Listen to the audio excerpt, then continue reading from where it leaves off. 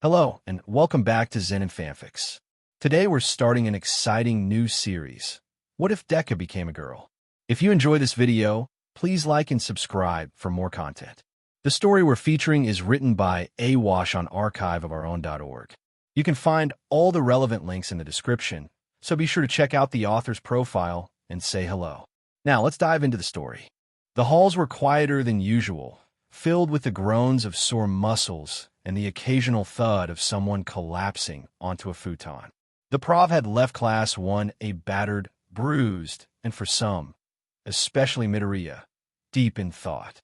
Izuku, Midoriya, stood at the entrance to the development studio, clutching his notebook to his chest like a lifeline. The cover was fraying.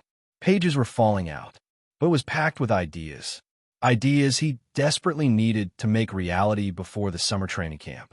He took a deep breath and knocked. He barely had time to flinch before, boom. Smoke hissed out from under the door, tinted an unsettling green. A metal spring bounced past his foot. The door slid open violently. Midoriya, Hatsum, leaned into the doorway with a grin so wide it could split her face. Her goggles were fogged, hair frizzed and a little singed at the tips. Perfect timing. Get in here. I need someone not afraid of mild explosions. I actually came to ask for your help, Midoriya said, stepping cautiously inside.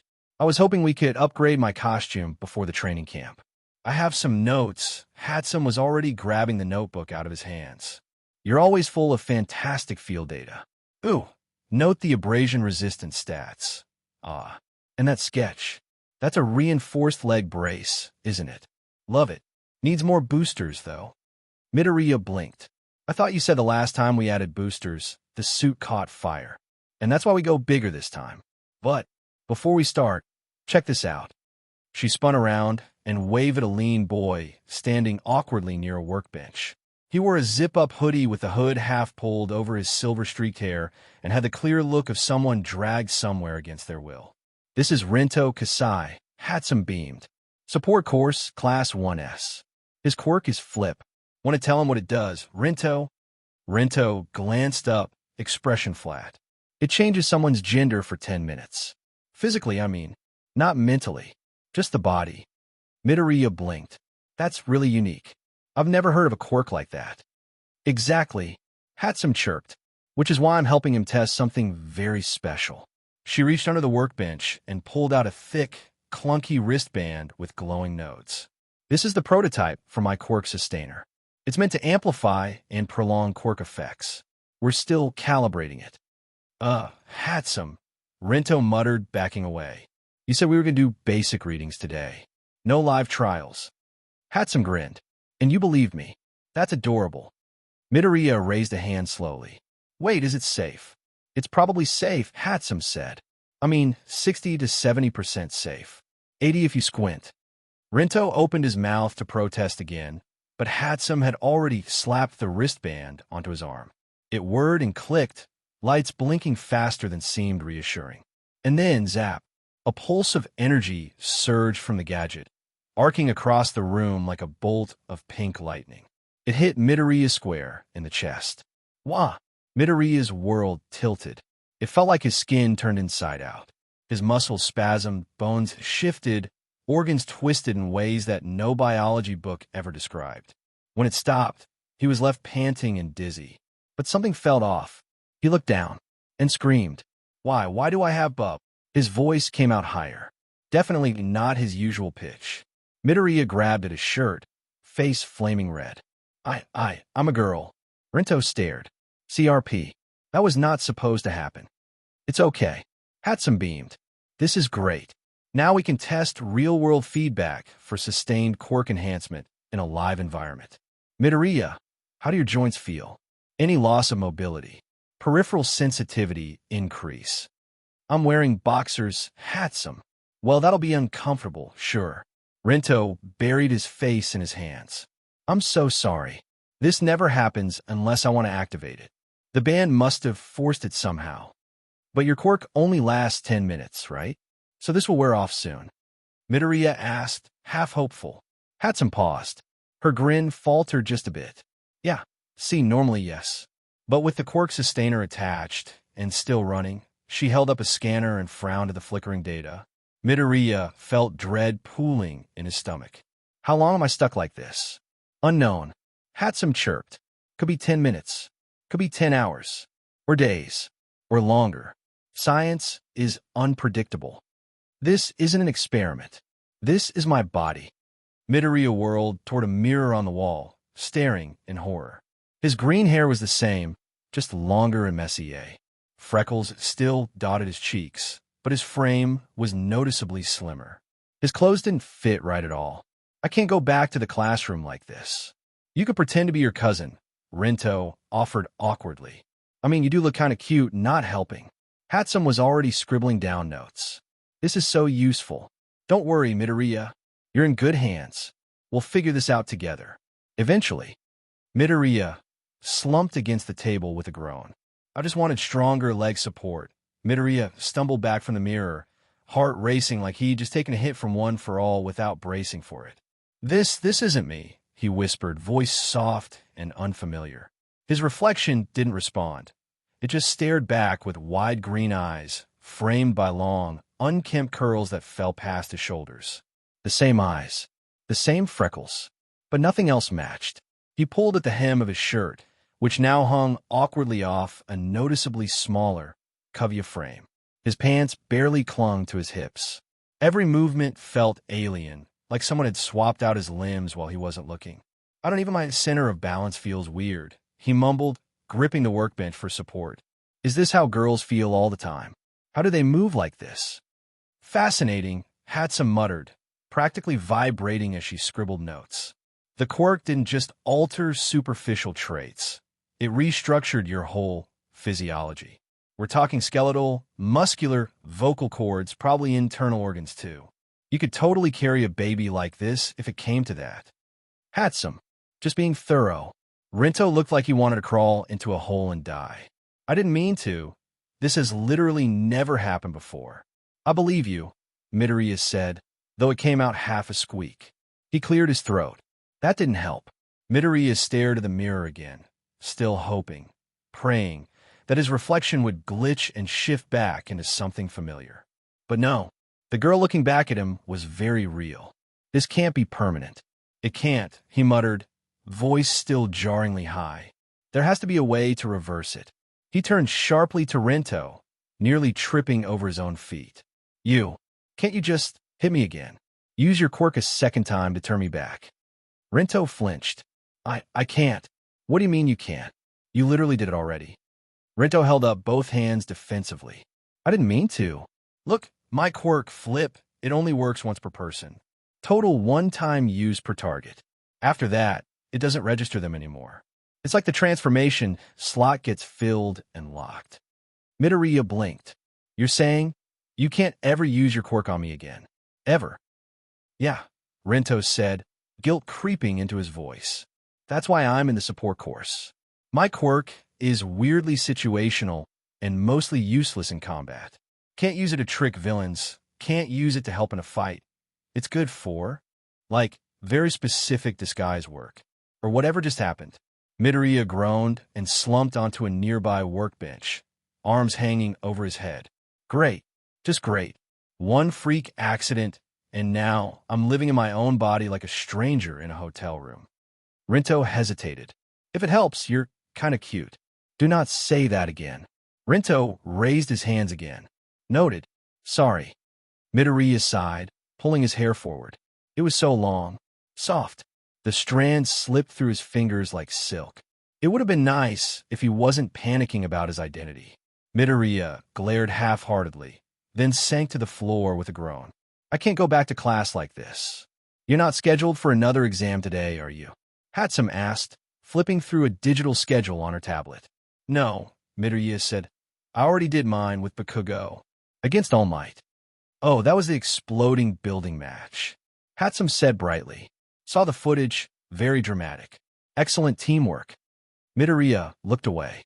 It wasn't exactly teamwork. Then his eyes widened. Oh no, Kakin. Rinto blinked. Your partner. Midoriya stood suddenly, panicking. If Bakugo sees me like this, he's going to freak out. He'll yell, call me names, probably try to blow something up, and, oh no, he'll definitely think I'm some kind of imposter. He'll recognize your voice, probably. Hatsum offered. No, he won't. Midoriya squeaked, then immediately grabbed his throat. Oh no, he really won't. Knock, knock, knock. Midoriya flinched so hard he knocked over a tray of screws. Don't answer that, he hissed, diving behind a shelf of half-built combat gauntlets. Too late.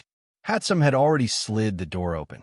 I forgot my Ida Atinya stood in the doorway, his mechanical gloved hand frozen mid-step. His eyes darted around the lab, landing on Hatsum, then Rinto, then the green-haired girl crouched behind a pile of scrap metal. He adjusted his glasses. Midoriya groaned. Yes, he muttered.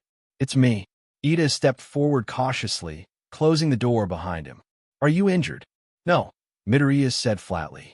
Just transfigured. There was a pause as Ida processed that. Should I call Recovery Girl? Midoriya shook his head. She already left for the day. I checked. And this isn't a medical issue. It's a Quirk accident. A long one. Rinto raised a hand weakly. It's mine. Kind of. It wasn't supposed to happen. And now, Midoriya said, standing, I can't go outside without risking someone recognizing me. Or worse, thinking I'm a spy. I see, Ida said gravely. Then we must protect your identity until the effect wears off. I will assist.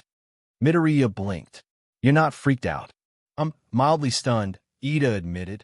But this is not the strangest thing I've seen this semester. Midoriya laughed weakly. Fair point. Ida raised a finger. However, you'll need a temporary alias. We'll say you're Midoriya Izumi, a visiting family member observing support studies. Izumi. Midoriya frowned. That's way too close. Exactly. People will assume resemblance. I can't believe this is my life now, Midoriya muttered. You could live in the supply closet, Hatsum offered helpfully. I'm going to live in the supply closet, Midoriya muttered. And so, with a blanket, a bottle of water, and an old All Might plush from a discarded prototype, Midoriya curled up behind a stack of cooling fans and prepared to wait out the weirdest and possibly longest Quirk malfunction of his life. Ida paced back and forth across the lab with the intensity of someone preparing to defend their class in front of the Board of Education. His arms were folded tightly across his chest, brows drawn in deep thought. Midoriya sat hunched on a stool, still wrapped in a shop coat for modesty, occasionally tugging at the oversized sleeves as if trying to hide from reality. Rinto hovered awkwardly near the door, eyes flicking between the two like he was expecting to be yelled at, or worse, expelled. This is a serious complication, Ida said finally, stopping mid-stride and turning toward Rinto with the stern gaze of a class rep in crisis mode. Your quirk is highly unorthodox, but not necessarily dangerous.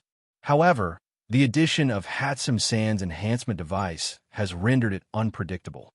I didn't mean to zap him, Rinto said quickly. We were just testing how long I could hold the transformation if I focused while the device was on. Midoriya was standing too close. He just wanted to upgrade his costume, Ida muttered, shaking his head. I still want to upgrade my costume, Midoriya mumbled, face buried in his hands. Just later, under normal circumstances, Ida continued, an incident like this would be reported to Recovery Girl or one of the teachers. But given the current situation, final exams ending, instructors busy with evaluations, and Midoriya's very reasonable concern about exposure, we must find another solution. Do you think I should turn myself in? Rinto asked nervously.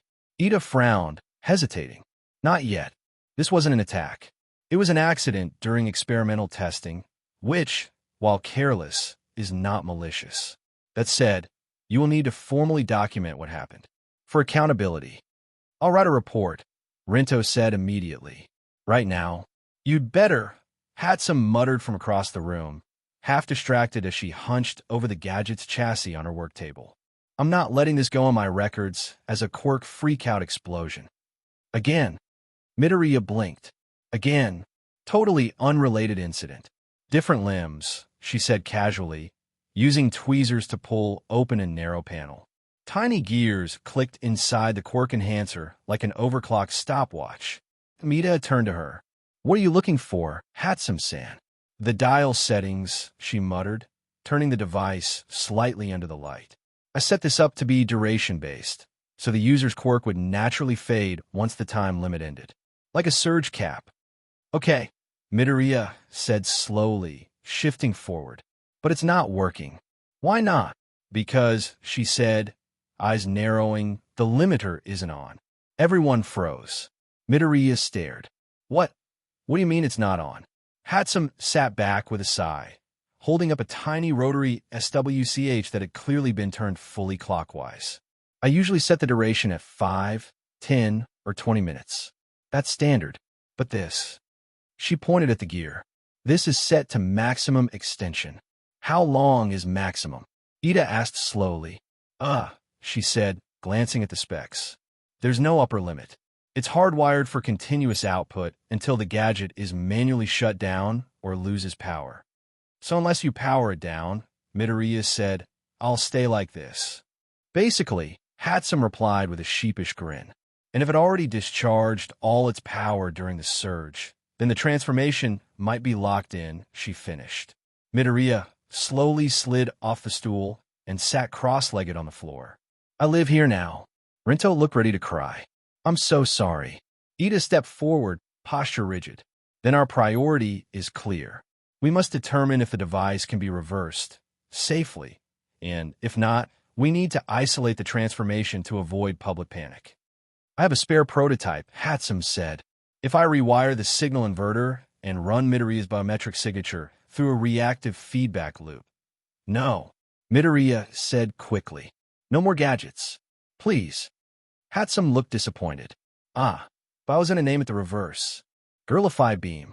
No. Ida cleared his throat. Let's focus. Rinto will draft a full report of the event. Hatsum will begin diagnostics to safely deactivate the gadget or replicate a reversal process without further bodily transformation. I'll start immediately, Rinto said, rushing to a desk. Meanwhile, Ida continued, turning to Midoriya. You will remain in the lab until we have a plan. Midoriya sighed and stared at his reflection again, watching the long green curls sway as he moved. Ida stood frozen for a few seconds, then finally exhaled, slow and deliberate. He turned back to Rinto, who was halfway through writing and erasing the same sentence on his report sheet. This situation is now officially beyond the bounds of student resolution, Ida said. We've attempted a preliminary assessment. We've identified the cause, the mechanism, and the consequence. And now we've determined that the transformation may not be temporary. Rinto paled. So what do we do? Ida hesitated, glancing at Midoriya again. His classmate looked exhausted, emotionally and physically. The sleeves of the coat hung too long over his fingers, his expression unreadable beneath the quiet discomfort. We've done all we can, Ida said at last. There's only one responsible course left. He adjusted his glasses, shoulders squaring. We need to report this to Aizawa-sensei. Rinto winced. He's going to kill me. No, he won't, Ida said firmly. But he will need to be informed. This isn't about punishment. It's about protocol. Midoriya's body was altered by a combination of quirk and invention, and it happened on school grounds. The faculty must be made aware before this gets out of hand. I thought you said we didn't have to, Rinto said, voice small. I said not yet, Ida replied, because we didn't have enough information. But now we do. Hatsum spun in her chair, holding a frayed connector wire in one hand. Wait, we're really going to the teachers? Yes. Good, she said brightly, because I was about to start reverse engineering this with duct tape and caffeine. But that feels like a lawsuit waiting to happen. You think, Midoriya mumbled. Ida crossed the room and crouched in front of him. Midoriya, I know this is difficult, but Aizawa-sensei won't treat you any differently. He will take this seriously and work with us to find a solution. Midoriya nodded slowly, unsure if the tight feeling in his chest was dread or relief. Ida stood, crisp and certain again. Hatsum-san, Rinto, come with me. You'll both explain what happened. Clearly, completely. Rinto swallowed hard but nodded. Why, yes, of course. Midoriya, Remain here. Do not leave the lab. Not go anywhere, he muttered. Kind of attached to this chair now. Ida gave him a small, reassuring nod, then led the others out of the lab, the door sliding shut with a soft hiss. Midoriya leaned back and stared up at the ceiling, the hum of machines surrounding him like static. He still didn't know how long this would last. He still didn't know who he was supposed to be in the meantime. But for now, at least, someone else was handling it. And that helped. Midoriya sat still for all of 10 seconds after the door closed. Then he stood up. Nope. No. I can't just sit here. He pulled the coat tighter around his waist, tying the long sleeves in a crude knot at his side. His legs still felt strange beneath him, lighter, springer, off balance, but his resolve was grounding him. This was his responsibility, too. He walked briskly to the door, muttering under his breath. I'm not just going to wait around while everyone explains what happened to me. I can talk. I can walk. I can explain. He paused at the door, then opened it carefully and peeked into the hall. The coast was clear. Time to go. Meanwhile, Ida marched down the corridor with Rento and Hatsum in tow, rehearsing how best to summarize the incident. Rento looked pale. Hatsum seemed mildly bored. I'll start by stating the date and time, Ida said aloud. Then describe the participants involved and the exact nature of the accident. Ida came a voice from behind. All three stopped and turned. There, jogging to catch up with them, was Midoriya. His coat flapped awkwardly, hair bouncing with each step. I said stay in the lab, Ida said, alarmed. I know, Midoriya said, catching his breath. But I can't just sit there while you explain everything. This happened to me. I should be there when we tell Aizawa-sensei. You are technically not in stable condition. I'm not injured, Midoriya insisted. And this wasn't just Rento's or Hatsum's mistake. I was the one who got too close. It's not fair if you're all the ones dealing with the fallout while I hide in the lab. Ida looked at him, really looked, saw the determined set of his jaw, the frustration in his eyes, and the vulnerability he was working hard to push down. All right, Ida said after a beat. You can come, but you stay beside me, and you let me do the talking until Aizawa-sensei gives you permission to speak. Understood? Yes, sir. Don't make me regret this. You won't, Midoriya promised. Rento sighed. I already do. I'm proud of you, Hatsum said, clapping Midoriya on the back. He winced. Please don't pat me right now. Everything feels weird. They reached the faculty office doors a minute later. Ida squared his shoulders and reached for the handle. Here we go. The four of them stood in a tight, awkward cluster outside the faculty lounge. Ida was mid-rehearsal for the third time when the door slid open on its own. Oh, it's open. Hatsum blinked. Perfect, Ida said. Let's go and calm Wyo, who's loitering outside the staff room like a bunch of wet cats. Came a booming, unmistakable voice. Midoriya's heart plummeted. Please no, he whispered. The door fully opened, revealing Present Mike, in all his sunglasses wearing neon yellow glory. He stood with one arm raised like he was about to start a concert set, only to blink rapidly as he took in the group in front of him. Oh, Ida, Hatsum, a student I don't recognize. His eyes narrowed at Midoriya. Wait a sec, green hair. Freckles. That panicked deer-in-headlights expression. Midoriya immediately looked down at the floor. HLO, Present Mike Sensei, whoa WHOA. Mike leaned in dramatically, eyes bugging behind his shades. Midoriya, is that you? Please keep your voice down, Ida hissed. This is amazing. Present Mike practically vibrated. Did you unlock a secret gender-swapping quirk in the middle of the exam? Was this a plot twist quirk evolution? No, Midoriya said quickly, cheeks burning. It was an accident. A glorious accident. Present Mike grinned, already halfway to pulling out his phone. I need to tell Hizashi. Wait, I am Hizashi. I need to tell myself to remember this moment forever. No pictures, Ida said, blocking the camera with his hand. Rento was trying very hard to become invisible against the wall. Hatsum casually took out a screwdriver and started taking apart a broken fire alarm just to stay out of the conversation. Where's Aizawa-sensei? Ida asked, trying to redirect. Oh, erasers in the break room, Mike said, still marveling at Midoriya. But seriously, kid, I like the look. You pull off pigtails better than I ever could. Very magical girl vibes. Midoriya groaned and covered his face. This is a nightmare. All right. Present Mike finally relented, raising his hands in surrender. I'll let you. Explained to Eraser. But this better come with a training montage or a catchy theme song. He slid aside, motioning to the door with a theatrical flourish. Go on in. The tension in there could use some spice. Ida bowed stiffly. Thank you, sensei. We'll handle it from here. They filed past him quickly, Midoriya doing everything in his power to become a shadow. Bye, Midoriya-chan. Present Mike called after him. Looking forward to seeing your rebranding arc. Midoriya muttered something that sounded like a very polite scream. The atmosphere inside the faculty lounge was the polar opposite of present mix energy. Dim lighting, stale coffee, a stack of ungraded papers on the table. And in the center of it all, Aizawa Shoyuta, half wrapped in his capture cloth like a human burrito, sipping from a chipped mug with the dead-eyed stare of someone who hadn't slept since the first Quirk singularity. He didn't look up as the students entered. You're 5 minutes late, he said flatly. We were waylaid, Ida said, adjusting his glasses. Apologies, Aizawa-sensei. Aizawa finally glanced up. His tired eyes moved from Ida to Rinto, then Hatsum, and finally paused on Midoriya. A long, dry silence followed. Midoriya shifted nervously under his coat. Aizawa blinked once. Slowly.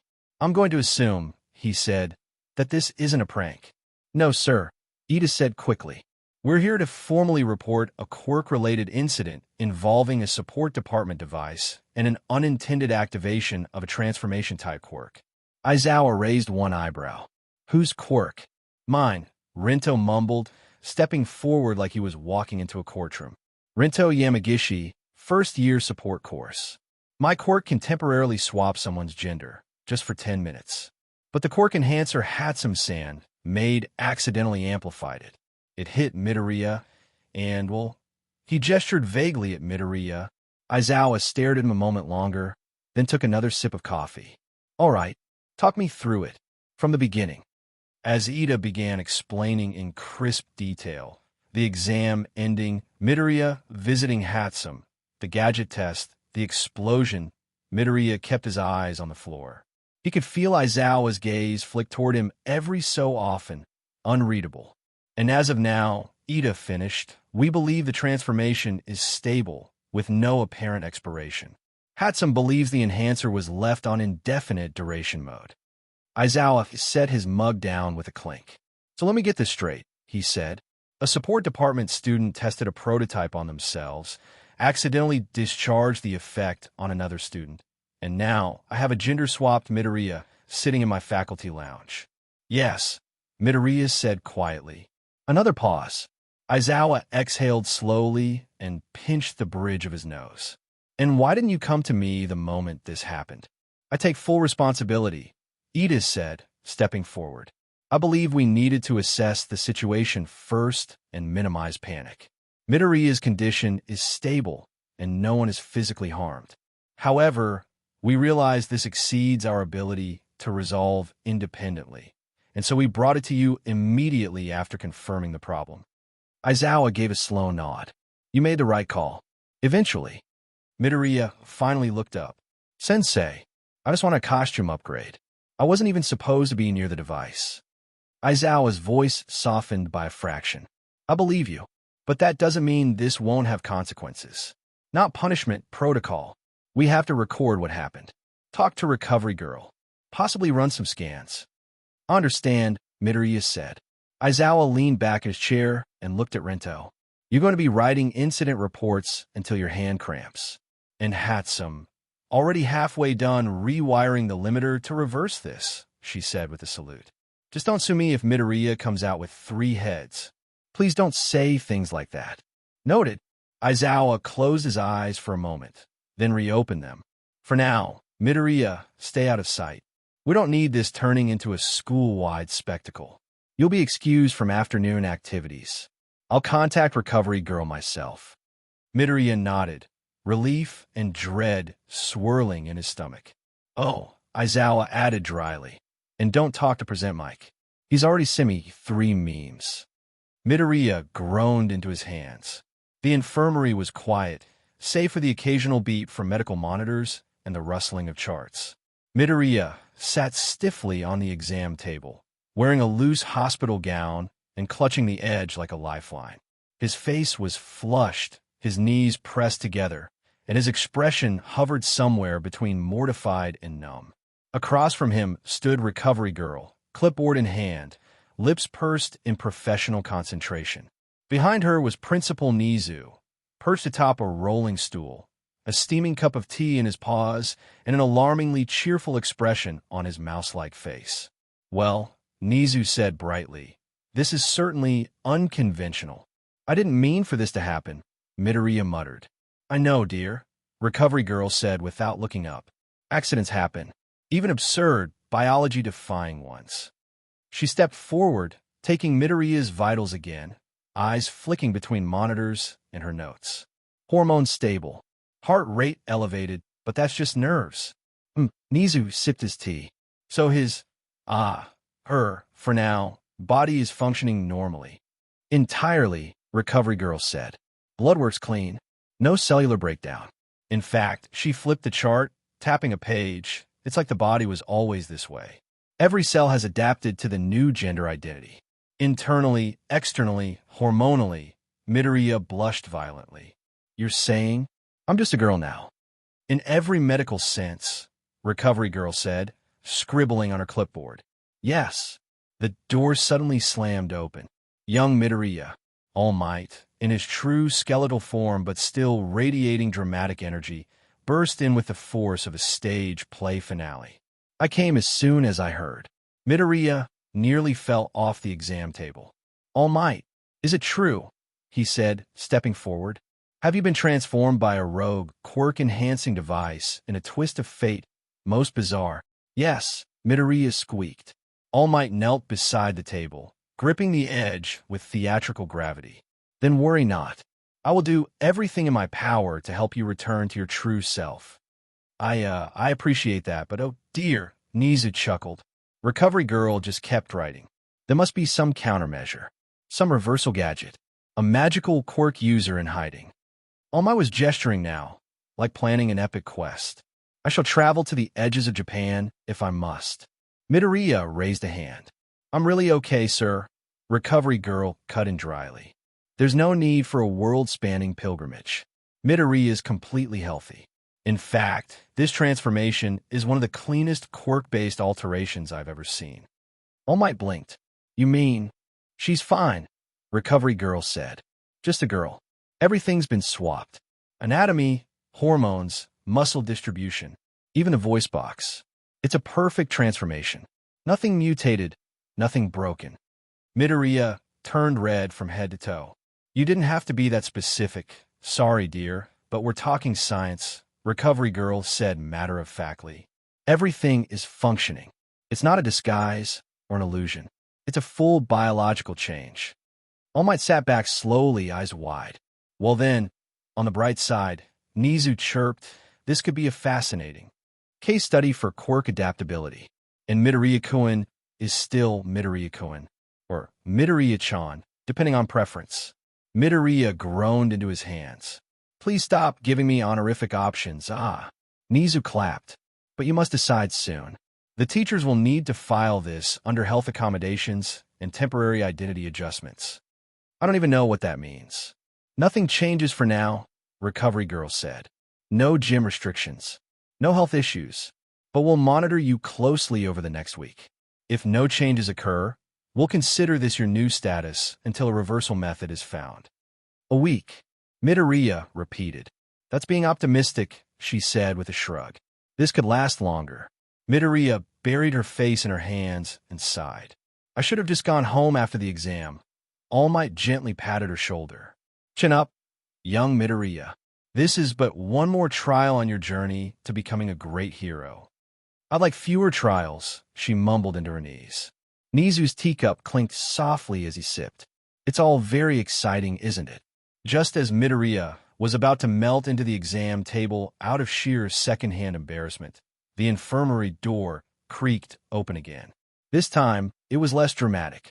Aizawa stepped in, eyes as tired as ever, scarf trailing slightly behind him. He took one glance at the room. The monitors, the chart in Recovery Girl's hand, the ghost of All Might hunched dramatically by the bed, and Midoriya curled in existential horror, before letting out a sigh like he was already over it. "Status?" he asked. Recovery Girl didn't even look up. Fully transformed. Biologically sound. Hormones, anatomy, all of it normal. She's a perfectly healthy girl. "I see." Aizawa crossed the room in slow, purposeful strides and came to a stop near Nizu, who offered him a sip of tea. He declined. His eyes landed on Midoriya. "You good?" Midoriya looked up. I think so. I'm still adjusting, sensei." "Understandable," he replied, scratching the back of his neck. "This whole thing's a pain, but at least it's stable." He turned to Nizu. "That being said, do we consider Midoriya cleared to participate in the training camp?" Midoriya's eyes widened. "W8, I can still go." "That's what I'm asking," Aizawa said calmly. "We've already scheduled the buses and your training slots. If you're medically fit and not a walking biohazard, you're coming." Recovery Girl raised an eyebrow. "She's fine. Same stamina, same cardiovascular stats. If anything, a bit more flexible now." Midoriya blushed violently. "Please stop saying things like that," Nizu chuckled. "Given the nature of the camp, physical trials, teamwork, and quirk development, Midoriya's participation is still viable. Though we might want to inform the female dorms." Midoriya wailed, throwing a pillow over her face. "I'm begging you. Don't tell everyone yet." "We'll do our best to manage it discreetly," Aizawa muttered. "But you're still on the roster." Midoriya peeked out from under the pillow. "So I'm still going. As a girl." "Unless someone find a reversal," Aizawa said. "Yes. You'll train like everyone else, just with slightly different locker room arrangements." Midoriya groaned, slowly sliding down the exam table like a melting snowman. "This is going to be the most awkward week of my life." "Good," Aizawa said flatly. "That's exactly what the camp is for." Midoriya sat upright again, eyes wide with new dread. Wait. You want to tell my mom?" Aizawa crossed his arms. "She's your legal guardian. This is a major biological alteration. Of course we're going to tell her." Midoriya immediately grabbed the pillow again and shouted into it. "This is the worst day of my life." Nizu nodded thoughtfully, as if discussing a field trip itinerary. "We can arrange a visit this evening. I'll have a driver take you and Aizawa-sensei to your home." "Do I have to go with him?" Midoriya asked, muffled by the pillow. "I'm your homeroom teacher," Aizawa said flatly. "If your mother sees you show up with an unfamiliar girl claiming to be your son, she might call the police." "Fair point," Midoriya muttered. All Might, still crouched beside the bed, raised a hand. "Should I accompany you both for moral support?" "No," Aizawa said immediately. "You'll only make it worse." "But worse." All Might deflated. "I understand." Midoriya turned to Recovery Girl with pleading eyes. "Are you sure I'm fine? You said it was just a gender swap, right? No weird side effects. No surprise explosions or spontaneous mustaches." Recovery Girl chuckled. "Aside from the psychological trauma, you're perfectly fine. I'd be more worried about how your mom reacts. I'm going to have to explain why I have long hair and bub. You can borrow a hoodie from the Lost and Found," Aizawa said without missing a beat. "We'll keep it as low-key as possible." "But she's going to notice," Midoriya cried. "She knows me better than anyone." Nizu tapped his clipboard cheerfully. "That's the beauty of parental instincts. She'll panic for 5 minutes, cry for 10, then spoil you with food and try to brush your hair." Midoriya blinked. "That actually sounds kind of accurate." "Good," Aizawa said, heading for the door. "Grab your things. We're leaving in 20. Midoriya slid off the exam table, still wobbly in her hospital slippers. "This is going to be the most awkward conversation of my life." "You should probably get used to that," Recovery Girl added. Midoriya sighed. "Great." Nizu clapped his paws together. "Well then, off to meet Mom." Version 2. Though, the car ride to the Midoriya household was eerily quiet, save for the occasional sound of Aizawa's tired sighs and Midoriya's muttered complaints about her hair, constantly brushing her shoulders. Midoriya had swapped into a hoodie, her hands fidgeting with the sleeves in an attempt to hide her more obvious features. She was not looking forward to the impending conversation. "Well, here we are," Aizawa said dryly, pulling up to a small, cozy house on the outskirts of the city. Midoriya's stomach churned. The house looked so normal, so safe, so completely unprepared for this level of chaos. She gave Aizawa a nervous glance. "Do you really think this is necessary?" "I've been through worse," Aizawa muttered, unbuckling his seatbelt and opening the door. "Besides, I'm your homeroom teacher. You're my responsibility." "Thanks," Midoriya said, voice small. "That doesn't make me feel better, but thanks." They approached the door, and Aizawa rang the bell. The sound of footsteps echoed from inside, followed by the sound of locks clicking as the door swung open. And there she was, Inko Midoriya, her mother, standing in the doorway, smiling warmly as usual. "Izuku, you're home early." Her smile faltered when her gaze fell on Midoriya, and for a brief moment, she stared at her daughter in shock. The transformation was that obvious, after all. Midoriya's long, green hair framed a face that was undoubtedly familiar, but so different at the same time. Midoriya opened her mouth, but no words came out. Aizawa cleared his throat, his voice as dry as ever. "Inko Midoriya, I need to speak with you about something very important regarding your son." Inko blinked and looked between Aizawa and Midoriya, then slowly her eyes widened. "Wait, Izuku." She looked at Midoriya again, her expression a mixture of confusion and disbelief. What's going on here?" Midoriya shifted uncomfortably under her mother's gaze. "Mama, this isn't exactly what it looks like." Aizawa stepped in, glancing at Midoriya, who gave him a small, pleading look. He sighed. "Your son has experienced a quirk-related incident that has resulted in a complete biological transformation. She has been physically altered to reflect the opposite gender. We are here to inform you about the situation and answer any questions." Inko's face went pale. Her hand flew to her mouth. "A transformation. Izuku, you're a girl now." Midoriya winced. "It's not that dramatic, Mom. What happened? Was it a villain attack? A quirk malfunction? Is it permanent?" "I'm fine, really," Midoriya said quickly, her voice a bit too high-pitched for comfort. "I'm not hurt. Just, some temporary changes." Inko slowly stepped forward, her gaze still locked on Midoriya. "This isn't possible. Izuku, you don't just change like this. What do you mean temporary?" Aizawa folded his arms and glanced at Midoriya. "The transformation seems to be complete. All biological markers have shifted to reflect the new gender, and there don't appear to be any lasting health risks. However, there is no known time limit on this effect. It's unpredictable." Inko's eyes darted between them, confusion mixing with panic. But why didn't you tell me sooner?" "I didn't know how to explain it," Midoriya muttered, looking down at her feet. "It's hard to wrap my head around, too. One moment I was going to hat some sand for a costume upgrade, and then this. So it's not permanent," Inko exclaimed, almost like a plea. Midoriya hesitated, glancing at Aizawa, who nodded slowly. "We're still trying to find a way to reverse it," Aizawa said. "But for now, Midoriya is stable. This isn't a medical emergency. There's no need for panic." Inko took a deep breath, running a hand through her hair. Then, without warning, she pulled Midoriya into a tight hug. Midoriya froze, blinking. "Mom, what's going on? I knew something was off," Inko murmured.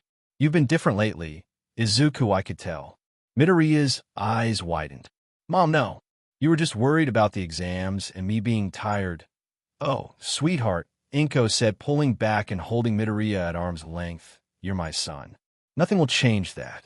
Whether you're a boy or a girl, you'll always be my Izuku." Midoriya felt a weight lift off her chest, but didn't quite ease the anxiety that had settled there. "But this is weird, Mom. I'm not sure how to feel about all this, and now I'm supposed to go to a camping trip with everyone acting like nothing's changed." "I get it," Inko said, rubbing her chin thoughtfully. It's a big change, but you're still my Izuku. And no matter what happens, I'll be right here. I guess you're right. Midoriya felt a bit of warmth in her chest. Thanks, Mom. She took a deep breath and straightened her shoulders. She had to face this new reality. All right, I'll try to handle it. Maybe I can use this as a new challenge, right? Inko smiled brightly, her usual optimism shining through. That's my girl. Aizawa, meanwhile, was still standing in the doorway, glancing at his watch. Are we done here? Or should I start looking for the nearest bakery? Inko laughed. Oh, Aizawa-sensei, you're always so dramatic. Midoriya snickered. Yeah, that's Aizawa for you. Aizawa glared. I'm just here to make sure you don't get too distracted. Camp's in 2 days. Well, now that that's settled, Inko clapped her hands together. Dinner's almost ready, and we've got lots of food, so come on in. Izuku, you still like miso soup, right? Midoriya looked at her mother, smiled softly, and nodded. Yeah, that sounds perfect. As they entered the house, Midoriya couldn't help but feel just a little better. Maybe it wasn't going to be the easiest week of her life, but at least she had the support of the people who mattered most. Dinner had been a surprisingly calm affair, with Inko doing her best to keep the atmosphere light. Midoriya ate quietly, savoring the comfort of her mother's cooking, but still feeling that weird disconnect between who she was and who she had become. After dinner, the two of them sat on the couch in the living room, the warm light of the evening spilling through the windows. Midoriya's hoodie had long since been discarded, leaving her in a more casual t-shirt that, while still oversized, felt a little less like a disguise. So, Inko said, leaning forward with a twinkle in her eye, now that you're, a girl, how do you feel about girl stuff? Midoriya froze. Her face turned crimson. Gee, girl stuff. Yes, dear, girl stuff.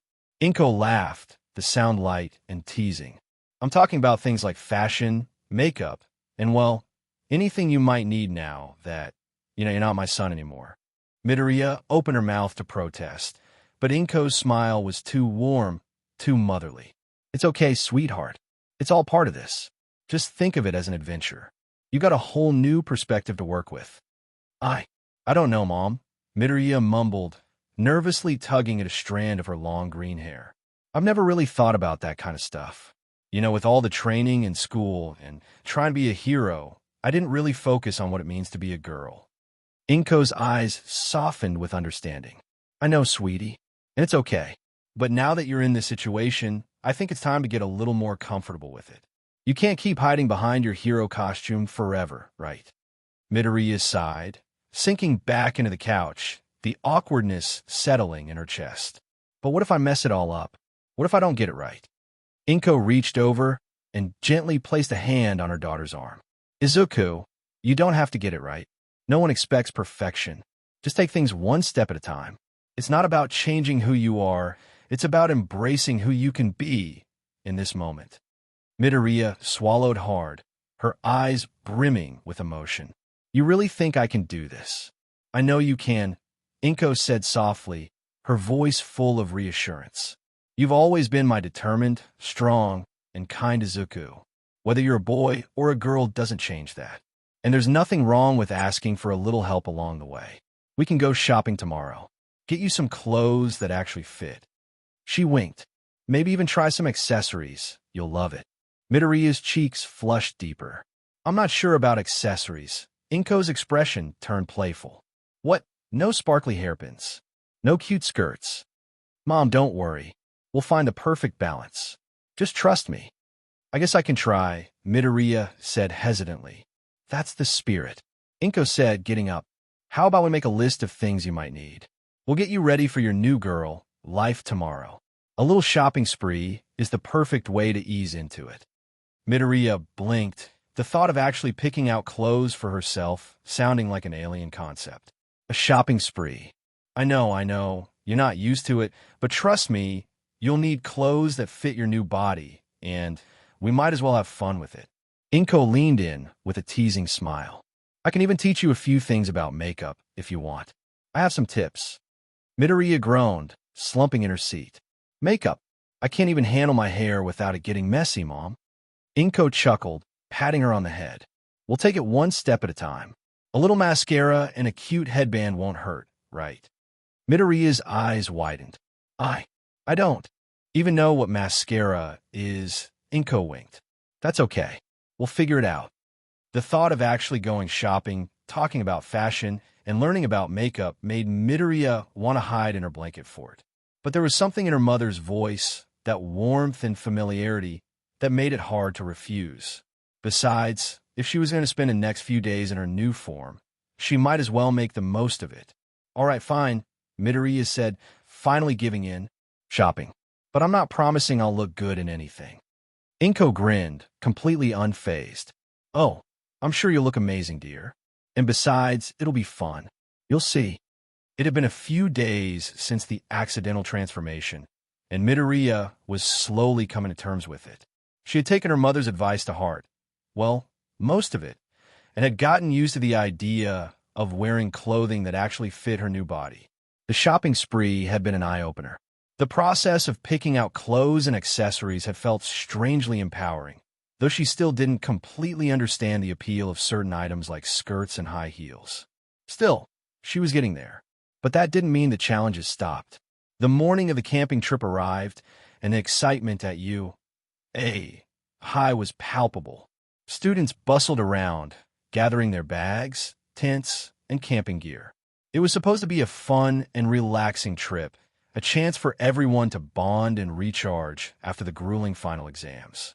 But for Midoriya, the thought of facing her classmates, her friends, was filled with nerves. She had spent the last few days adjusting to her new form as best as she could, but today would be the real test. Today, everyone would see the new her. In her room, Midoriya stood in front of the mirror, looking at the reflection of the girl who had replaced Izuku. Her hair had grown longer, now cascading in soft waves around her shoulders. Her clothes fit differently. She was still wearing her uniform, but it felt like she was wearing someone else's skin. Midoriya pulled her hoodie up, covering the majority of her hair. Her gaze fell to the floor as she exhaled deeply, trying to calm the rising anxiety in her chest. A knock on the door interrupted her thoughts. It was her mother, Inko, who peeked her head inside with a warm smile. "Sweetheart, are you ready?" Inko asked, stepping in with a small bag of snacks in hand. Midoriya nodded, her voice soft. "I think so, Mom. I don't know how they'll react, though." Inko gave her a reassuring smile. "They're your friends, Izuku. They've always supported you. Don't be afraid to show them who you are now. You've always been strong." Midoriya's lips quivered into a small smile, grateful for her mother's unwavering support. "Thanks, Mom. I'll try my best." The students gathered outside the school, waiting for the bus to take them to the camping site. The group was full of chatter and laughter, but there was an undercurrent of excitement mixed with nervousness. Midoriya stood by herself at the edge of the crowd, her hoodie pulled low over her face. She had insisted on meeting them at the entrance, wanting to avoid drawing attention as much as possible. She hadn't wanted anyone to see her too early, didn't want to be the center of attention. That's when she saw them. The line to the bus ride was a chaotic mix of excitement and confusion. As the students settled into their seats, the usual buzz of chatter filled the air. But as Midoriya boarded the bus, the entire bus fell into an uncomfortable silence. All eyes turned to her, and she could feel every gaze burning into her. "I am sorry, everyone," Midoriya muttered, tugging her hoodie down further, hoping to hide at least part of her new appearance. The silence was shattered by Kirishima's voice. "Whoa, Midoriya, is that you?" His voice was filled with surprise, but there was a sense of excitement as well. He didn't seem bothered by her transformation, just more curious than anything. "Yeah, it's me," Midoriya said, her voice shaky. She could feel her face heat up under their gazes. "I know I look different. What happened?" Todoroki asked, his tone more confused than anything else. "I went to Hatsum for a costume upgrade," Midoriya explained, avoiding everyone's eyes. "But Rento was there, and, well, his quirk accidentally changed my gender. The gadget that Hatsum was testing malfunctioned. Changed your gender." Mina squeaked from the back. "So, you were a guy before, and now you're a girl." "Yes." Midoriya confirmed with a sigh. I'm still me, though. Just different on the outside. You look different, Zero said, his voice a little quieter. But you're still you, right? Yeah, I'm still the same person, Midoriya repeated, though she wasn't sure if anyone believed her. But it's kind of hard to get used to. Ida, who had been quiet until now, stood up and addressed the class with his usual intensity. Listen, everyone, he said, his voice calm but firm. This is a situation that Midoriya didn't ask for. His gender has been altered due to an accident, but he's still the same person, Izuku Midoriya. Please be respectful. Yeah, you're still our Deku, right? Kirishima said, flashing her a grin. Don't worry, we've got your back. Well, that's good to hear, Midoriya mumbled, grateful for the reassurance. Bakugo, seated in the back with his arms crossed, rolled his eyes, but couldn't hide the hint of annoyance in his voice. TCH, what the hell? Now you're a DMN girl, Deku. I didn't ask for this. Midoriya quickly responded, not sure how to handle his blunt reaction. It was an accident. Yeah, whatever. Just don't go getting weak on us, just 'cause you're a girl. Bakugo shot back, gruff but somehow not as harsh as usual. Ugh, Bakugo. Uraraka scolded, but she couldn't hide the small smile tugging at her lips. He didn't change, Bakugo. We know Midoriya's still Midoriya. Midoriya's cheeks burned, but she couldn't help but feel a little comforted by her friend's words. I'm still me, I promise. I just don't know what to say, Tokoyami added, his voice a bit deadpan, but clearly trying to make sense of it. This is unexpected. Jiro, who had been quiet up until now, spoke up from the side. So wait, is this permanent? Is there a way to fix it? It's still being worked on, Midoriya said, feeling overwhelmed. We don't really know when or if it'll wear off. Great, Todoroki muttered under his breath, but his glare softened just a little. You still got to do your best, all right? This doesn't change anything, right?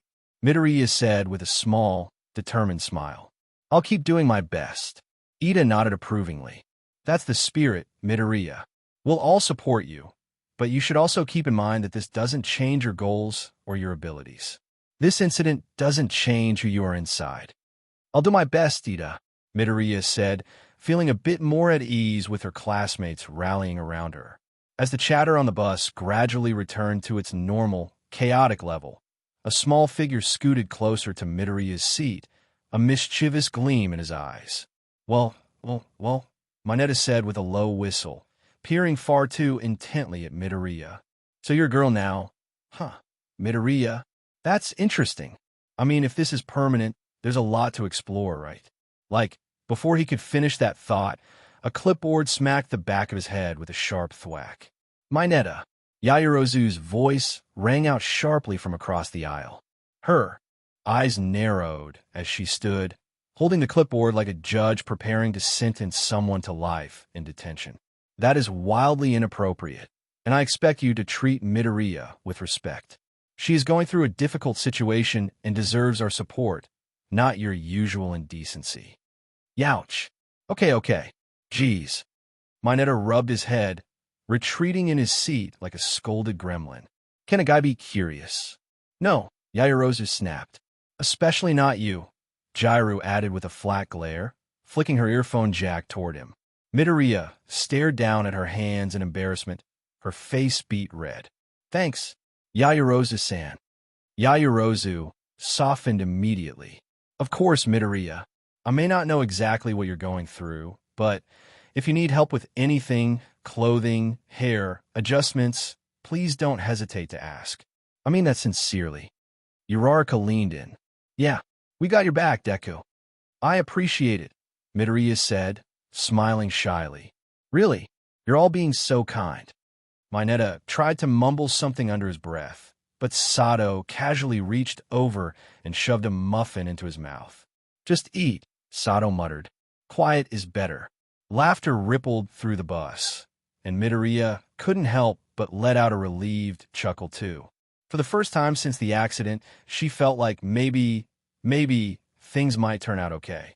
The rest of the bus ride continued with more questions, some serious, some playful, but Midoriya didn't mind so much. Her classmates were treating her the same as always, and that was more than she could have hoped for. The bus screeched to a soft halt, kicking up dust as it pulled into the shaded rest area.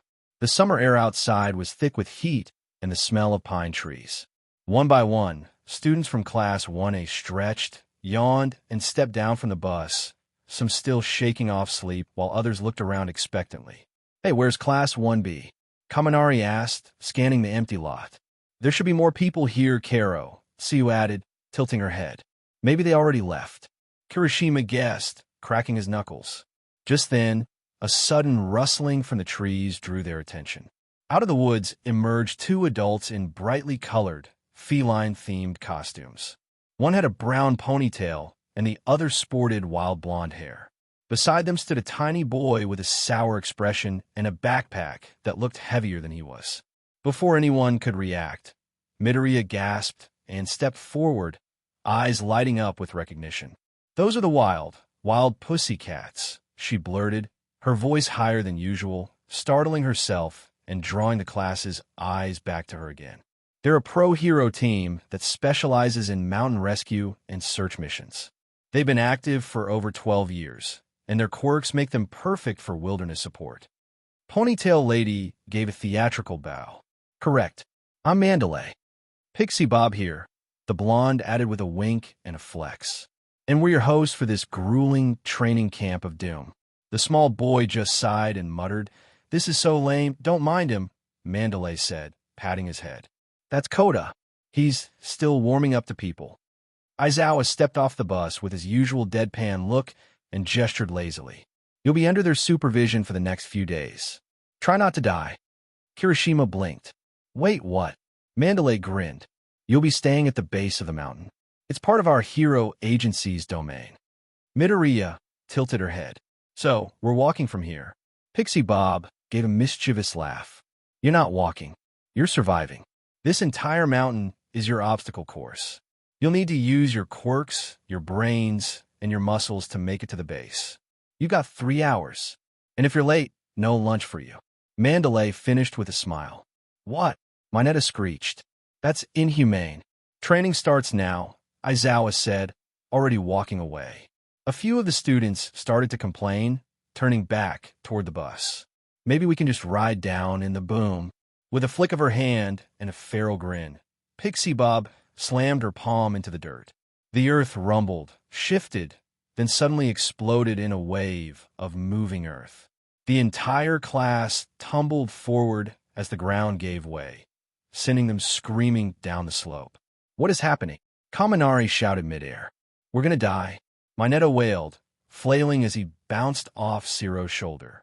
"This is totally manly," Kirishima yelled with a grin, flipping through the air like a fired-up wrestler.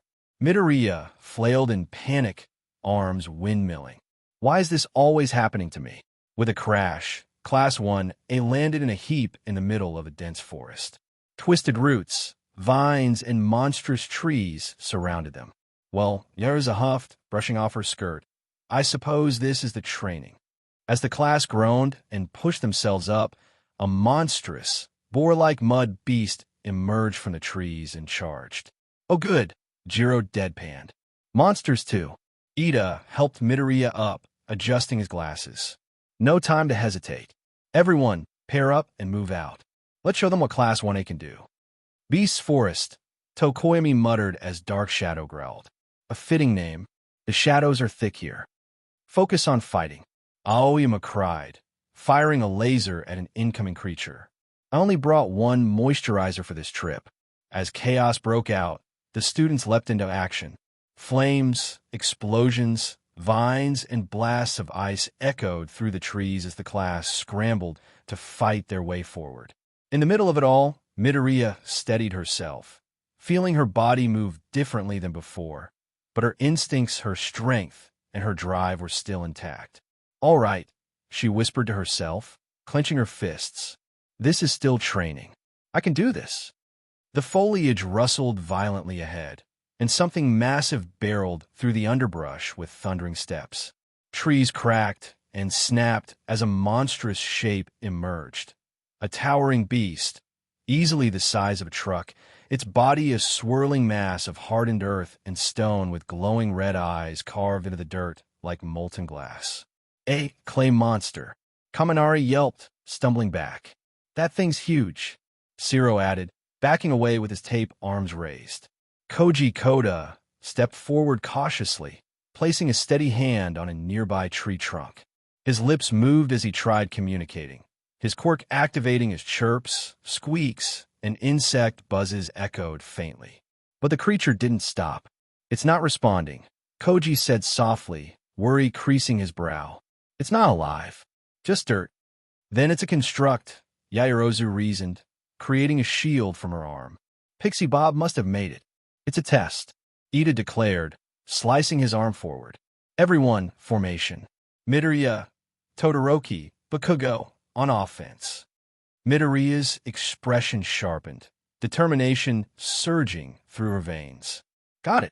With no hesitation, she kicked off the ground with enhanced strength, her transformed body still unfamiliar, but One for All's power flowed, just the same.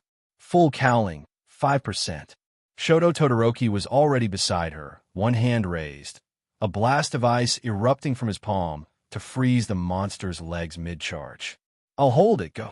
Move, Bakugo growled, already in the air with a thunderous boom. His palms ignited as he hurled himself toward the monster's chest, blasting it with a furious explosion. Die, you oversized mud puppet. The monster staggered, its upper torso shattering into crumbling clay chunks under the blast. Now, Midoriya, Ida called, engines roaring as he rocketed forward, delivering a side blow to the weakened structure, knocking it off balance. Midoriya landed her blow with pinpoint precision, smashing her fist into the beast's frozen midsection with a deafening crack, splintering the rest of it in a dazzling burst of ice, stone, and dust. The clay beast collapsed into a heap of earth and silence. Class 1A stared in awe, panting slightly from the chaos. Well, Jiro muttered, flicking a broken twig off her shoulder. That escalated fast. That was awesome. Kirishima beamed. Midoriya, you crushed it. Thanks, Midoriya said, breathing heavily but smiling. Efficient teamwork, Ida added, wiping his glasses. Good coordination. Bakugo scoffed.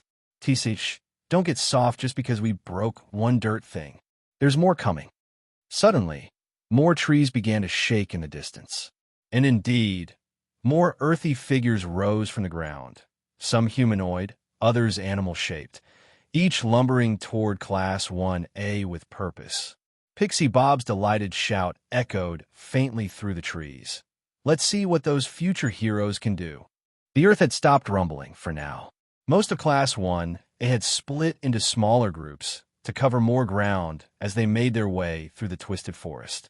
Shadows from the dense trees played tricks on their eyes, and strange, low growls echoed occasionally in the distance.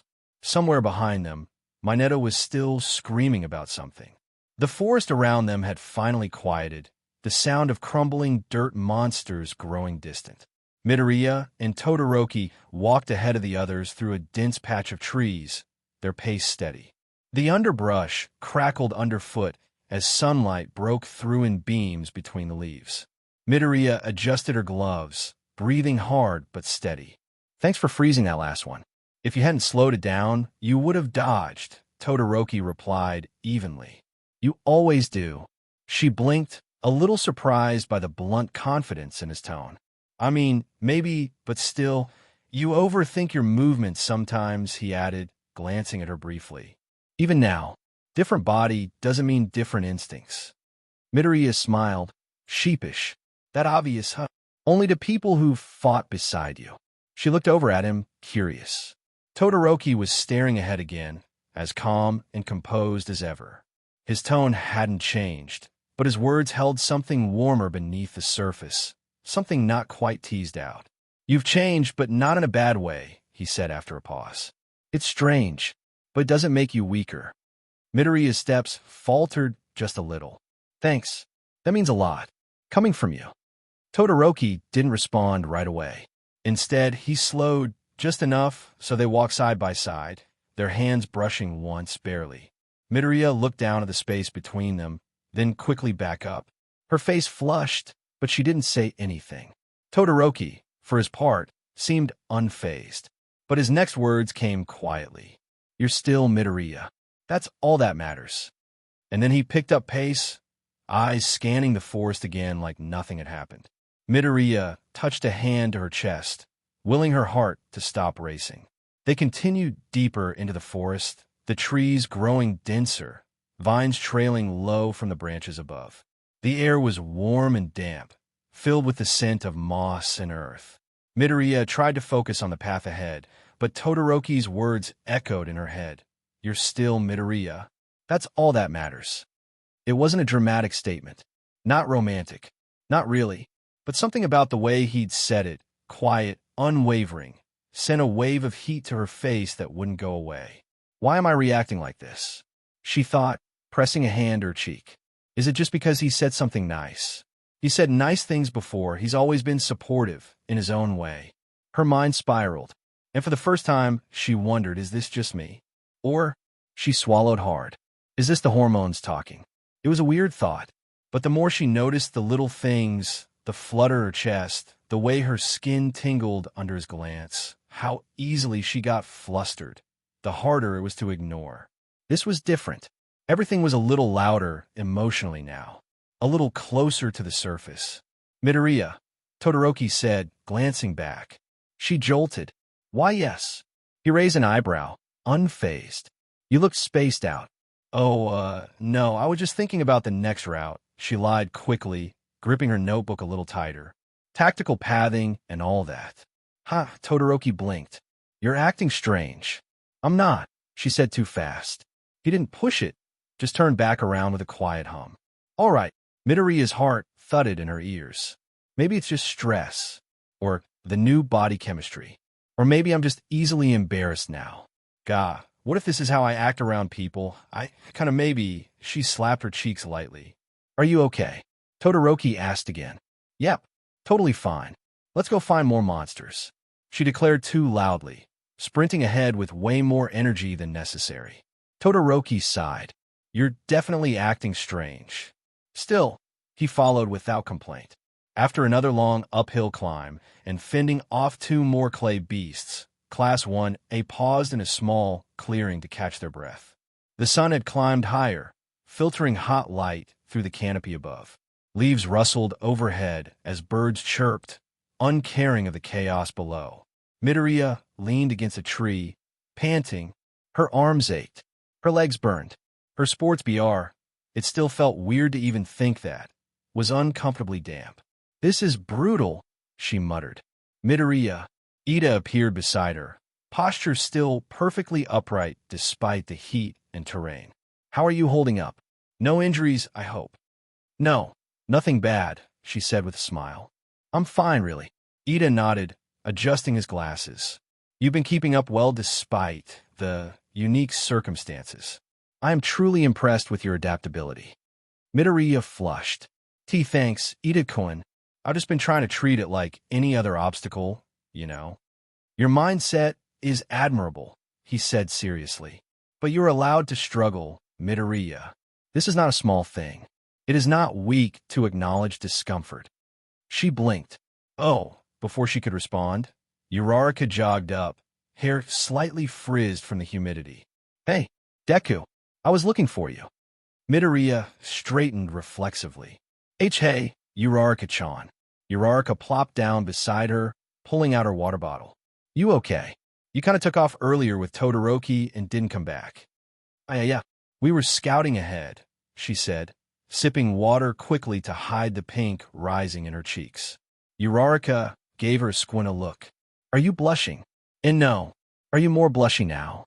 Because of the body change. Do you think that's a Herm thing?" Ida choked on his water. Uraraka laughed, holding up her hands. "I'm joking. Sorry. I mean, kind of. I am curious. Is it really that different?" Midoriya tugged on her collar. "Uraraka-chan, please. Hey, we're friends. I'm not being weird. I'm just saying, you look good, like, seriously, your new form is cute." Ida looked like he might combust. "Uraraka-san, that is extremely personal and inappropriate to comment on." "What? I'm just being supportive." Midoriya hid her face in her hands. I'm never going to survive this training camp. Uraraka grinned and nudged her gently. Come on, Deku. You've been through worse. You got this. And somehow, despite the embarrassment, Midoriya smiled behind her fingers. Yeah, I guess I do. As the group prepared to move again, Uraraka lingered beside Midoriya, gently elbowing her as they walked through a shaded path lined with moss-covered stones and winding roots. You know, she began, her tone casual but carrying that mischievous edge Midoriya had come to recognize. If you ever have questions about your body or stuff, you can totally come to me. Midoriya stumbled slightly over a root. What kind of stuff? You know, Uraraka waved her hand vaguely.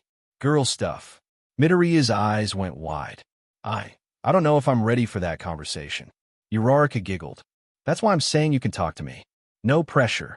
But if you wake up one day confused about, well, anything, at least you've got someone in the same boat. Midoriya felt her face heat again. Thanks, Uraraka-chan. I really appreciate that. And, she added with a smirk, you should own it more. Own what? Uraraka leaned closer. You're cute. Midoriya made a noise like a kettle boiling over. WWH, you can't just say that. But it's true, Uraraka said, a little sing-song now. You've always had a sweet face, but now it's like, bam, magical girl transformation. I'm still me. Midoriya protested, hugging her notebook to her chest. I don't even know how to process this. Uraraka shrugged. I'm just saying, the way Todoroki was looking at you earlier, Midoriya froze. What? He wasn't, was he? Uraraka hummed, eyes twinkling. He stared a little longer than usual, kind of like he was trying to figure something out. Or maybe he already did. Midoriya buried her face in her notebook. Uraraka-can. Just saying, she teased, skipping ahead a few steps. If you want advice about crushes too, I'm your girl. I'm not crushing. I'm just very overwhelmed. Uraraka turned and gave her a warm smile. Then it's a good thing you've got friends, huh? Midoriya peeked over the top of her notebook and nodded slowly, the embarrassment still burning in her cheeks, but now mixed with something lighter. Gratitude. Yeah, she said softly. Thanks. By the time Class 1A stumbled out of the forest, it felt like they had aged a decade. Uniforms were smeared with dirt and forest grime. Several students were limping, and everyone looked like they'd gone 3 rounds with nature and lost most of them. Midoriya wiped sweat from her brow as the lodge came into view. Her arms trembled from overuse, and her legs ached from navigating steep slopes and dodging earth beasts all afternoon. Even breathing felt like an effort, but she wasn't alone in that. Kaminari immediately collapsed onto the grass. We're alive. Barely. Ashido dropped next to him. 8 hours. 8. My legs are soup. Yaoyorozu, while tired, managed to remain composed. It was an excellent endurance and strategy exercise, if completely excessive. Kirishima slapped Bakugo's shoulder. Man, that last beast you blew up. Super manly. Don't touch me. Bakugo's glare was half-hearted at best. He was exhausted too, even if he didn't admit it. Pixie Bob greeted them cheerfully at the lodge entrance, still bursting with energy despite their bedraggled appearance. Well. You kids made it faster than I expected. Faster? Zero asked incredulously. We almost died back there. Pixie Bob giggled. I thought you'd need until sundown. But wow, less than 8 hours. I guess Class 1A really is a special bunch. She stepped forward, hands on her hips, eyeing them all with open pride. I especially want to commend a few standouts, she said brightly. Midoriya, Ida, Todoroki, Bakugo, you guys jumped into action the second those beasts showed up. Quick thinking and good teamwork. That kind of reaction speed.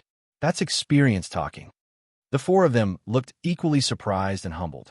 Midoriya's face flushed, and she gave a small bow out of habit. Ida stood tall, clearly honored. Todoroki gave a quiet nod. Bakugo just clicked his tongue, but didn't argue. Pixie Bob continued. You've fought real villains, haven't you? A pause swept over the group. The mood dipped slightly, remembering the USJ attack, Stain, the League of Villains, but the nods that followed were firm. You've been through a lot, Pixie Bob said more gently now. That kind of growth doesn't come from books or lectures. You earned it. The student straightened a little. Tired, yes, but proud too. Go wash up, eat, and rest, she added with a wink. Tomorrow, the real training begins. The collective groan from the class echoed through the mountain. Midoriya glanced around at her classmates, sweaty, dirty, but grinning through it all, and felt a strange warmth despite her sore muscles and the strange way her clothes still didn't fit quite right. As the students hauled their luggage toward the cabins, chattering and grumbling about sore legs and mysterious mud stains, Izuku hung back a little, shifting her duffel bag from one shoulder to the other. She glanced over at the lodge where Aizawa was still lingering near the porch, arms crossed and eyes half-lidded like he hadn't slept in a week. Which, to be fair, was probably true. Aizawa-sensei. Izuku approached nervously, clearing her throat. He turned his gaze to her. What is it, Midoriya? She fidgeted with the strap of her bag. I was wondering about where I should be staying. I know the situation is not exactly covered in the student handbook, and I don't want to cause trouble, so I thought maybe I should ask before just, picking a room. Aizawa's stare lingered for a moment, unreadable as always. Then he sighed. I already spoke with the faculty about that. You did. Izuku blinked. You're still you, Aizawa said simply. Same mind. Same student. But out of respect for personal boundaries and the comfort of the rest of the class, you'll be housed with the girls for now. Izuku's face turned bright pink. Oh, okay. There's an empty bunk in the room with Ishido, Yaoyorozu, and Uraraka. Unless you prefer a separate room, we can arrange. No, that's fine, she said quickly. I'd rather not be isolated. Aizawa gave a short nod. Good. You'll be treated like any other student. No special attention unless it becomes necessary. If anything changes with your condition, you come to me or Recovery Girl immediately. Understood. Izuku nodded. Yes, sensei. A pause passed between them. Aizawa gave her one last look, almost imperceptibly softer than usual. You've handled this better than most pros would, he said quietly. Go get some dinner. Training starts early. Izuku blinked in surprise, but before she could thank him, he was already walking away, scarf trailing behind. She stood there for a second longer, her heart weirdly light despite her still aching legs. Then she turned toward the dining hall. Time to see what Chaos Class 1A could cook up with food involved. The scent of curry and rice filled the air like a comforting wave of relief. After hours of trudging through mud, earth beasts, and Todoroki accidentally flashed freezing part of a bush, nothing sounded better than a hot meal. Izuku sat down at a long wooden table with her tray, carefully avoiding eye contact with too many classmates, when suddenly Uraraka slid into the seat beside her, grinning. You made it to the girls' room okay? She asked between bites. I did, Izuku said a little awkwardly. Thanks for clearing the space for me. Yaoyorozu even helped set up the bedding. We're classmates. Plus, she winked, we're officially roommates now. Across the table, Mina perked up. Midoriya is staying with us. That's so cool. Jairu smirked. Hope you don't snore. I don't think I do. Yaoyorozu, sitting gracefully a few seats down, offered a reassuring smile. Don't worry, Midoriya-san. We're happy to have you. Ku, sipping soup next to Jairu, added, just don't leave your hair in the drain. Ribbit. I'll do my best, Izuku mumbled, cheeks tinged pink.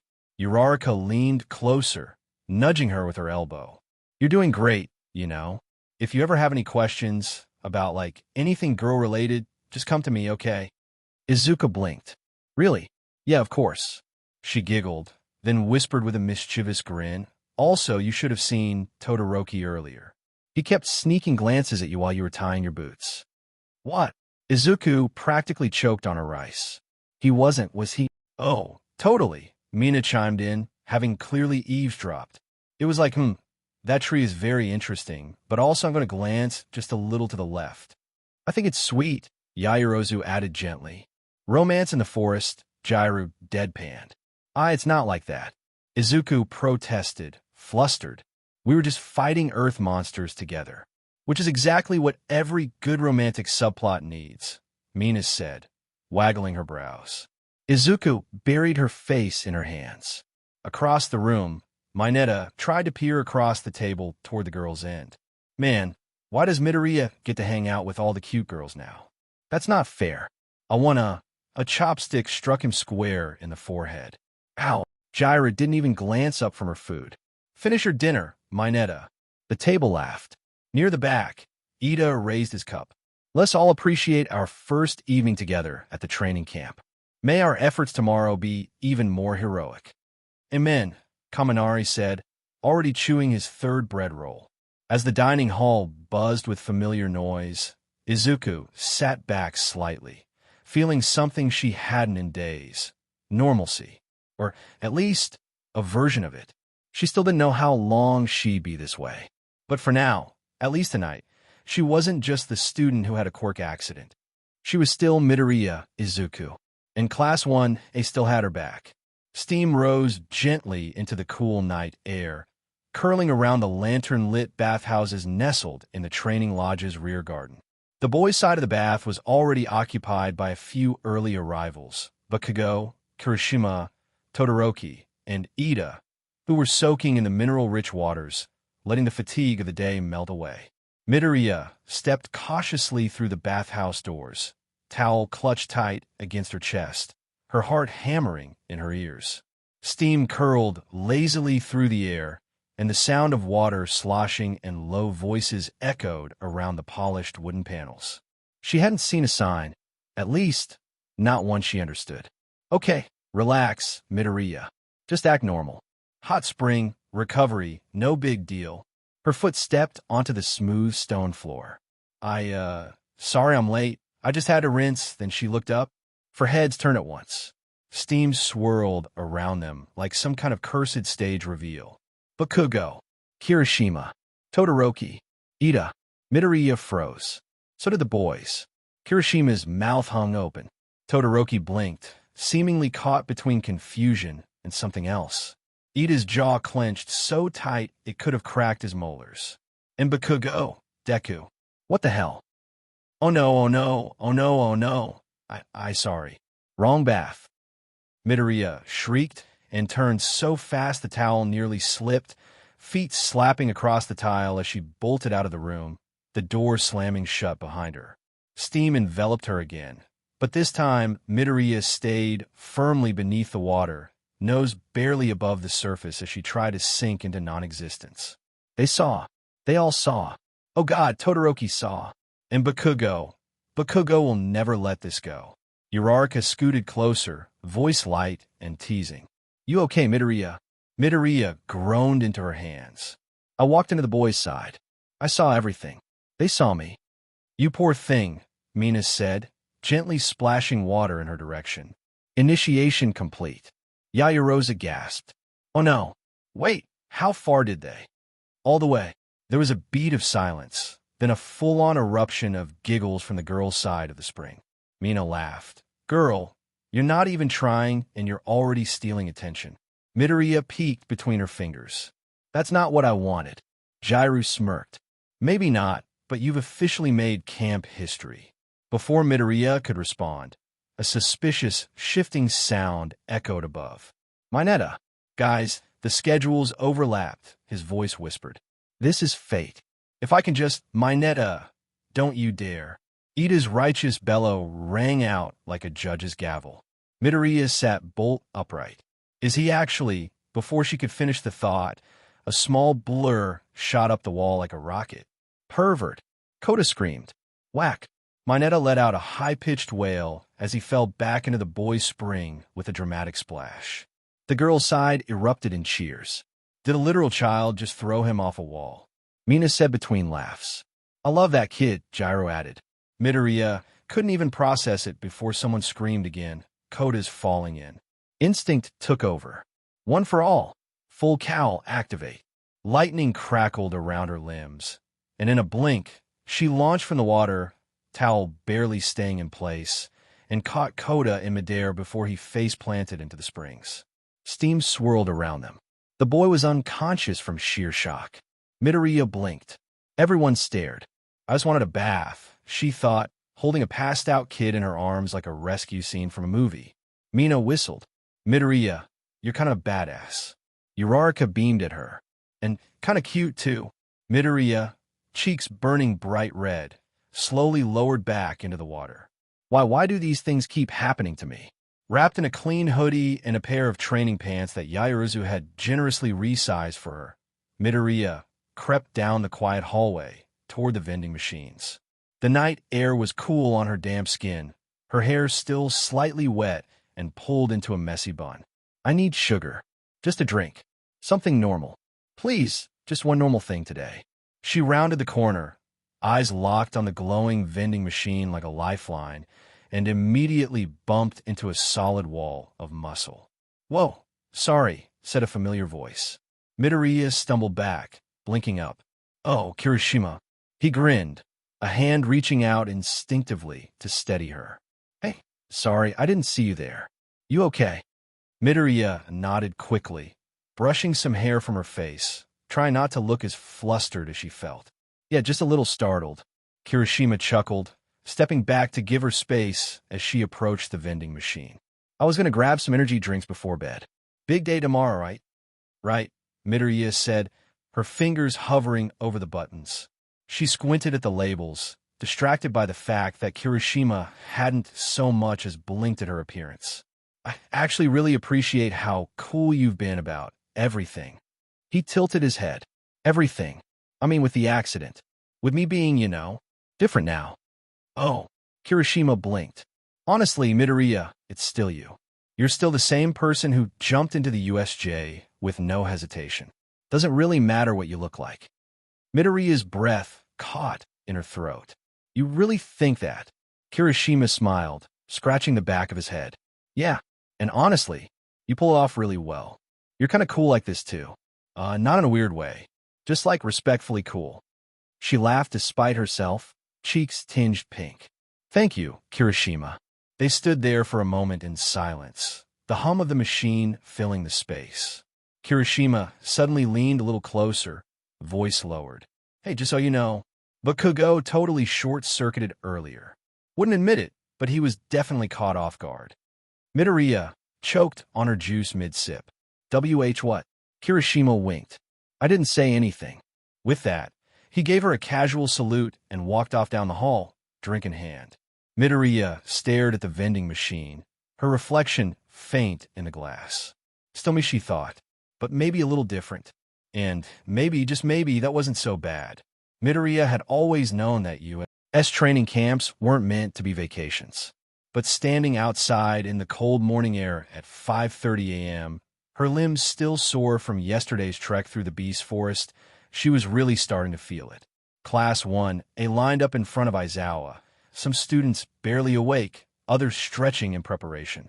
Kaminari yawned so wide his jaw cracked. Kirishima was already shadowboxing to wake himself up.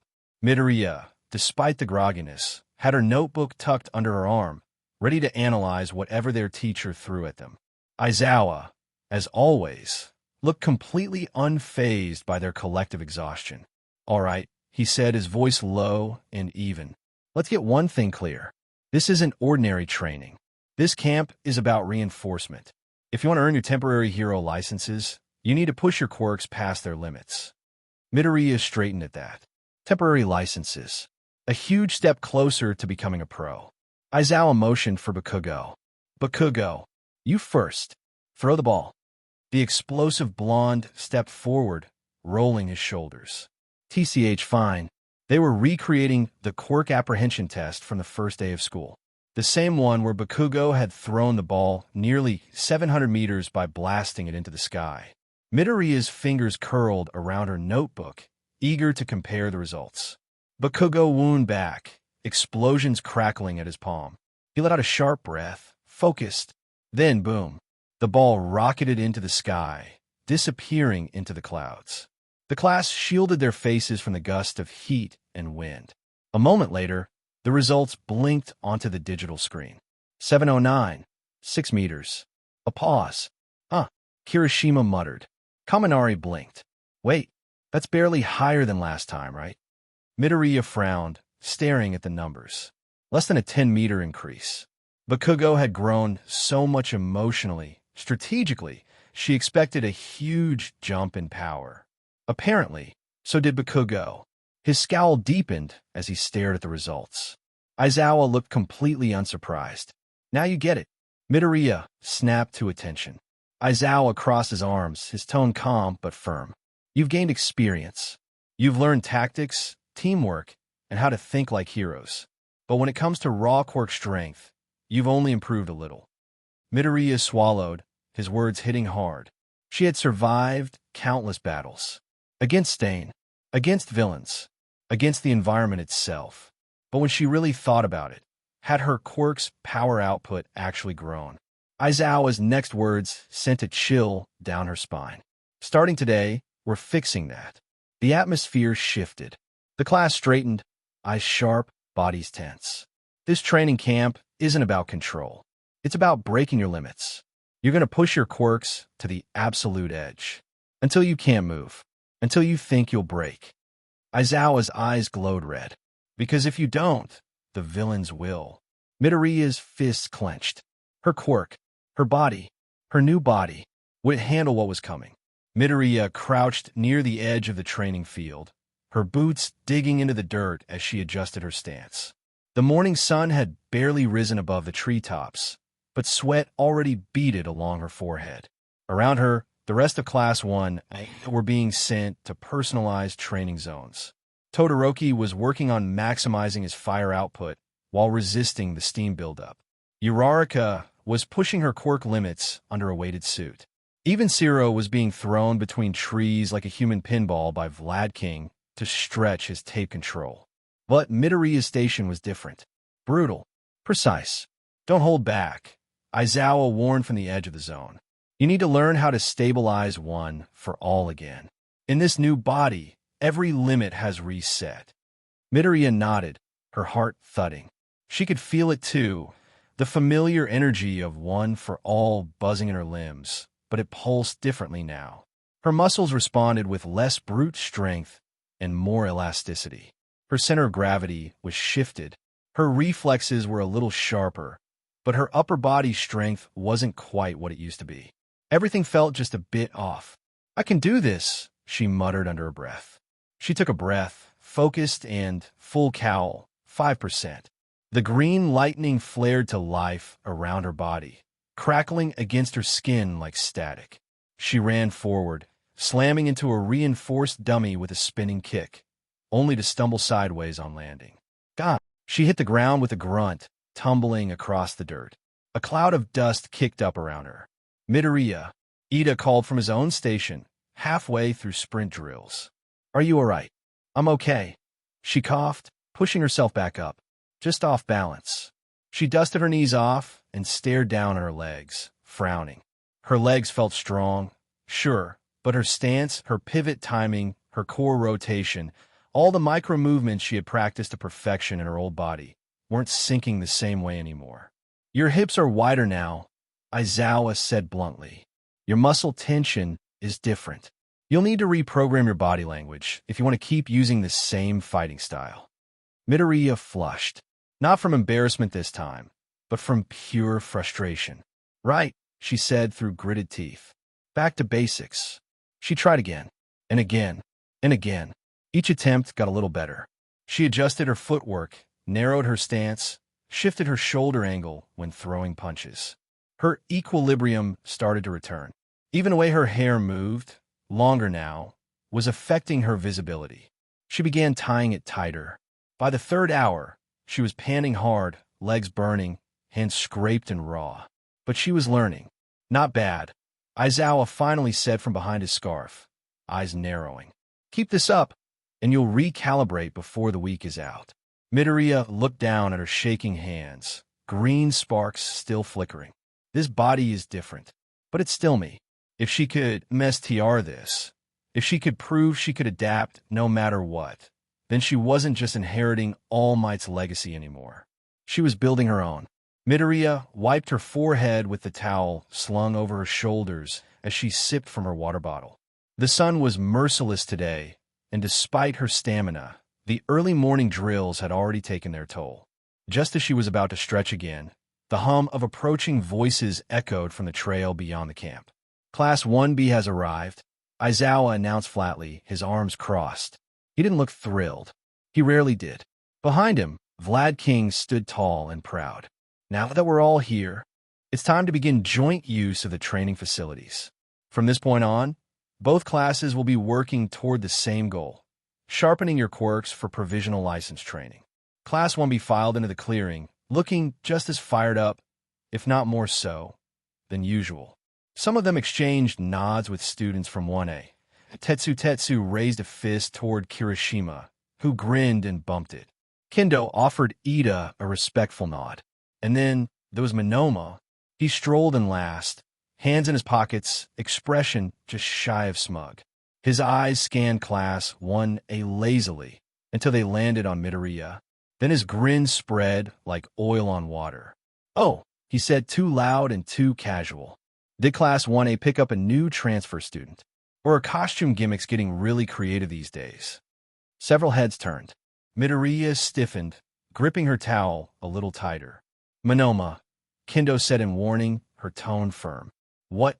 he replied innocently, hands raised in mock surrender. "I'm just surprised no one told us there'd be a replacement, Midoriya." Midoriya stepped forward, not quite glaring but not backing down either. "It's still me," she said clearly. "Nothing's changed about that." "Oh, plenty has changed," Monoma said, smirking. "But I suppose a little makeover might do wonders for your popularity rankings, right? Can't say I blame you for trying a new strategy." Kirishima looked ready to swing, but Ida moved first, stepping firmly between Monoma and Midoriya. "That's enough," Ida said sharply, voice raised in a rare show of authority. "This incident has already been reviewed by the faculty. It was an accident. There is no cause for mockery." Sure, Monoma replied, smirking even as Kendo loomed behind him. "Just pointing out the obvious. I'll be sure to update our class roster." Kendo bonked him over the head with her enlarged hand, and Monoma stumbled. "Don't mind him," she said to Midoriya, sighing. "He's been worse since we got here." Midoriya gave a small, grateful smile. "I figured." Monoma sulked off, muttering, "Gender fluid green bean," under his breath, rubbing his head. Aizawa exhaled long and slow. "If everyone's finished making fools of themselves, get into position. Sparring drills begin now." Midoriya shook off the tension and moved toward the sparring zone. She could still feel the sting of Monoma's words buzzing around her chest like static, but she pushed it down. "It's fine. People will talk. But I'm still me." And with that, she turned her attention to the practice ring, just as Todoroki stepped up beside her. The sun beat down on the mountainside training grounds, and sweat clung to Midoriya's brow as she adjusted her stance. Her breathing was steady, but her balance, ever so slightly, was off. The new proportions of her body still caught her off guard. Even with full cowl activated at a lower percentage, her movements felt just a hair slower than she was used to. Across from her, Todoroki watched in silence, arms relaxed but ready. He hadn't said much since the drills began, just the occasional again, or your footwork's slipping. Midoriya tightened her fists. "Don't overthink it. Just move. Flow. He's not going to go easy on you." They clashed again, her speed flaring in a blur of green lines. But as she pivoted on her left foot to counter his incoming strike, her center of gravity betrayed her. Too far forward. Her foot slipped on the loose gravel. Before she could fall, a hand caught her waist. Her eyes shot wide. Todoroki's grip was firm, steadying her just enough without pulling her in. His other hand hovered near her shoulder, like he'd half considered bracing her there too. "You're leaning too far forward again," he said quietly. Midoriya nodded quickly, heat rising in her face. "All right, I know. I'm still adjusting to the way I move now. I thank you." He didn't let go right away. Not in a weird way, just not rushed. He seemed to consider something, brow faintly furrowed. Then, slowly, he released her and took a half step back. "You're adapting faster than I expected." Midoriya blinked. "That sounds like a compliment." "It is." His tone was neutral as always, but the tiniest curve pulled at the edge of his lips. "You're working harder than anyone here."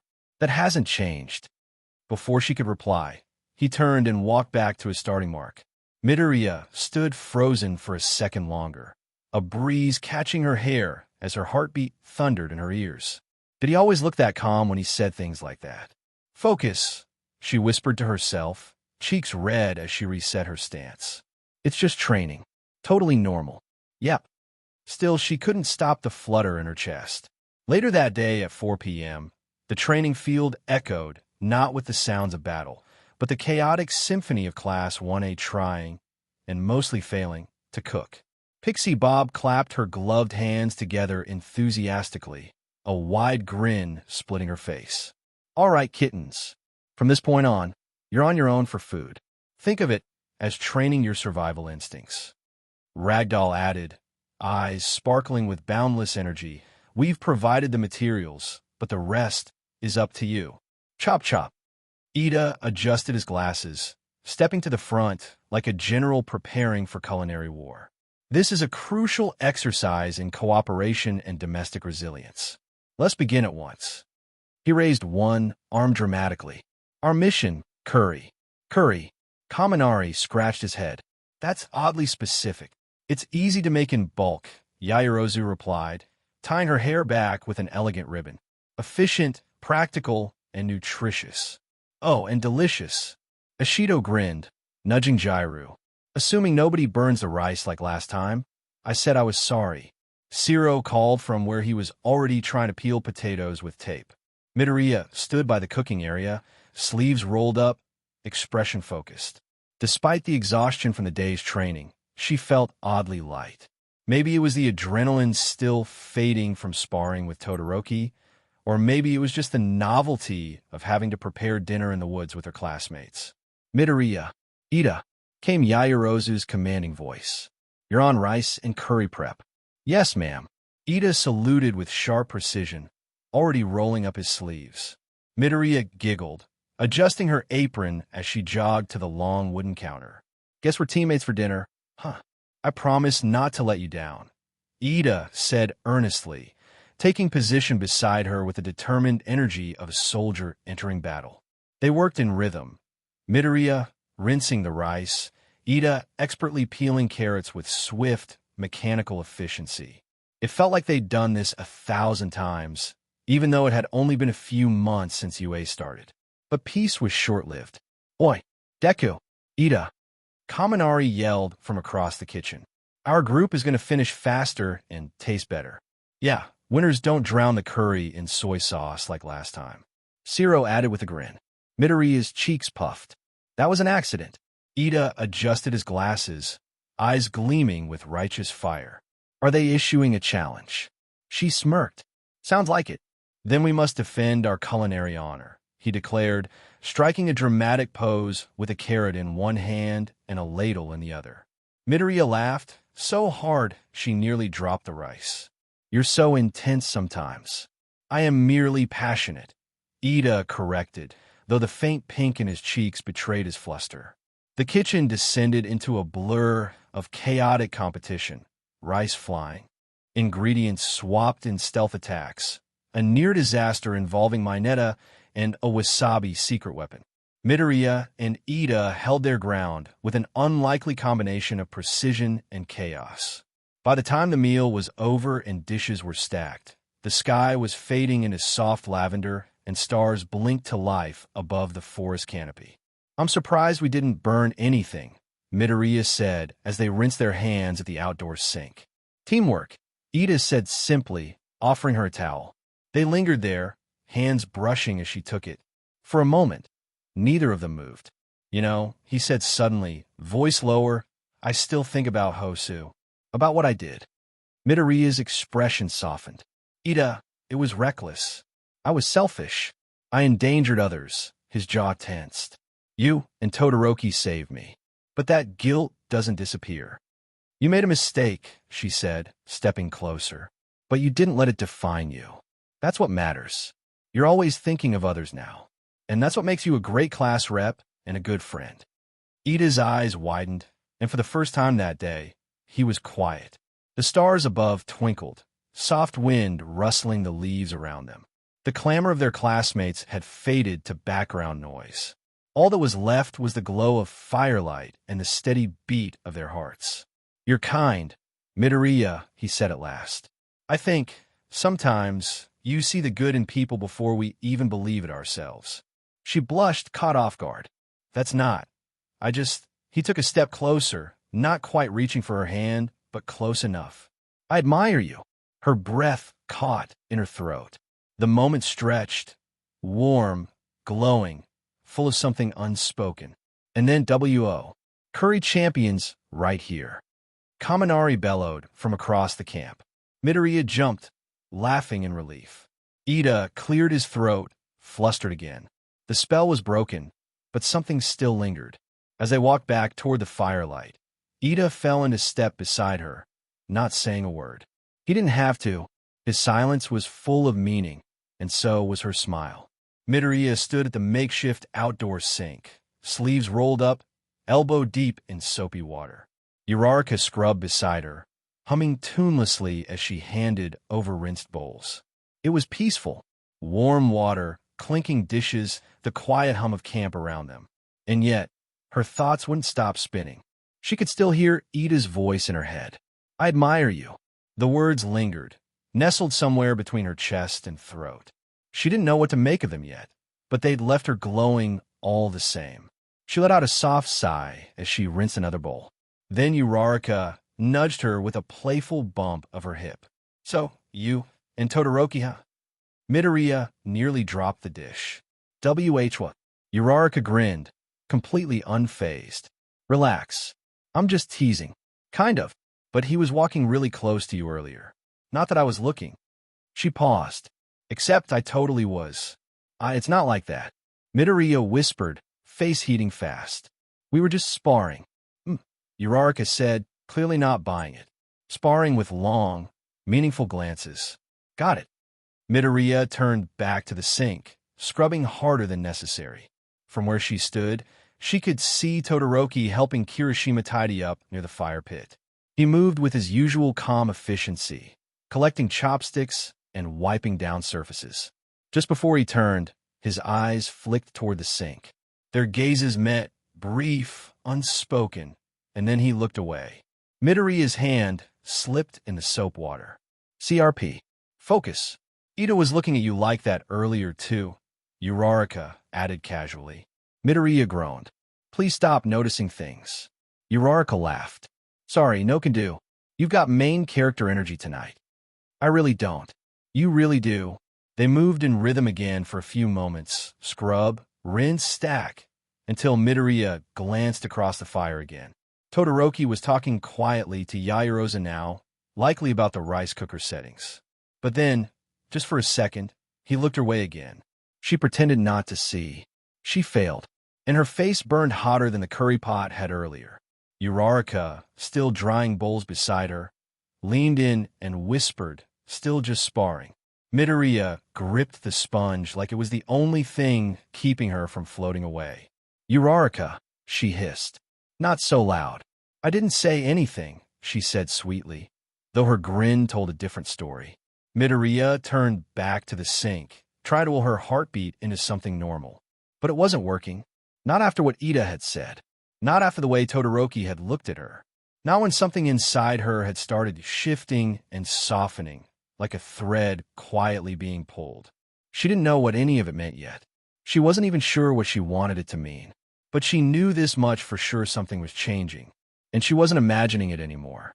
The smell of curry still lingered faintly in the air as the girls of Class 1A gathered in their shared cabin, huddled around a circle of sleeping bags, snacks, and giggles. Someone had brought out a flashlight, dimmed the room lights, and declared it was officially time for a classic training camp tradition. Truth or dare? Mina Ashido wiggled her eyebrows mischievously, the flashlight casting wild shadows across her face. "I vote truth." Hagakure giggled, though only her floating pajamas gave any clue as to her location. "I vote we make Midoriya go first," Jiru said, smirking as she leaned back on her hands. "She's been suspiciously quiet all evening." "Seconded." Mina cheered. "She's been blushing all night, too." Midoriya froze mid-snack, rice cracker halfway to her mouth. What? I haven't. Truth or dare, Midoriya? Mina sing-songed, already wriggling with anticipation. A truth, I guess. Midoriya squeaked, pulling her knees to her chest.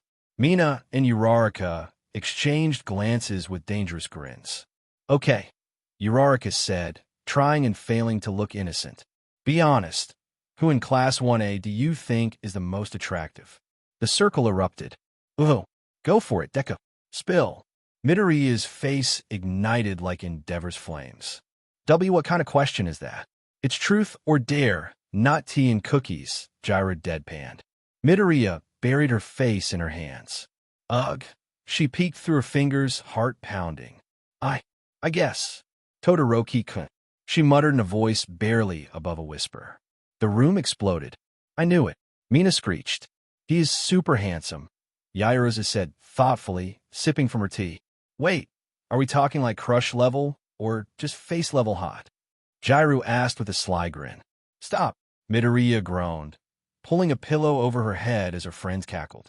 Uraraka leaned over and whispered, just so you know, he definitely looked at you today like you were the most attractive person in class. Midoriya didn't respond.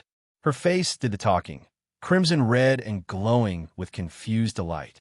As the game continued, the chaos only escalated. Hagakure got dared to prank call Kaminari. Yairose admitted she used to think Ida had a crush on her, and Ciro's terrible pickup lines got brought up more than once. But even amid the laughter and dares, Midoriya couldn't stop glancing at the door.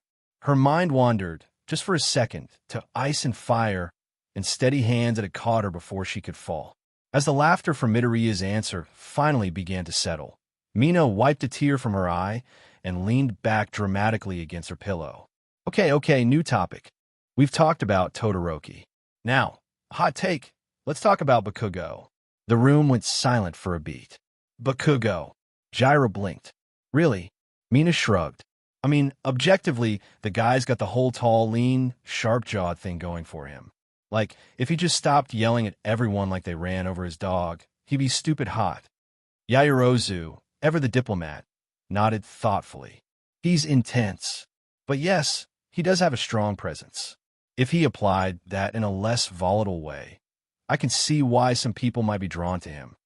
He does have a good build, Tsu chimed in, poking at her lip. But he always looks like he wants to fight someone. Hard to picture him on a casual date. Oh my god, Uraraka grinned. Can you imagine Bakugo trying to be romantic? Like, I made you dinner now, eat it, dumbass. That sent the group howling. Midoriya couldn't help but join in. He'd probably say, it's not like I like you or anything, extras. Now take this chocolate before I blow it up. Guys, stop, Hagakure giggled.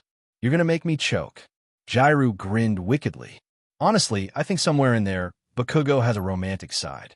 Like a really deeply buried one. Like, bottom of the Mariana Trench buried, Mina added. But, Mina pointed dramatically.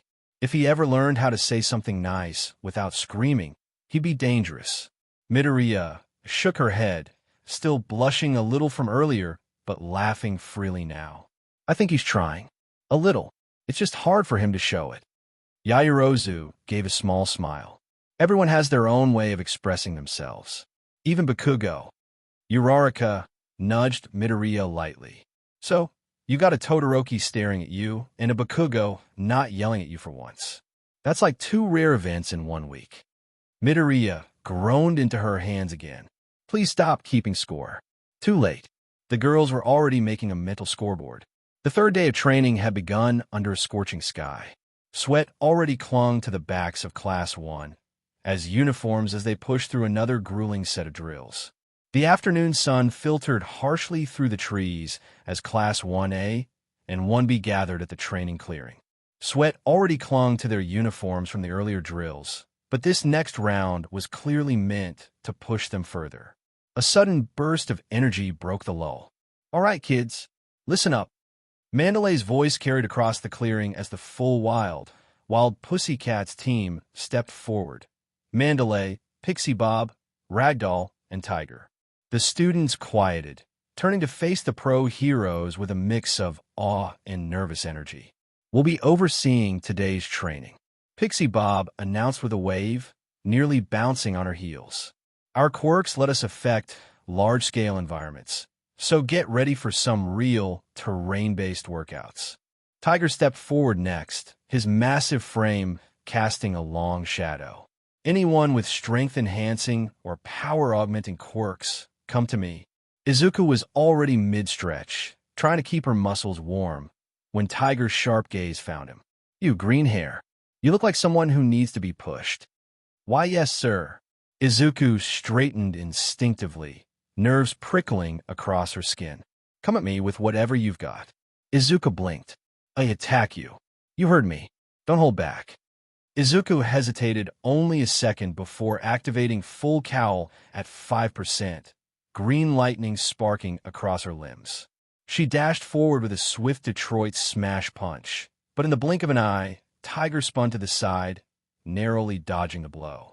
Before Izuku could react, a fist slammed into her side, knocking her off balance and sprawling to the ground. Your muscle fibers haven't torn, Tiger said coolly, looming above him. You're still not pushing hard enough. Midoriya winced, clutching his ribs, but nodding. I understand. Aizawa stepped in beside Vlad King and nodded toward Class 1B. The Pussycats' quirks cover wide areas. Their method lets them train dozens of students efficiently, especially with environmental manipulation and close combat pressure. Tiger crouched next to Midoriya. You've got power, kid, but power without control, or DSBLN, is useless. Stretch more. Condition more. The body comes first. Something clicked in Midoriya's mind. The raw burn in her limbs. The failure of his 5%. The feeling that One for All still held back more than she could touch. It's up to me now, she muttered to himself. She got back up and started stretching again, this time with vigor. Pain throbbed in her side, but Tiger only nodded approvingly. That's more like it. Midoriya exhaled, wiping her brow as she caught her breath. Her muscles ached, but her control with One for All had steadily improved. The unfamiliar balance of her new body still gave her trouble, but less so than yesterday. She was adapting. You're stabilizing more now. I see the improvement. Todoroki said as he walked beside her, arms crossed, eyes calm. Midoriya jumped slightly. Todoroki. Why, yeah, I think I'm getting used to it. His gaze lingered on her a moment longer than necessary. You're more focused today. That's good. Midoriya felt a small, involuntary flutter in her chest. She looked away quickly, pretending to adjust her gloves. Thanks. I'm trying my best. Todoroki seemed to want to say something else, but he stopped when a loud scoff echoed from nearby. TCH, what's with the weird staring contest? Bakugo barked as he stomped past, scowling. We're supposed to be training, not making googly eyes. Midoriya froze. We're not. Todoroki turned slightly, his expression unreadable. I was giving feedback. Whatever. Bakugo shoved his hands in his pockets and walked off, glaring over his shoulder. Keep your flirting off the DMN field. Midoriya stood rooted in place, her face completely red. Flirting. He wasn't. Oh my God. Ignore him, Todoroki said flatly. He yells at everything. But even as he spoke, his gaze softened just a touch. He added, still, if you'd prefer to train without the extra attention, I can back off. Midoriya shook her head immediately. And no, it's okay. Really, you're helping me. A quiet smile flickered across Todoroki's face, barely there but real. All right then, he said. Let's get back to it. What the hell was that? Bakugo slammed his palm into a training dummy, the explosion cracking through the humid afternoon like thunder. The head of the dummy launched clean off and landed somewhere near the trilene. Vlad King raised an eyebrow, but didn't say anything. He knew better than to try and calm Bakugo when he was in a mood. And right now, Bakugo was in a mood. He'd seen it. Todoroki standing too close to Deku. The way she had fumbled with her gloves and looked away like her brain had short-circuited. The way that half-and-half BSDRD had smiled. Barely, but Bakugo saw it. Todoroki never smiled. Bakugo clenched his fists, popping sparks in his palms. He didn't care what Deku did, right? It was none of his business.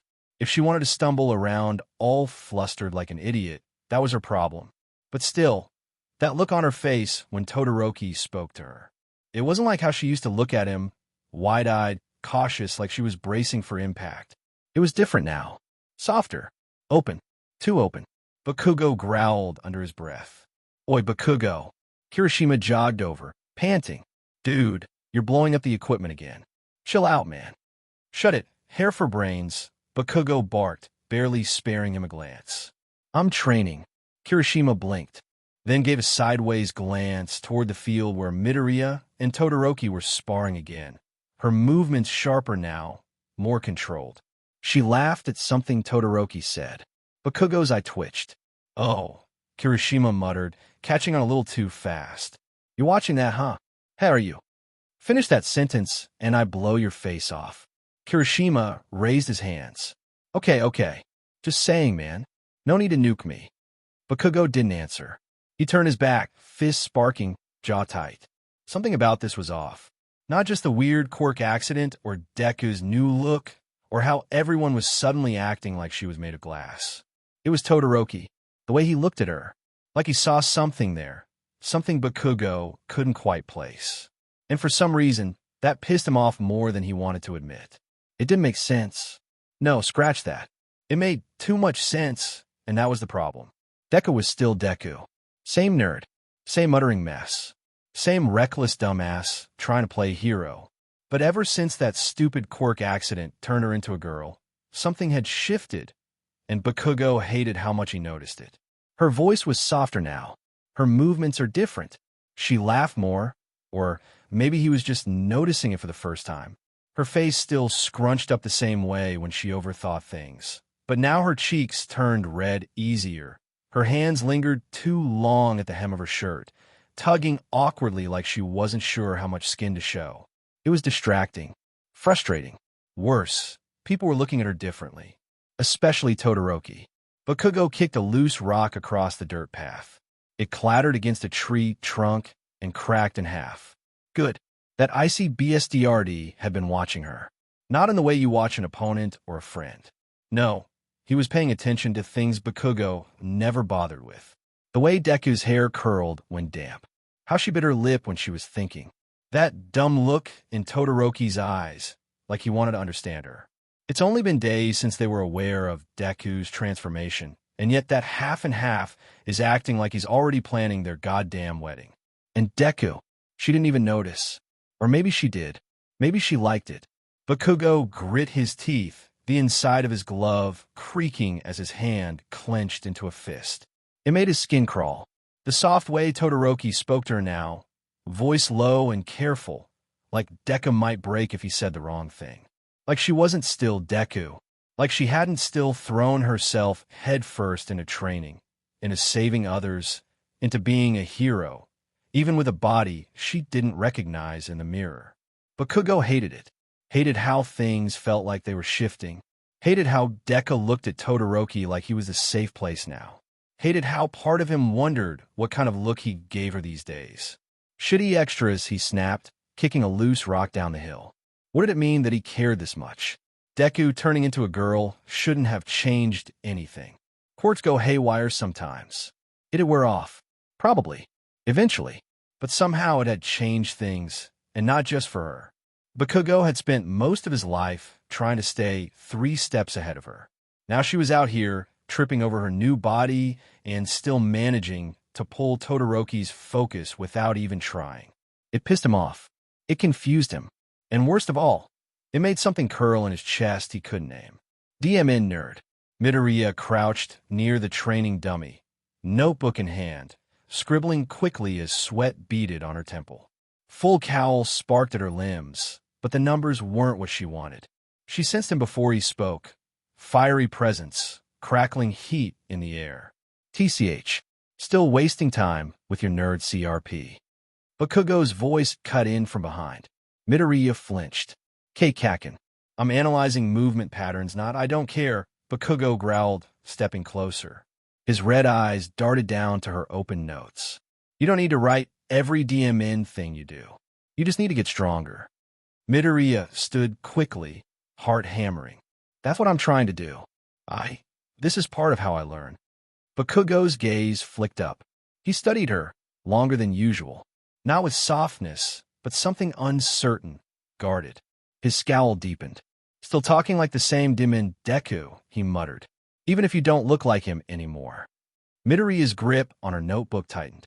I am still me, Kakin. He scoffed, but something in his jaw twitched. Then stop acting like you've got something to prove. You were always behind me. Now you think turning into a girl changes that. Huh?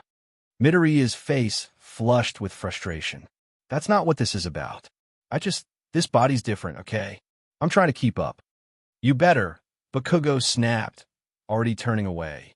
Because I'm not slowing down for anyone. Midoriya opened her mouth to argue, but stopped. Because, despite the harsh tone, the challenge in Bakugo's voice wasn't meant to belittle her. It was a demand, a dare, a reminder that he still saw her as his rival. Even now, right? She said quieter this time. I'll catch up. You'll see. Bakugo didn't answer. But from across the field, as he started up his next training drill, he glanced back once. Just once. Bakugo stood off now to the side, arms crossed, his sharp eyes fixed on the training ground where Midoriya, she now, was pushing herself like a demon lunatic again. Stupid nerd, he muttered under his breath, watching as Midoriya flung herself into another Detroit smash, barely holding back a wince when she landed wrong and stumbled. Tiger barked out another correction. Midoriya nodded eagerly, hair plastered her forehead with sweat, eyes blazing like she had something to prove. TCH. Of course she did. Bakugo clicked his tongue. He wasn't stupid. He'd seen how Todoroki looked at her during training. Thought he was being subtle. Thought no one noticed. Well, Bakugo noticed. He scowled, gaze narrowing as Midoriya picked herself up again and went right back in a stance, mumbling to herself like she always did. Except now it sounded a little softer. Higher. He hated how different she sounded. No, he hated that he noticed how different she sounded. She was still Deku. Same muttering, same demon, need to go plus ultra every second of the day, same ridiculous habit of nearly breaking her own limbs. But something had shifted, and not just on the outside. Bakugo hated that it got under his skin, that it made him notice how the others looked at her now. How Uraraka and Yaoyorozu kept whispering behind their hands. How Kaminari had flushed tomato red when she smiled at him earlier. How Todoroki had lingered. He clenched his fists, the heat in his palms simmering low, restrained. No explosions yet. Not now. Not when she was still going full force, like some idiot trying to prove she hadn't changed. Like everyone wasn't already looking at her differently. Bakugo grit his teeth. She didn't have to push herself like that. She already had everyone's attention, except maybe his. And he didn't know what pissed him off more, that she had it, or that he kept noticing why. The sun dipped behind the mountains, bathing the forest in dusk's blue-gray glow. Shadows stretched long across the clearing as Class 1A and 1B gathered in front of the training lodge, full from dinner but buzzing with nervous excitement. Tonight, Mandalay announced with a grin, you'll be tested not with combat, but with courage. A few students groaned, others cheered. Kaminari already had goosebumps. Each pair will enter the forest trail. Pixie Bob added, bouncing with energy, where your fellow students from Class 1B have created fearsome surprises. Your goal, make it through without screaming like toddlers. Monoma, of course, stepped forward with a smug grin. Naturally, Class 1B's setups will be far superior. Try not to wet yourselves, would-be heroes. Bakugo rolled his eyes so hard it hurt. PSS off. Names were drawn at random for pairing. Midoriya stood near the back, fiddling with the hem of her jacket, cheeks still pink from the day's training. When Mandalay called her name, she jumped slightly. You'll be paired with Todoroki Shoto. She stiffened. Oh, okay. Bakugo's mouth curled into a sneer. Of course. Of course it was icy hot. Todoroki stepped up beside her without hesitation, nodding once. Let's do our best. Midoriya smiled awkwardly. All right. Bakugo scowled. She looked nervous, or maybe flustered. Her hand brushed her hair behind her ear, a move that somehow made him grit his teeth. Across the clearing, Uraraka gave Midoriya a thumbs up, mouthing something Bakugo didn't catch. Midoriya turned redder. TCH. He didn't speak up, didn't complain about the draw. What was he going to say, anyway? That he didn't like the way Todoroki's eyes lingered on her. That she smiled more lately when she was around him. No, that'd be stupid. So instead, he shoved his hands in his pockets, muttering to himself as the pairs were sent out one by one. When Midoriya and Todoroki's turn came, Bakugo didn't look directly at them, but he saw it anyway. The way she tensed, then relaxed a little when Todoroki glanced sideways at her. The way he leaned down just a little to speak quietly, and how she laughed, a nervous but genuine sound. They disappeared into the forest path, shadows swallowing them whole. Bakugo clicked his tongue again, a slow burn rising in his chest. "Stupid Deku," he muttered. "Better not trip over your own feet." The forest was thick with mist and low-hanging branches, the only light coming from the moon filtering through the canopy above. Crunching leaves underfoot and distant hoots from hidden speakers created an eerie ambience that settled over them like a blanket. Midoriya walked slightly ahead, eyes flicking side to side, notebook safely stashed for once. Her hands were curled nervously in front of her, full cowl sparking faintly at her ankle for balance. "This is kind of spooky," she murmured, trying to keep her voice steady. Todoroki, a few paces behind, responded in his usual, even tone. "They've put more effort into this than I expected." Midoriya glanced over her shoulder. "You're not scared at all." "I've faced villains who could kill me with a thought," he replied dryly. "Fake BLD and fog machines don't really register." Midoriya huffed a soft laugh. "Right, good point." They walked a bit further in silence, the path winding deeper into the forest. A sudden, loud bang echoed to their left, followed by flickering red lights from between the trees. Midoriya yelped and jumped slightly, instinctively stepping closer to Todoroki. He caught her arm without hesitation. "It's fake," he said calmly, gaze focused ahead. "I know, just reflex." He didn't let go immediately. His fingers stayed firm on her forearm, grounding. "Protective. You've been pushing yourself hard lately," he said after a moment, eyes forward. "Even more than usual." Midoriya blinked at him. I'm trying to make up for lost time. And this new body's thrown off my center of gravity, muscle memory. I have to adjust. I've noticed." He finally let go, but his eyes met hers. "You're doing well." A faint blush touched her cheeks. "Thanks, that means a lot." They rounded a bend, and a bloody mannequin dropped from tree in front of them, shrieking with a pre-recorded villain laugh. Midoriya jumped behind Todoroki this time, hand flying to his shoulder. "Okay, that one got me." Todoroki tilted his head. "Understandable. That one was kind of annoying." She couldn't help it. She laughed again. A real one this time. It echoed lightly through the trees. He looked over at her, just briefly, and she caught the subtle change in his expression, not a smile, but a softness, like he was letting his guard down for a moment. "I like when you laugh," he said simply. Midoriya froze. "W what?" "I'm just being honest." His tone remained neutral, but he looked at her longer this time. "You've been tense all day." She stared at him, heart skipping a beat. "I guess I didn't realize how tense until just now," she whispered, suddenly feeling warm despite the cool forest air. Todoroki turned forward again, walking ahead a few paces. "We should finish the course. They'll think we got lost." Midoriya followed, cheeks warm, fingers twitching at her sides. She didn't know what that had been. A compliment, a casual comment, or something more, but she couldn't deny it anymore. She liked being around him. She liked the way he noticed things. She liked that he noticed her. And maybe Uraraka had been right. Maybe Todoroki was looking at her differently. And maybe, just maybe, she didn't mind that one bit. They were nearly through the path now, winding past the last bend lined with hanging fake webs and low flickering lights. The noises had mostly faded. Either the Class 1B students had run out of props, or they were just too far out now.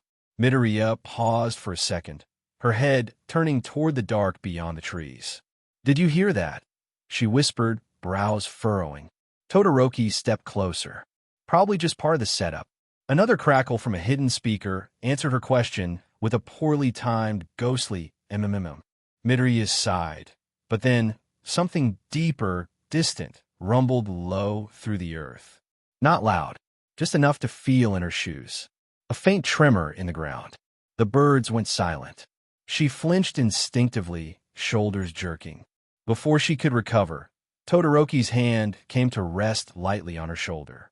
She turned toward him, startled, and he seemed just as unsure. His hand lingered, just enough pressure to be grounding, not grabbing. "You okay?" he asked, voice lower now. "Closer." She nodded. "Why, yeah. I think that didn't feel like the other effects." Todoroki didn't move his hand right away. His eyes studied hers, searching for something. "That sound wasn't part of the test. I think you're right." They stood like that a beat longer than necessary. The ambient forest hum seemed to hush around them. Midoriya became acutely aware of how close they were. Of his hand. Of how warm it was through the thin fabric of her training jacket. And Todoroki, he didn't look away. Awkwardness crept into the silence like fog. She felt it settle in her chest, unsure whether to lean in or step back. Then, boom, a sharp explosion cracked through the air from the direction of the camp. Both of them turned instantly, instincts kicking in. "That wasn't fake," Todoroki said, his voice now steely. "No," Midoriya said breathlessly, eyes wide, sparks of green crackling along her arms. "That was real." Smoke rose beyond the tree-line, far enough that it hadn't reached them yet, but close enough that Midoriya's gut clenched. Todoroki's hand dropped from her shoulder, replaced by a controlled burst of frost swirling at his side. Midoriya activated full cowl, her face setting in focus. They didn't need to say anything else. They were already running. The forest was unnaturally quiet. Then came the smoke. It drifted in too fast, black and heavy, curling between the trees with a sickly scent that made Midoriya's lungs tighten on instinct. "This isn't normal smoke," Todoroki said sharply, reaching for his ice. "Cover your mouth. Now." Midoriya pulled her sleeve over her nose as a chill gust burst from Todoroki's palm, pushing the smoke back just enough for them to see bodies. Class 1, BS Scare Crew, collapsed. Todoroki, "That's Juzo and Itsuka." Midoriya's heart spiked. Todoroki lowered his hand and muttered, "Poison gas." "Why, yeah. We have to warn the others." Suddenly, a harsh buzz crackled in both their earpieces. "This is Mandalay." Her voice cut in shaky. "Students, evacuate immediately. The forest is under attack. This is not a drill." Behind them, a sharp screech pierced the air. Midoriya spun around too late. A figure darted toward them from shadows. "Todoroki," she cried, instinctively shifting into full cowl as they both dodged. But the figure vanished, just a blur of giggles and sharp edges. Todoroki's eyes tracked the movement, his voice steady. "There are more nearby." Then boom. An explosion roared deeper in the woods, orange light illuminating the treetops for a split second. Another shockwave followed. Trees snapped. Birds scattered into the air. Midoriya's BLD turned cold. That came from the base. More voices broke through the calms, panicked, scattered. A brief scream. Then a shout, "Pixie Bob's been hit. She's down." No. Midoriya's thoughts raced. If Pixie Bob's out, that means the others are being targeted, too. Cota. She stiffened. Her mind jolted to the memory of the boy's hideout, isolated, up the mountain, no one else nearby. He's all alone. Todoroki looked at her. "You're going after him." Midoriya nodded, already shifting her stance. "Can you handle getting the others out?" "I'll do what I can." Todoroki turned, his expression unreadable, but his hand briefly touched her shoulder. "Be careful." The moment lingered, just a beat, until another explosion shattered it. Midoriya launched into the trees without hesitation, her limbs sparking with energy. She could feel the enemy closing in on all sides now. Too many signatures, too much chaos. Behind her, somewhere in the shadows, Dabi's voice echoed, low and amused. "Let's make this night one to remember." Kota's scream tore through the air, and Izuku's heart jolted in her chest. Her body reacted before her mind could process the sound. Full cowl flared around her limbs, crackling with emerald lightning as she shot forward, pushing herself through the underbrush with desperate speed. Branches whipped at her uniform, the forest a blur of dark green and brown, but she didn't care. All that mattered was the sound.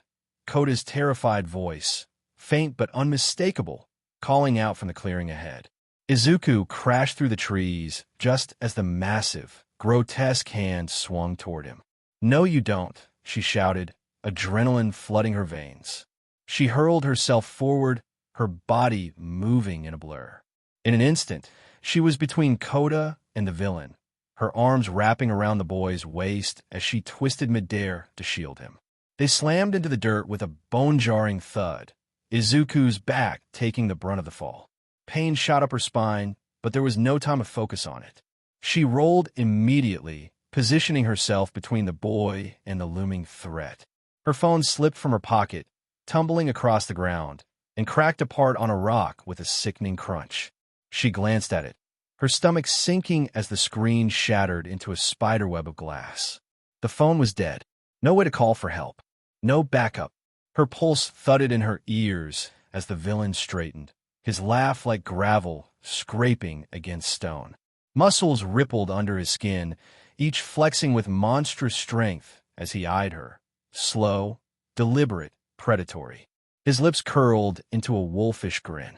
"Looks like I found a hero already," he said, his voice dripping with disdain. "Or half of one." Izuku's breath caught her throat, but she didn't look away. She planted herself in front of Kota, blocking the villain's line of sight to him. "Don't touch him," Izuku said, her voice low but fierce. The villain tilted his head, taking her in like she was some kind of toy to be examined. "Feisty. That's supposed to scare me, little girl." Izuku didn't respond. Her body hummed with tension, every muscle primed for the fight. Sweat trickled down her temple, stinging her eye, but she didn't blink. She couldn't. Not now. Behind her, Kota's voice quivered. That's him. That's the guy who killed." Izuku's throat tightened, her heart hammering in her chest. She knew. Muscular. She had read the reports, knew he was one of the League's most brutal members. The one responsible for taking Kota's parents, Pro-Hero's water hose, from him. The one who had left him alone in the world. Izuku's fists clenched so tightly her nails bit into her palms. This wasn't just any villain. This was the man who had caused so much pain. Her voice was barely a whisper as she muttered to herself, the weight of the situation sinking in. "I don't have a phone. No signal. No support. I can't run. I can't call for help." She swallowed, trying to steady her breathing. There was only one thing she had left, her quirk, her training, her will. And Kota, turning her head just enough so the boy behind her could hear her, Izuku spoke, steady but fierce. "Kota," she said, her voice low but unwavering. "You need to stay back. Hide if you can. I'll protect you. I swear." But his voice cracked with fear. He'll kill you." Izuku didn't flinch. She couldn't. Not when the stakes were this high. "That doesn't matter." Her eyes burned bright with energy, her voice growing stronger with every word. "I'm going to fight him, because I'm the only one who can." Muscular's laughter echoed through the clearing, the sound like gravel grinding in his throat. He cracked his neck, like he was preparing for a casual workout. "Oh, I'm going to enjoy this." Izuku's breath steadied, the rush of adrenaline heightening every sense. Her pulse was thunderous, but her resolve was clear. She didn't have any other choice. "I won't let you hurt him," Izuku whispered under her breath, her fists tightening. Then louder, stronger, she shouted, the full force of her determination behind the words. "I'll stop you." With a surge of power, she pushed herself forward, full cowl igniting around her with a burst of green lightning. Her body exploded in motion, wind howling around them as she closed the distance. Her presence was overwhelming, fierce, a wave of unstoppable force. Kota gasped behind her as the air around them seemed to crackle with the weight of her resolve. In that moment, Izuku felt larger than life, stronger, brighter, more than just a girl caught in the middle of a fight. She was still Midoriya Izuku. She was still the same girl who would always stand between the people she cared about and the villains who would hurt them. She was still a hero, and she wasn't backing down. Izuku's heart slammed against her ribcage as she stood in front of Kota, every muscle in her body tense. The villain, Muscular, had peeled back his cloak, revealing the terrifying bulk of his body. His muscles, warped and grotesque, flexed as though they were alive. She could feel the weight of his strength in the air, crackling with menace. Muscular's smile was a cruel thing, stretching wide, teeth gleaming as he watched her with sickening amusement. "You're my way, little hero." Izuku didn't flinch. She couldn't. Not now. She focused her mind, felt the hum of one for all, bubbling within her as she activated full cowl, green lightning racing up her limbs. It wasn't enough. It wasn't nearly enough. But she had no choice. The forest echoed with distant screams, the chaos of the villain ambush spreading like wildfire. But Muscular wasn't here for random destruction. His orders were clear. "Find Bakugo," he muttered under his breath, cracking his knuckles as he stalked through the trees. The boss wants that brat for something big. But along the way, he'd picked up another scent, one that made his BLD boil with anticipation. A hero in training and a kid. He smirked. Detour. Now, that little detour was proving surprisingly fun. The girl, Midoriya, if he remembered right, was on the ground, coughing, BLD in her teeth, and still dragging herself to her feet. Stupidly stubborn. "You're wasting my time," Muscular sneered. "I've got a blonde brat to track down. Bakugo, right? But here you are, throwing yourself in the way like you actually matter." Izuku's heart skipped a beat. "Bakugo." He was after Kaken. She forced herself upright. "You're not getting anywhere near him," she rasped. "I won't let you." "Oh, that's so." Muscular chuckled, his muscles bulging grotesquely beneath his skin. "Then I'll break you first. Then I'll find him." His smile widened, cruel and sharp. "Might even kill this little kid while I'm at it, just to make a point." Izuku's BLD went cold as Kota trembled behind her. No, she wouldn't let this monster near either of them, or Bakugo. She clenched her fists, full cowl flaring to life once more, electricity crackling up her arms like living fury. "You'll have to go through me first." Muscular grinned like she'd given him a gift. "Oh, I plan to." Muscular surged forward with terrifying speed. Izuku barely had time to react as a massive fist swung at her. She managed to dodge by a hair, but the shockwave from his punch slammed her into the ground, hard enough to rattle her teeth. She barely had time to recover before he was on her again. The force of his blows was overwhelming. Each hit sent shockwaves through her body. She could feel the raw power of his quirk, the muscle fibers beneath his skin swelling like pythons, amplifying his strength beyond anything she had ever faced. Izuku gasped for air, struggling to keep up. She barely had time to react as his foot smashed in her chest, sending her flying backward. "Pathetic," Muscular sneered. "What's the point of your little quirk, huh? Just a few sparks, nothing more." Izuku gritted her teeth, rising to her feet. She couldn't think. The pain was unbearable, but she couldn't let him see it. She was the only thing standing between him and Kota. There was no room for doubt. She couldn't afford to fail. With a roar, she pushed herself forward, full cowl crackling around her limbs, her body surging with energy.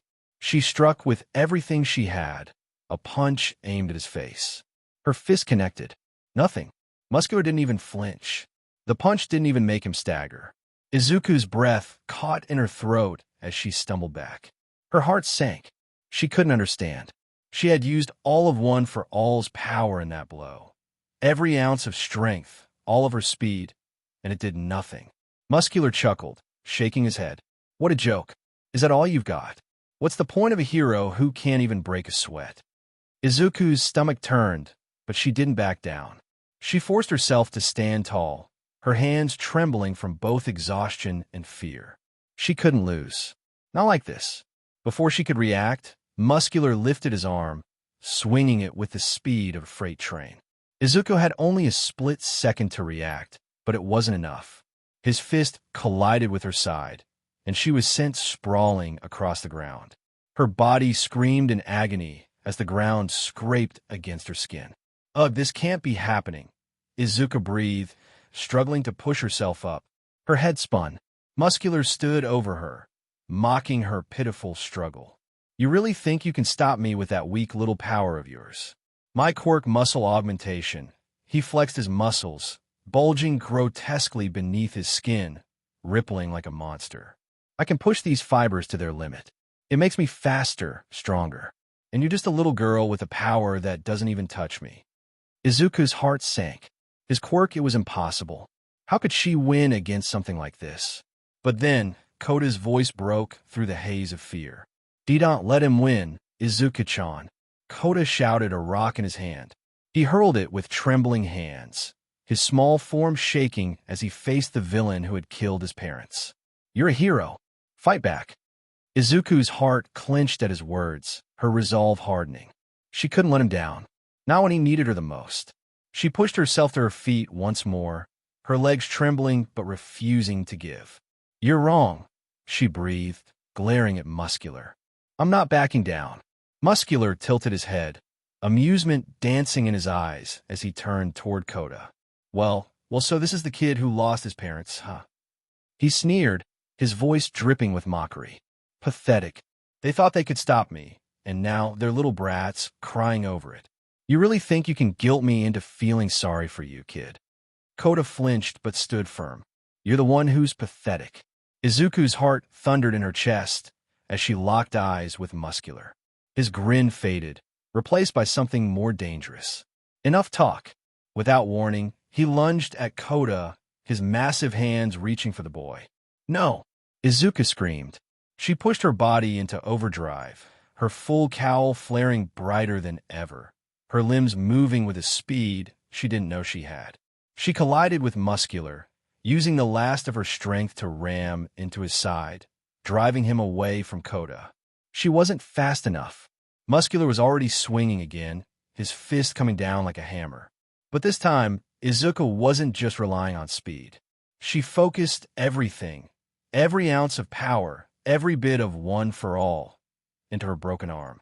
She swung it forward, catching his arm in midair, trapping it between his muscle fibers. It hurt. It hurt like hell, but she held on. You're wrong, Izuku muttered through gritted teeth. I'm not giving up. Muscular laughed, but it was cold, cruel. You think you're clever, don't you? Your quirk doesn't even matter in this fight. You're just weak. Izuku's heart pounded. She had one chance. There was no more room for hesitation. Her eyes locked onto Muscular's. His grin, so full of malice, only fueled her anger. She could feel the power of one for all building inside her, the weight of her decision settling like a heavy stone in her chest. I'll stop you, she said, voice low but unwavering. And then she unleashed it. One for all. Full power. Her body exploded with energy. The force of her punch sent Muscular flying backward, crashing into the cliffside with a deafening crash. The impact was so powerful it shook the ground beneath them, and rocks shattered in all directions. Kota was thrown from the shockwave, but Izuku's reflexes kicked in. She leaped forward, grabbing his shirt with her teeth, and dragged him back to safety. She gasped for air, her entire body shaking. We need to go, she panted, her voice hoarse. Now! But before they could escape, Muscular's hand shot up from the wreckage, his body battered but still moving. Izuku's heart sank.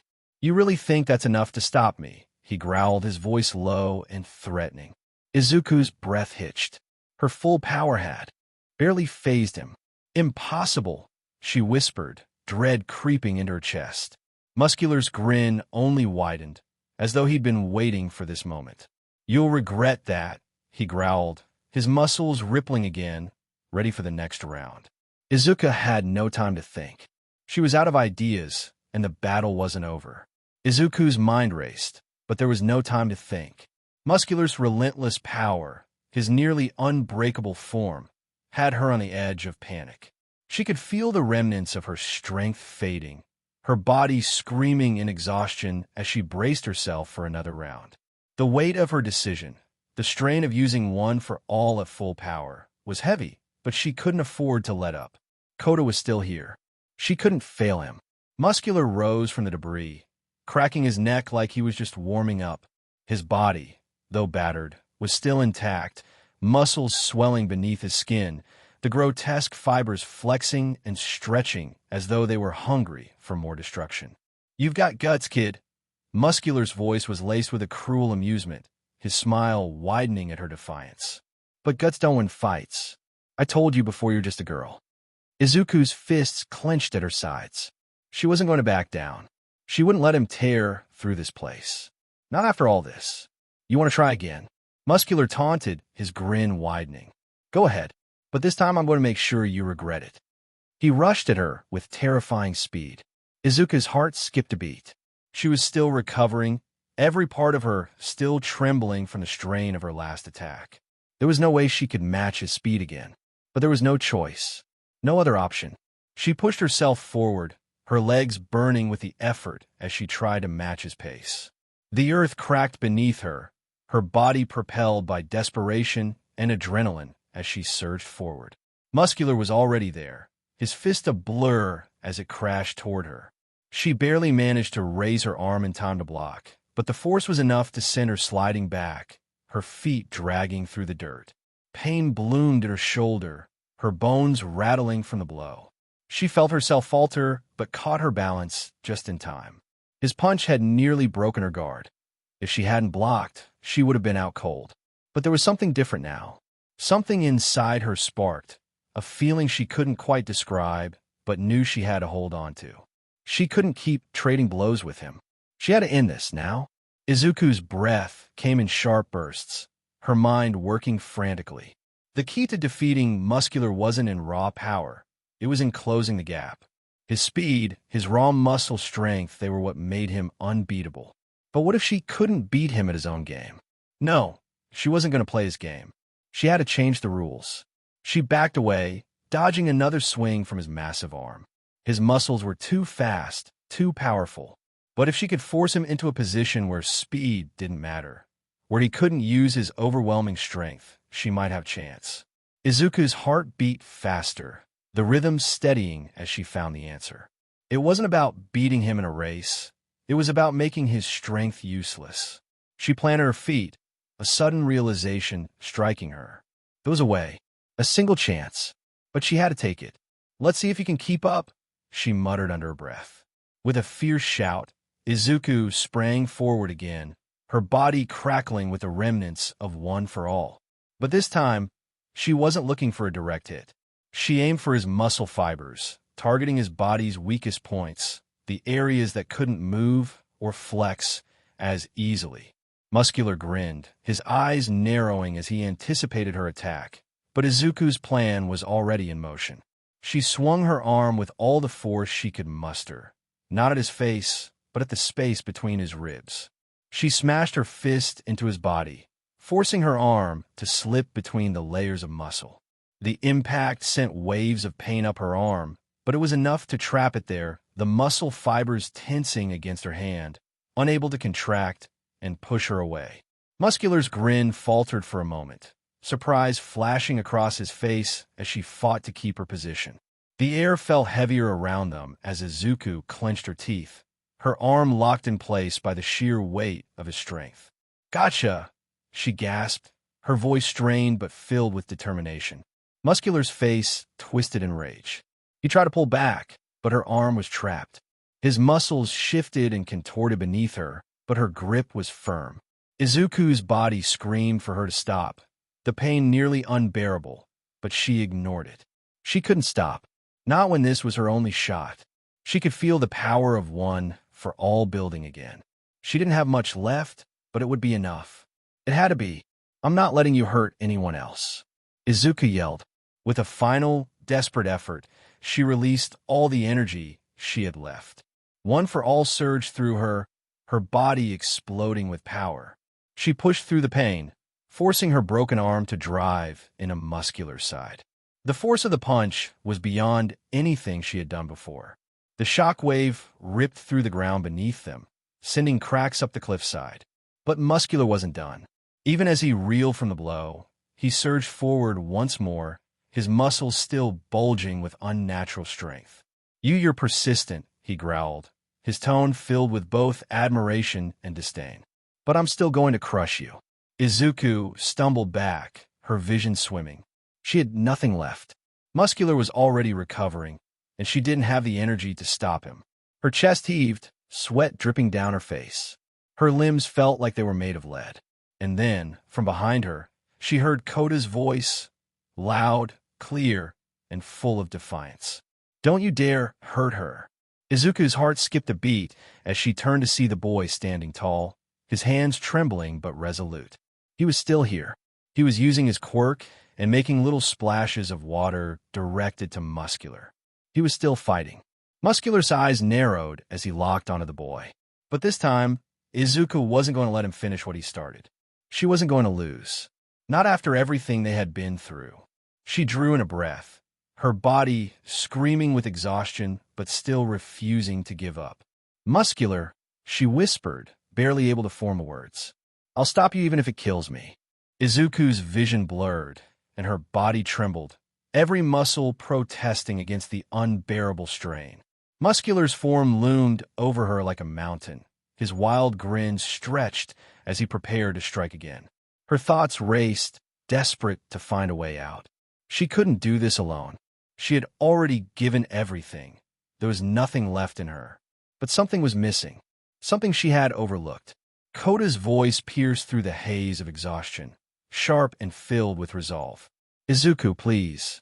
She could barely look back, but she felt the weight of his words, the strength behind them. The truth settled in her chest. She couldn't fail him. She couldn't. And then, as if something had clicked into place, Izuku felt a surge of power, a different kind of energy. It wasn't hers. It was something older, something far more ancient. A whisper in the back of her mind, soft at first, then clearer. "Izuku." Her heart skipped a beat. It wasn't her voice. Another voice, one she had never heard but somehow knew. A presence that felt familiar, yet distant. She fought to stay on her feet, but the world around her swayed. Muscular's hulking form moved again, preparing to crush her once more. And then it hit her. She wasn't alone. She was never alone. In a flash, her mind was flooded with images, faces she had never seen, yet somehow recognized. The past wielders of One for All, their voices, their thoughts, all of them reaching out to her now. Izuku's breath caught as the voice of the first wielder rang through her mind. "Izuku, you carry our strength. Use it now. With our power, you have the will to stand." And with that, Izuku's vision cleared. The weight of the past, the burden of One for All, surged through her, pushing her past her limits. She felt her body surge with new strength, energy flooding her limbs. She felt them, all of them, together, guiding her, pulling her forward. In that moment, she was not just Izuku Midoriya. She was the legacy of all the past wielders who had carried One for All before her. Their hope, their strength, their will to protect, all of it coursed through her. Muscular lunged at her again, his fist like a freight train. But this time, Izuku wasn't afraid. She planted her feet. Every muscle screamed in protest, but she ignored it. The power of One for All, unleashed in full, filled her veins, and she felt it everything. She lifted her broken arm, now crackling with an intense, unstoppable force. The strength in her bones was like nothing she had ever experienced, like she had become a storm, a force of nature that nothing could stand against. With a roar, she moved her arm forward. "I'll stop you." Detroit smash. She screamed, the words carrying every ounce of determination she had left. Her fist collided with Muscular's chest with a force that was more than a punch. It was a tidal wave of power. The impact was so intense that the air itself seemed to shudder. Muscular's eyes widened in disbelief as his body was sent flying backward, crashing into the rock face with enough force to shatter the stone. Izuku didn't stop. She didn't let up. She pushed herself forward, the power of One for All flowing through her, and with one final, deafening punch, she drove her fist into the villain's chest, her full strength exploding in a shockwave that tore through the cliffside. Muscular's massive body crumpled to the ground, the monstrous flexing of his muscles finally giving way under the force of her blow. The world around them fell into a stunned silence, broken only by the distant sound of rocks tumbling down the cliff. Izuku stood there, panting heavily, her body trembling with the aftershocks of the battle. She was exhausted, more than exhausted, but the victory was hers. Muscular lay unconscious, crumpled at the base of the cliff. For a moment, all Izuku could hear was the rapid beat of her heart in her ears, the buzzing in her head, the overwhelming feeling of something she had never experienced before: complete exhaustion, but also satisfaction. She glanced back to Kota, who stood frozen, wide-eyed, his chest rising and falling in quick breaths. "Izuku, you did it," he breathed, his voice thick with awe and disbelief. Izuku, still reeling from the immense power she had just tapped into, gave him a shaky smile, though she could barely hold herself upright. "I told you I'd protect you, didn't I?"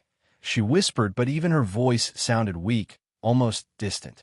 "My hero," Kota said as his eyes bursted with tears. She staggered slightly, her body too drained to keep her standing. But as she fell to her knees, the voice of the past wielders echoed once more in her mind, this time with a final, reassuring tone. "You have the strength to protect Izuku. Always." And with that, she allowed herself to collapse, her body giving in to the exhaustion that had built up over the course of the fight. The battle was over. They had won. The smoke stung her eyes. Izuku stood over Muscular's crumpled form, her chest heaving. The villain lay embedded in the cliffside, limbs slack, his grotesque muscle fibers deflating like torn rope. His artificial eye had popped loose in the impact, now cracked and lifeless in the dirt. But Izuku didn't relax. Her arm, broken and useless, hung limp at her side. Her breath came in ragged gasps. Every nerve screamed. But she wasn't done. Not yet. She turned to Kota, who was still staring at Muscular's body, frozen. His small fists were clenched, eyes wide in disbelief. "Izuku, he's out cold," she rasped, forcing strength into her voice. "He's not waking up anytime soon." She swallowed, pushing through the pain. "But this fight isn't over." Kota looked at her, confused. "I have to warn the others. Mr. Aizawa, Mandalay, the League is here for more than just destruction. That guy, he was looking for Bakugo." Kota's eyes widened, but Izuku didn't stop. "We can't drag him," she said, nodding at Muscular. "And we don't have time. But there's fire spreading, and I need your help." "And my help." She crouched, her voice soft but urgent. "You're Quirk. You're a water type, right? We needed to get out of here. You saved me once already. I need you to do it again." Kota stared at her for a long second, then nodded slowly. Izuku smiled just a little. "Good. Climb on." He clambered on her back, arms wrapping tightly around her neck. His grip trembled, but it was there. He trusted her. She winced, adjusting her balance, then turned toward the burning forest. "Hold on tight." And then she ran. The smoke curled through the trees, thick and stinging. Every breath burned. Every heartbeat echoed in her skull like a war drum.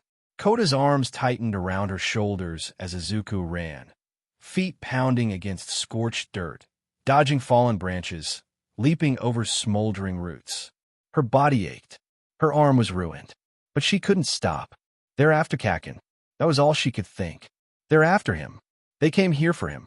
A shadow emerged through the haze ahead, tall, tense, familiar. She knew the posture instantly. "Aizawa-sensei," she cried. His head turned sharply. He saw her, bloody, bruised, coat on her back, and moved fast. "Izuku, what happened?" She didn't slow. She skid to a halt just in front of him, panting hard. "It's Muscular," she rasped. "I fought him. He's down, I think, for good. But he said something. He said they're here to take Kakin." Aizawa's eyes narrowed behind his goggles. "Bakugo." Izuku nodded, chest heaving. "He said his name specifically. They're targeting him." She turned, eyes burning with urgency. "We have to warn everyone. Please, You have to let them fight back. We don't have time to hold back anymore. A beat. Then Aizawa placed a firm hand on her shoulder. Relay that to Mandalay. Tell her, all students are authorized to engage. Permission granted. Izuku didn't waste a second. She turned and sprinted toward the ridge where she remembered seeing Mandalay earlier, lungs screaming, Kota clinging tightly to her back. Mandalay, she shouted the second she saw her. The pro-hero spun toward her, eyes wide. Midoriya, what? They're after Kaken. Izuku cried. Muscular said the League is here to take him. And Aizawa-sensei. He gave the order, tell everyone.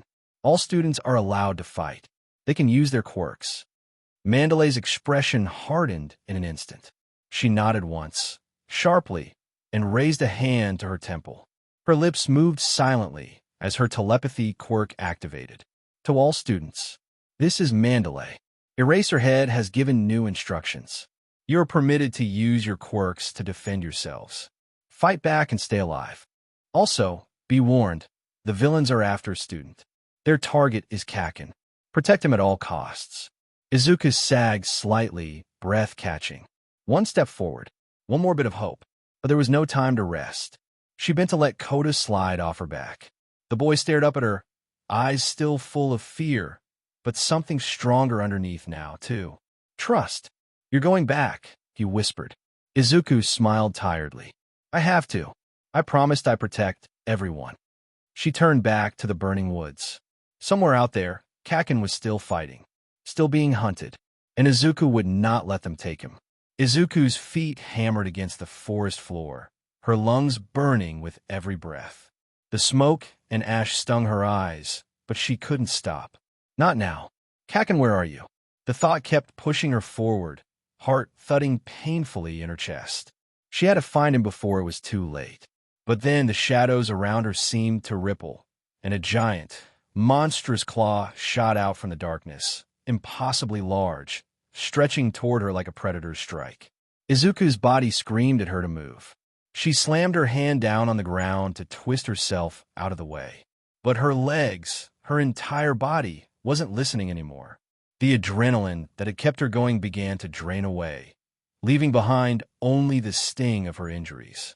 Her broken arm burned with every movement, and the rest of her body was racked with exhaustion.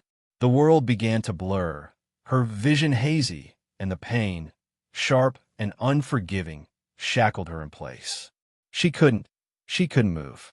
A scream tore from her throat, but it wasn't enough to stop the incoming strike. The claw was mere feet away, the shadows stretching toward her, the weight of it threatening to crush her. Then, whoosh, a sudden rush of wind. Mizo Shoji's arm shot out, extending into multiple thick limbs that caught the giant claw mid-swipe. With a grunt, he yanked the attack to the side, the force of his muscles straining under the weight of it. Midoriya. Shoji's voice was a sharp snap, full of urgency. You're hurt. You need to get out of here. Izuku gasped for air, her hands pressing against the dirt to try and push herself up. She could feel the pain in her arm, her side, every inch of her body screaming in protest. But she couldn't stay down. I have to. Shoji's expression softened as he stepped in front of her, blocking the remaining shadows. No, he said, voice firm. You've done enough. You can barely move.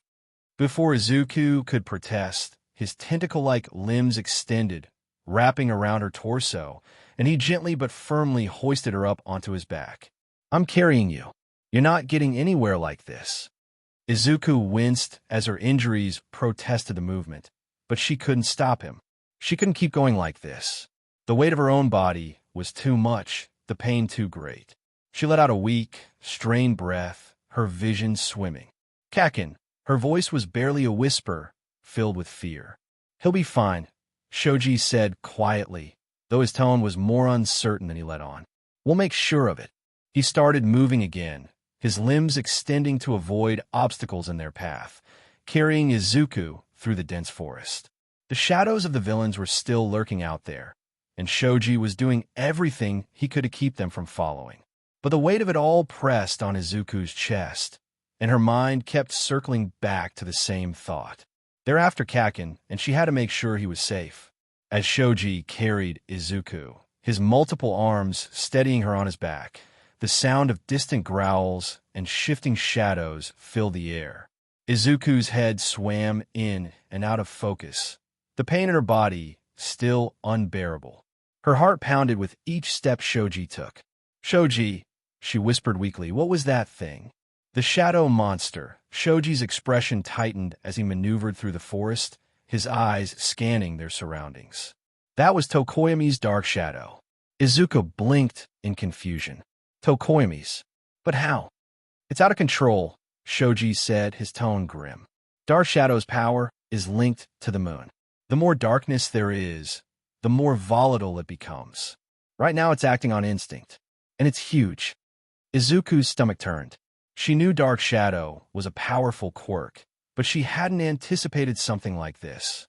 "Tokoyami, he can't control it," Izuku asked, trying to focus as she processed the information. "He can," Shoji replied, his voice low, "but not when it's this strong. It's too much for him. It's attacking anything and everything in its path." Izuku bit her lip, her thoughts racing. Tokoyami's Dark Shadow wasn't just a strong quirk. It was like a force of nature, an overwhelming power that could destroy everything in its way when it was pushed too far. She knew Tokoyami wasn't the type to give up, but if he couldn't control it, what would happen to him and everyone around him? "We need to get to him," Izuku muttered, the words a strained whisper. "If we don't stop Dark Shadow, it'll tear the whole forest apart." Shoji nodded, his face hardening. "I know. We'll find Tokoyami and help him. But first, we need to get you to safety." Izuku could feel the weight of their situation pressing on her. The others, Tokoyami, Kaken, they were all out there. And she wasn't sure how long any of them could last, especially with a rampaging Dark Shadow on the loose. But as Shoji's arms shifted and adjusted, carrying her with strength and purpose, she couldn't help but feel a spark of hope. "We're not done yet." Dark Shadow rampaged through the forest, knocking over trees with each swing of its massive claws. Izuku barely dodged one swipe, the wind from it crashing into her. Shoji grabbed her, pulling her behind a thick tree trunk just in time. The ground shook as Dark Shadow destroyed everything in its path. "Stay low," Shoji urged, keeping Izuku steady. Dark Shadow continued its relentless attack, tearing through the trees. Izuku's body ached, but she couldn't focus on her pain. Her mind raced between saving Bakugo or Tokoyami, but everything was happening too fast.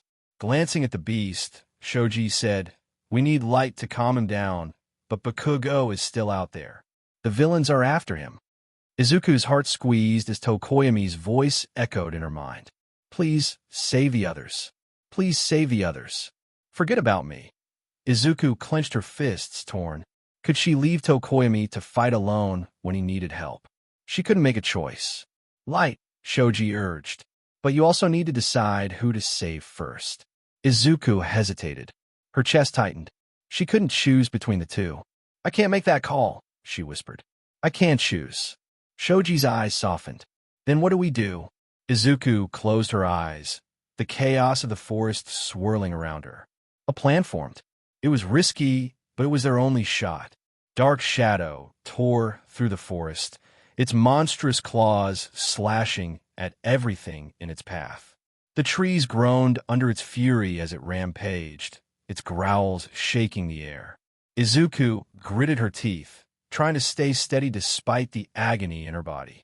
The pain from her earlier injuries was starting to catch up with her, but she couldn't let it stop her. Shoji pulled her behind a large tree as another swipe of Dark Shadow's claw missed them by inches. "It's getting worse," he muttered, his eyes fixed on the shadowy monster. "Fumicage's regret is feeding it, and it's out of control." Izuku nodded, sweat dripping down her face. She could feel Tokoyami's struggle, his pain, and it was feeding Dark Shadow's rage. She couldn't let this continue. "We need to stop this," Izuku said, voice tight with urgency. "But we can't just keep dodging forever. We need a distraction." Shoji looked at her, understanding instantly. "You're thinking what I'm thinking." Izuku nodded, eyes steely. "I need you to use your quirk." Create duplicate arms to distract Dark Shadow, so we can get past him. We'll find Bakugo. Shoji immediately got to work, his body shifting as several duplicate arms sprouted from his back and sides.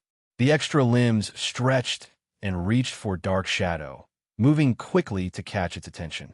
It worked. The shadow monster swung wildly, trying to lash out at the extra limbs, leaving an opening for Izuku and Shoji to move. Now, Izuku shouted, pushing herself to her feet. Let's go find Kaken. Shoji nodded, moving beside her, his arms still fighting off Dark Shadow. I've got your back. Let's go. With the distraction in place, they sprinted toward the area where Bakugo was last seen. The forest blurred past them, but Izuku's focus was sharp. Kaken had to be close. They had to get to him before the villains did.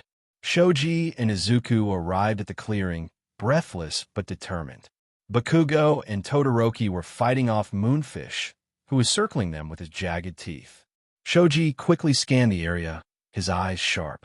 Todoroki, Kaken, use your quirks. We need light to calm Dark Shadow down. Before either of them could respond, a chilling sound pierced the air. A jagged tooth flew at them with deadly precision, but before it could reach its mark, Dark Shadow's massive claw slammed down, crushing Moonfish's attack. The forest shook as the shadow beast tore through the ground, swiping at Moonfish with overwhelming force. Bakugo and Todoroki froze in shock, staring at the destruction. Izuku's plan had worked. She had lured Dark Shadow to their location by creating decoys with Shoji's replicant arms. Izuku let out a breath of relief, her heart pounding. Kaken, I don't have to choose. I can save everyone. Bakugo and Todoroki were still processing the turn of events. Shoji spoke up, urgency in his voice. Use your quirks to make light. We need to calm him down. Bakugo's eyes narrowed, but before Todoroki could act, Bakugo held up a hand, signaling for him to wait. Moonfish, enraged by his failed attack, regained his footing, his grotesque teeth snapping as he shouted, "Only I get to hurt the kids." He lunged at Dark Shadow, teeth gnashing, but the shadow creature didn't even flinch. Dark Shadow grabbed Moonfish in its massive claw, squeezing tightly. With one savage motion, it smashed Moonfish through several trees, leaving the villain battered and incapacitated. Izuku's eyes widened in shock as Moonfish was discarded like a rag doll, thrown into the forest with brutal force. With Moonfish defeated, Bakugo and Todoroki wasted no time. Using their quirks in unison, Bakugo's explosion and Todoroki's ice bathed the area in blinding light, and slowly, Dark Shadow began to shrink. The immense, shadowy mass retracted back into Fumikage, who collapsed to the ground, breathing heavily but regaining control. Izuku breathed a sigh of relief as Dark Shadow returned to its dormant form. We did it. We saved him. Fumikage took a shaky breath, his body still tense as he stood up. Thank you, Bakugo, Todoroki. I'm sorry for what happened, he said, his voice quiet, full of remorse. Bakugo grunted but gave a small nod of acknowledgement. Todoroki, still focused but calm, gave Fumikage a reassuring glance. You don't need to apologize. It's over now. Shoji smiled, relieved that Fumikage was back in control. Yeah, it's good to see you're okay. We were all worried for a bit there.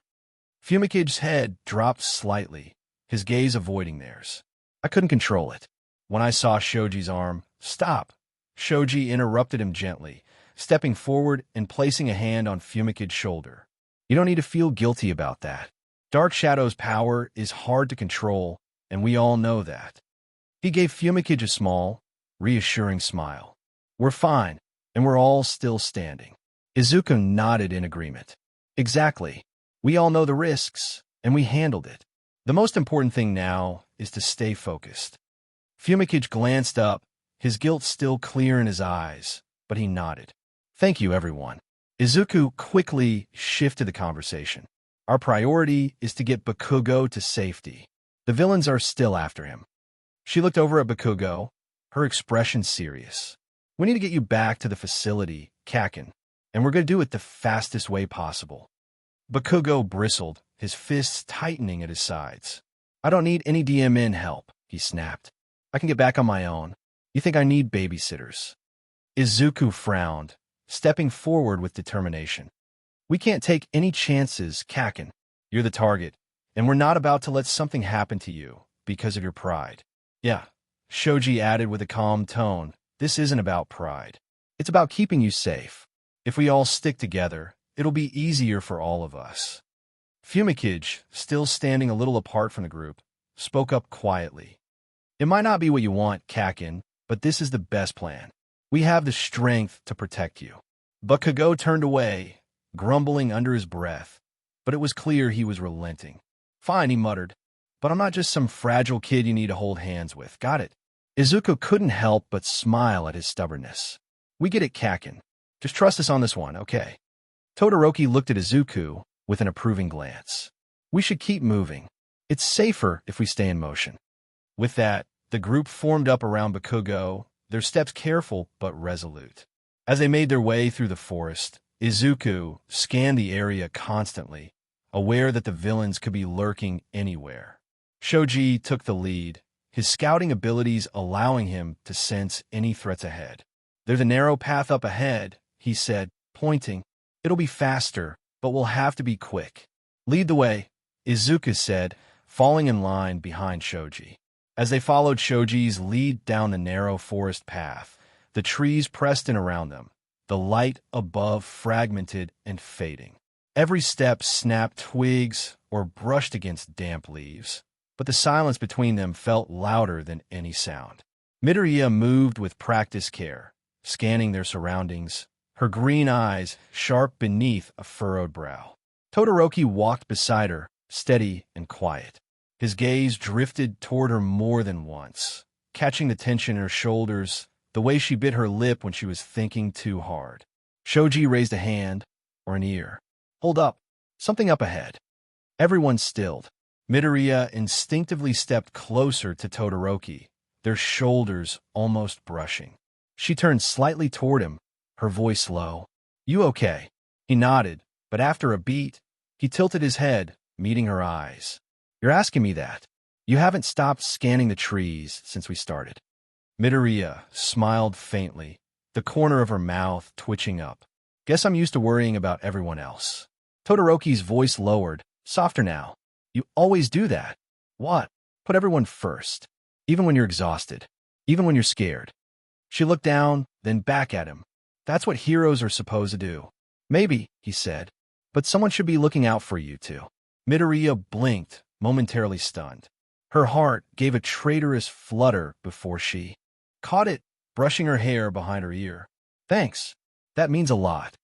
Todoroki glanced away, as if realizing what he'd just said, but he didn't take it back. Shoji waved them forward again.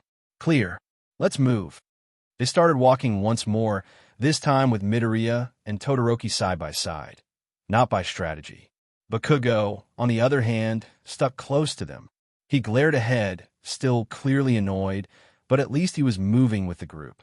Noticing Icy Hot getting giggly with Deku. If anything happens to me, I'll make sure you all regret it, he muttered, half under his breath. Todoroki, walking beside him, shot him a sidelong glance. That's not exactly reassuring, Bakugo. Shut it. Ice nerd, Bakugo snapped, but there was less fire in his voice than usual. He seemed to trust the others in his own way, even if he didn't want to admit it. Izuku let out a soft chuckle, glancing at Shoji. We've got this. No matter what, we'll get him to safety. Shoji nodded. Yeah, we've all got each other's backs. Fumikage, walking quietly behind them, watched the group with a quiet sense of gratitude. We'll make it back together, he said softly. Izuku's resolve hardened as she kept scanning the surroundings. The villains would be relentless. But with all of them working together, nothing would stop them from protecting each other. Let's stick close, she said firmly. We're not letting anything happen to you, Kaken. Bakugo scowled, but a glint of something softer, perhaps appreciation, flashed in his eyes for just a moment before he turned away again. Yeah, just don't slow me down. And so, with their paths aligned, the Bakugo SCRT squad continued forward, their eyes set on the safety of the facility, knowing the worst was far from over. but also knowing they wouldn't let anything tear them apart. As the Bakugo SCRT team continued their route through the forest, they suddenly stumbled upon Achiko and Th. The two were standing together, looking relieved but tense, and it wasn't long before they noticed the group's arrival. Achiko blinked in surprise, her gaze shifting between Shoji, Todoroki, and Izuku. "You all made it?" she asked, a hint of relief in her voice. Before anyone could answer, the scene was interrupted by a sudden movement. Himiko Toga, with BLD still staining her hands, stood by Achiko. She had been draining the Gravity Girl's BLD, but stopped abruptly, eyes narrowing at the sight of the approaching group. With a quick motion, she pushed Achiko aside, as if she no longer had time to waste on her. Toga's gaze flickered across the group, lingering a moment on Izuku, before her face flushed a soft pink. She quickly looked away, clearly embarrassed by the sudden shift in attention. "TCH, too many of you. This isn't my fight," she muttered, turning away, ready to retreat. "Achiko," Izuku called, moving forward to reach her, but Toga had already darted into the trees. "Wait, she's escaping," Izuku shouted, but Tsuyu quickly blocked his path. "No," Tsuyu said firmly. "Her quirk is too dangerous right now. We don't know what she's capable of if we push her." Izuku hesitated, nodding reluctantly. "Right, we'll let her go for now." He turned to see Achiko, who had scrambled to her feet. "Are you all right?"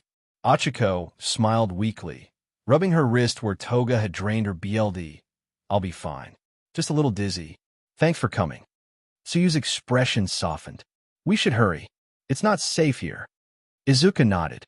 "We can't waste any more time. We need to get you two back to the facility. The more people we have, the better we'll be able to protect everyone."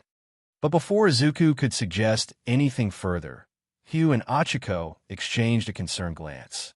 "Wait," Achiko began, her voice trembling. "Where's Bakugo?"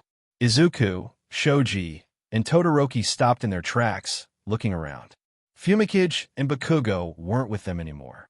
Izuku's stomach tightened. Nowhere did they go. Suddenly, a shadow loomed above them. A masked figure, perched high on a tree branch, surveyed the group with a smirk.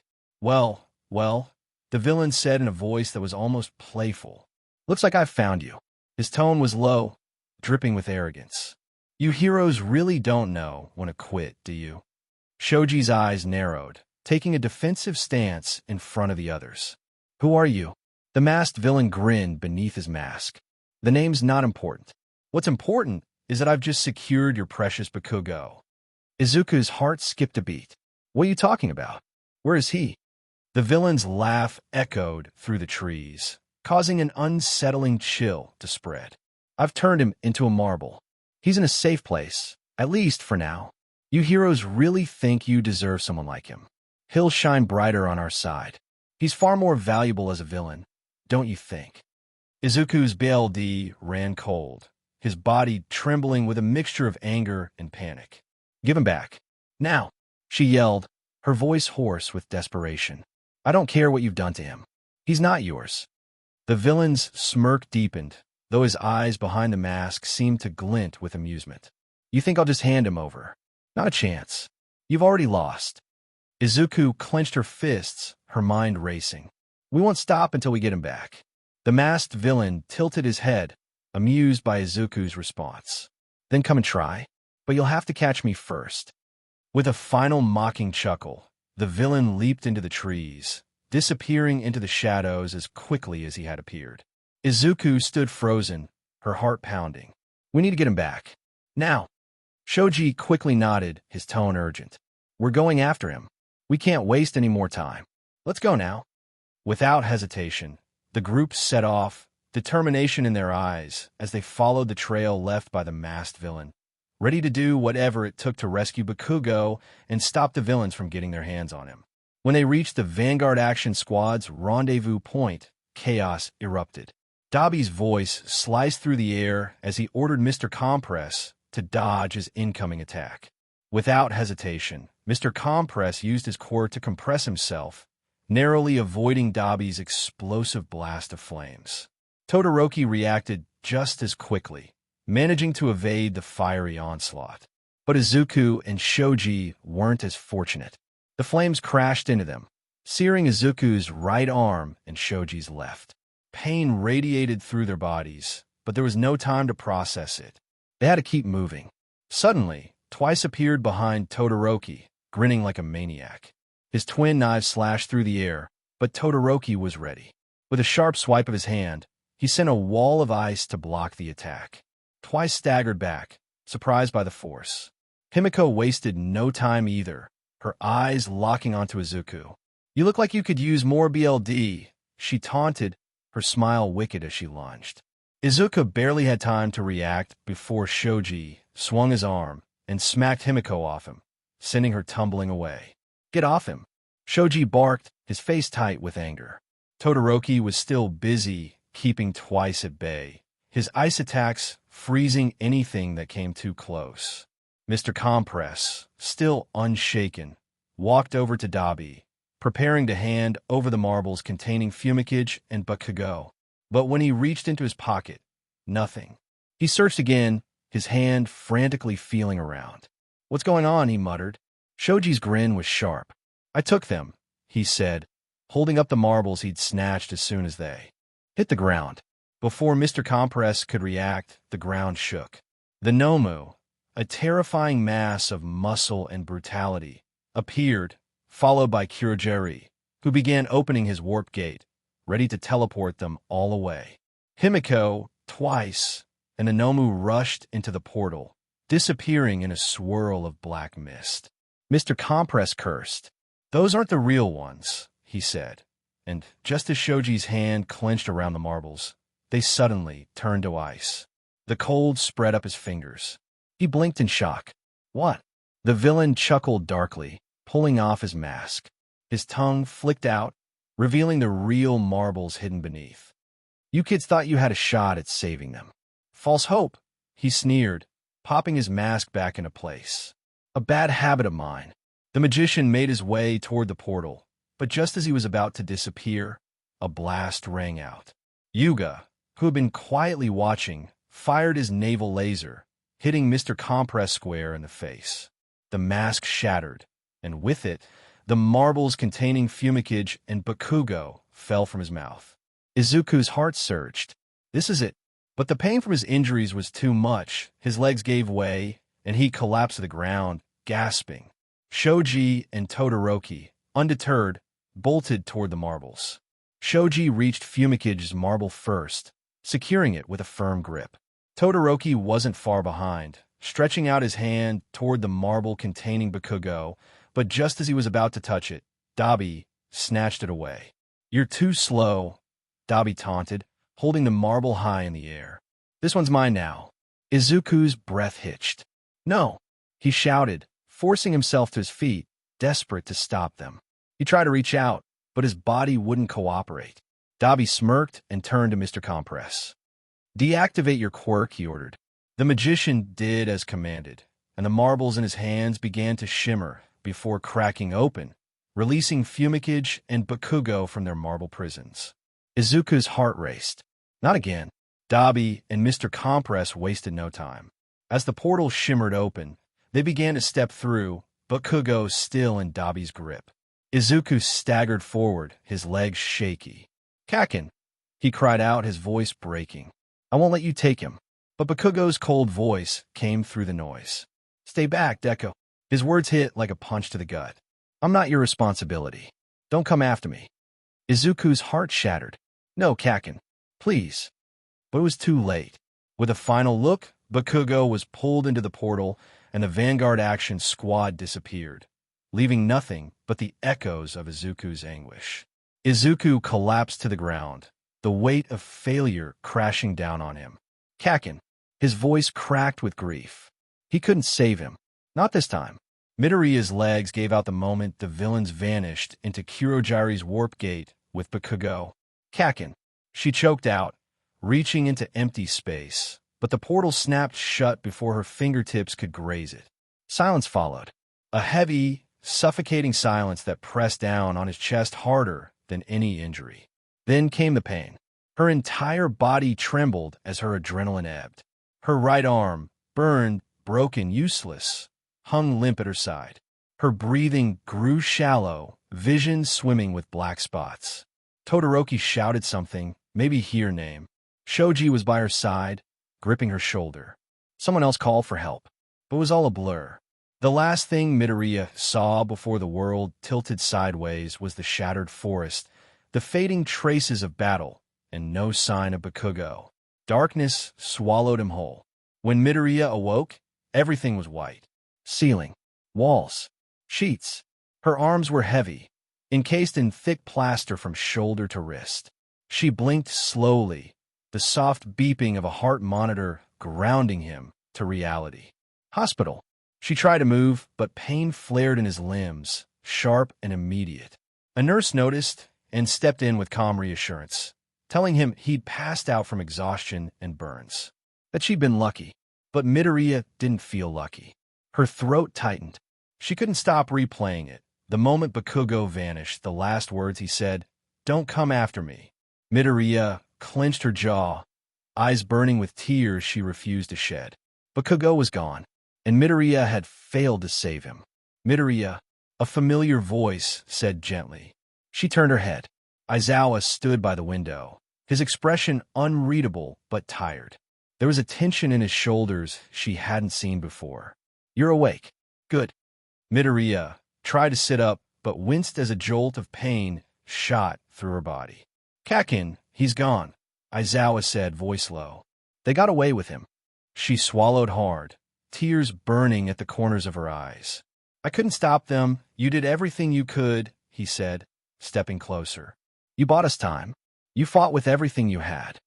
Midoriya clenched her jaw, her fingers twitching against the casts. But it wasn't enough. Aizawa didn't argue. He just stood there, silently watching over her like a shadow. Because even if the fight was over for now, the war was far from done. Midoriya sank back against the pillows, the hospital sheets scratchy against her skin. The sharp scent of antiseptic clung to the air, mixing with the dull ache thudding through her ribs and limbs. Her breath came shallow, more from the weight in her chest than the injuries. Kakin was gone. The thought looped endlessly in her head, louder than the beep of the heart monitor. She replayed the moment over and over, the explosion of light, the crack of impact, his scream, the way her fingers had just brushed his hand before he was torn away. Her fists trembled, tight around nothing. It wasn't fair. He'd been right there. Midoriya stared at the ceiling, blinking through the blur in her vision. She could still feel the raw heat of her power raging, the way her bones had cracked and skin had split to keep fighting. It hadn't been enough. She hadn't been enough. She wasn't All Might. She wasn't even close. The door clicked, breaking the silence. Midoriya wiped at her face just as the footsteps entered, soft, hesitant. Voices murmured outside. Her classmates. She didn't know what she'd say to them. Would they blame her? No, they wouldn't. Not them. Not Ida, who always believed in doing what was right. Not Uraraka, who cried when strangers were hurt. Not Todoroki, who never said much but always saw everything. Still, shame burned hot under her skin. She turned her face toward the window again, jaw clenched, holding herself together by a thread. Let them come. She'd face them. Because if she couldn't bring Kakin back yet, she'd at least be strong enough to carry the guilt. She had to be. The door creaked open. Midoriya. Uraraka's voice was soft, laced with worry. "Can we come in?" Midoriya turned back to the room, blinking the last of the tears away. She nodded weakly, her throat too tight for words. Uraraka stepped in first, followed by Ida, Todoroki, and Kirishima. They looked exhausted. Mud still clung to their boots, and there were bandages wrapped around arms and foreheads. No one came out of that fight clean. "Are you okay?" Uraraka asked, taking a tentative step closer. You scared us." Midoriya managed a small, crooked smile. "I've been better." "That's understandable," Todoroki said, his voice low. His eyes lingered on the casts covering her arms. "But you're alive. That's what matters right now." "I was so sure," Kirishima started, then trailed off. He sat on the edge of the chair beside her hospital bed, elbows resting. On his knees, hands clasped tight. "I thought if I trained hard enough, If I got stronger, they wouldn't need to leave me behind. Midoriya watched him quietly, her body still sore beneath the sheets. You weren't left behind, she said softly. Kirishima let out a breath, eyes still on the floor. Felt like it. You went out there, risked everything to bring him back. And me, I was stuck in a classroom while my friends were fighting. Midoriya's fingers curled gently into the blanket. It wasn't about who was strong enough. We were all just desperate and scared. You would have come if you could. I know that. He finally looked up at her, guilt etched into his expression. But you got hurt. If I'd been there, you couldn't have changed what happened, she interrupted, her voice firm despite the whisper.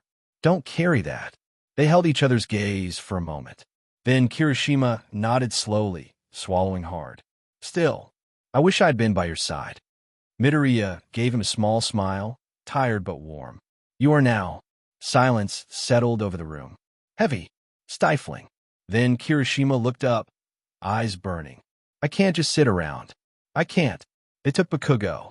And the pros, they're planning and talking and being all careful, but we don't have time. What if they move him? What if something happens before they act? Kirishima, Midoriya said, alarm rising. I'm going to save him, he said firmly. I don't care if I'm just a student. He's our friend. We've trained for this. We can do this. Kirishima, be rational. Ida interjected, stepping forward, his expression taut. We are not in the position to take such reckless action. Our duty now is to recover and support the professionals.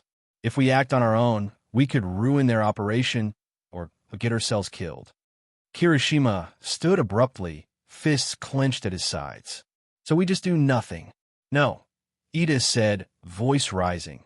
We do what we're supposed to do. We trust our teachers. We trust the pros. Charging in blind is exactly the kind of thinking that will get us all hurt. Before anyone could respond, the door swung open again. A woman in a white coat stepped in, clipboard in hand. Apologies for the interruption, the doctor said briskly. Miss Midoriya, it's time for your medical exam. We'll need the room. Midoriya glanced between her friends, torn by their words, their fear, their determination.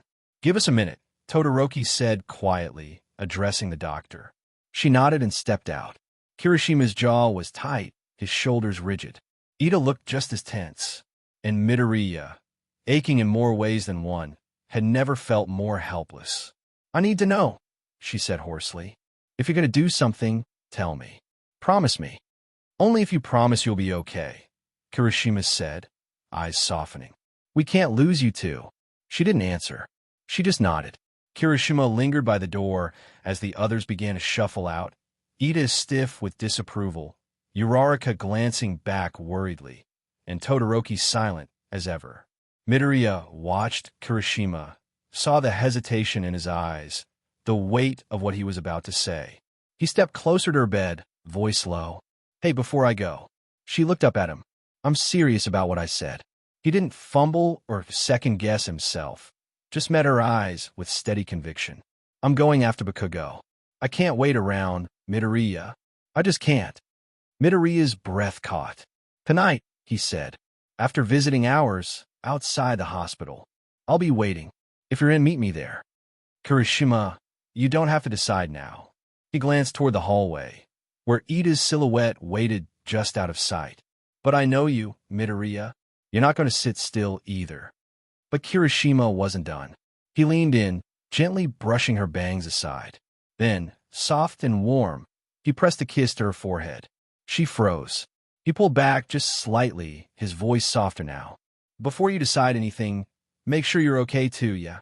He offered her a half-smile, tired but unshaken. You fought like hell for him. Let's finish what you started. Then he turned and left, boots echoing softly against the tile.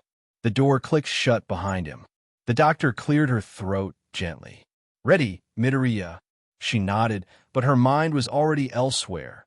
Heart thudding, torn between duty and instinct, pain and loyalty. Because if there was one thing stronger than her fear, it was the promise she'd made to never leave anyone behind. The exam was long. Probes, lights, reflex tests, murmurs between doctors just out of earshot. Midoriya endured it all with quiet patience, barely flinching at the sharp pinpricks of sensation, the cold instruments against bruised skin. By late afternoon, they told her what she already knew.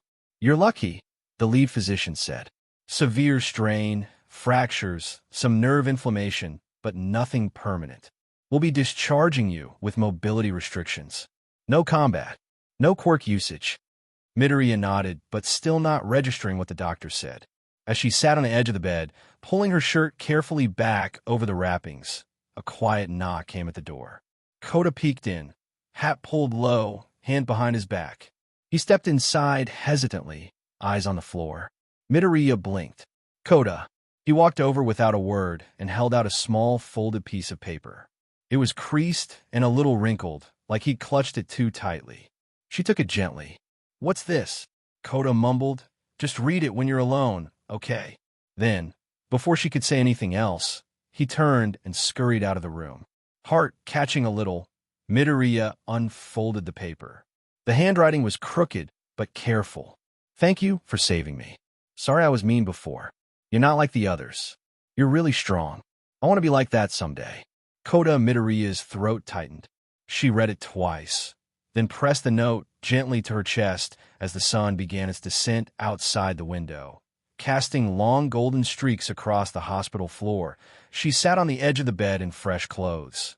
Her hospital gown, replaced by a hoodie and loose pants Todoroki had quietly left behind. She pulled out her phone with trembling fingers and hit the first number on her list. It rang twice. "Izuku." Her mother's voice burst through the speaker, breathless. "Oh my God, I've been trying to get through the news. Are you—" "I'm okay, Mom," Midoriya said quickly, swallowing the lump in her throat. "I'm really sore, but I'm okay. I'm being discharged now." There was silence on the other end, and then the quiet sound of her mother trying not to cry. "I was so scared," Inko whispered. "I saw what happened on TV, and they wouldn't tell us anything, I know. I'm sorry." Midoriya's voice cracked. I didn't want you to worry even more. I promise I'll come home soon. Just not tonight, okay?" "Izuku," her mother began, but Midoriya gently cut her off. "There's something I need to do." A pause. Then, quietly, "Just please be careful." "I will. I love you." "I love you too, sweetie. So much." The call ended.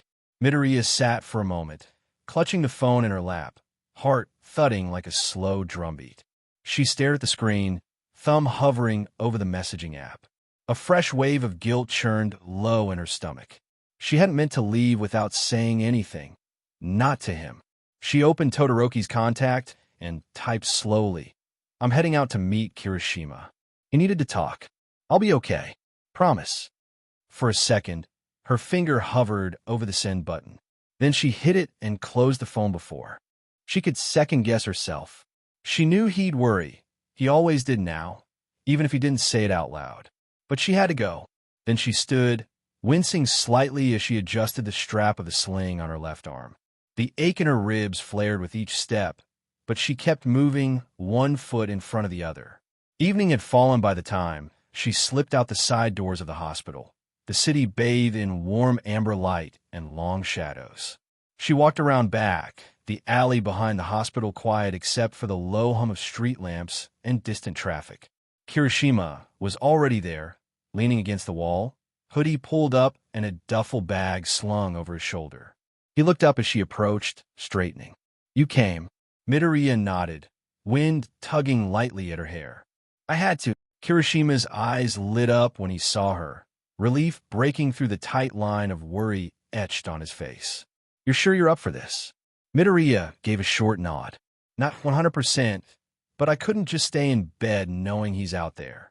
Before either of them could say more, a calm voice cut through the evening air. "You shouldn't go alone." They turned to see Ozu stepping out from behind a nearby pillar, her silhouette elegant and composed in the lamplight.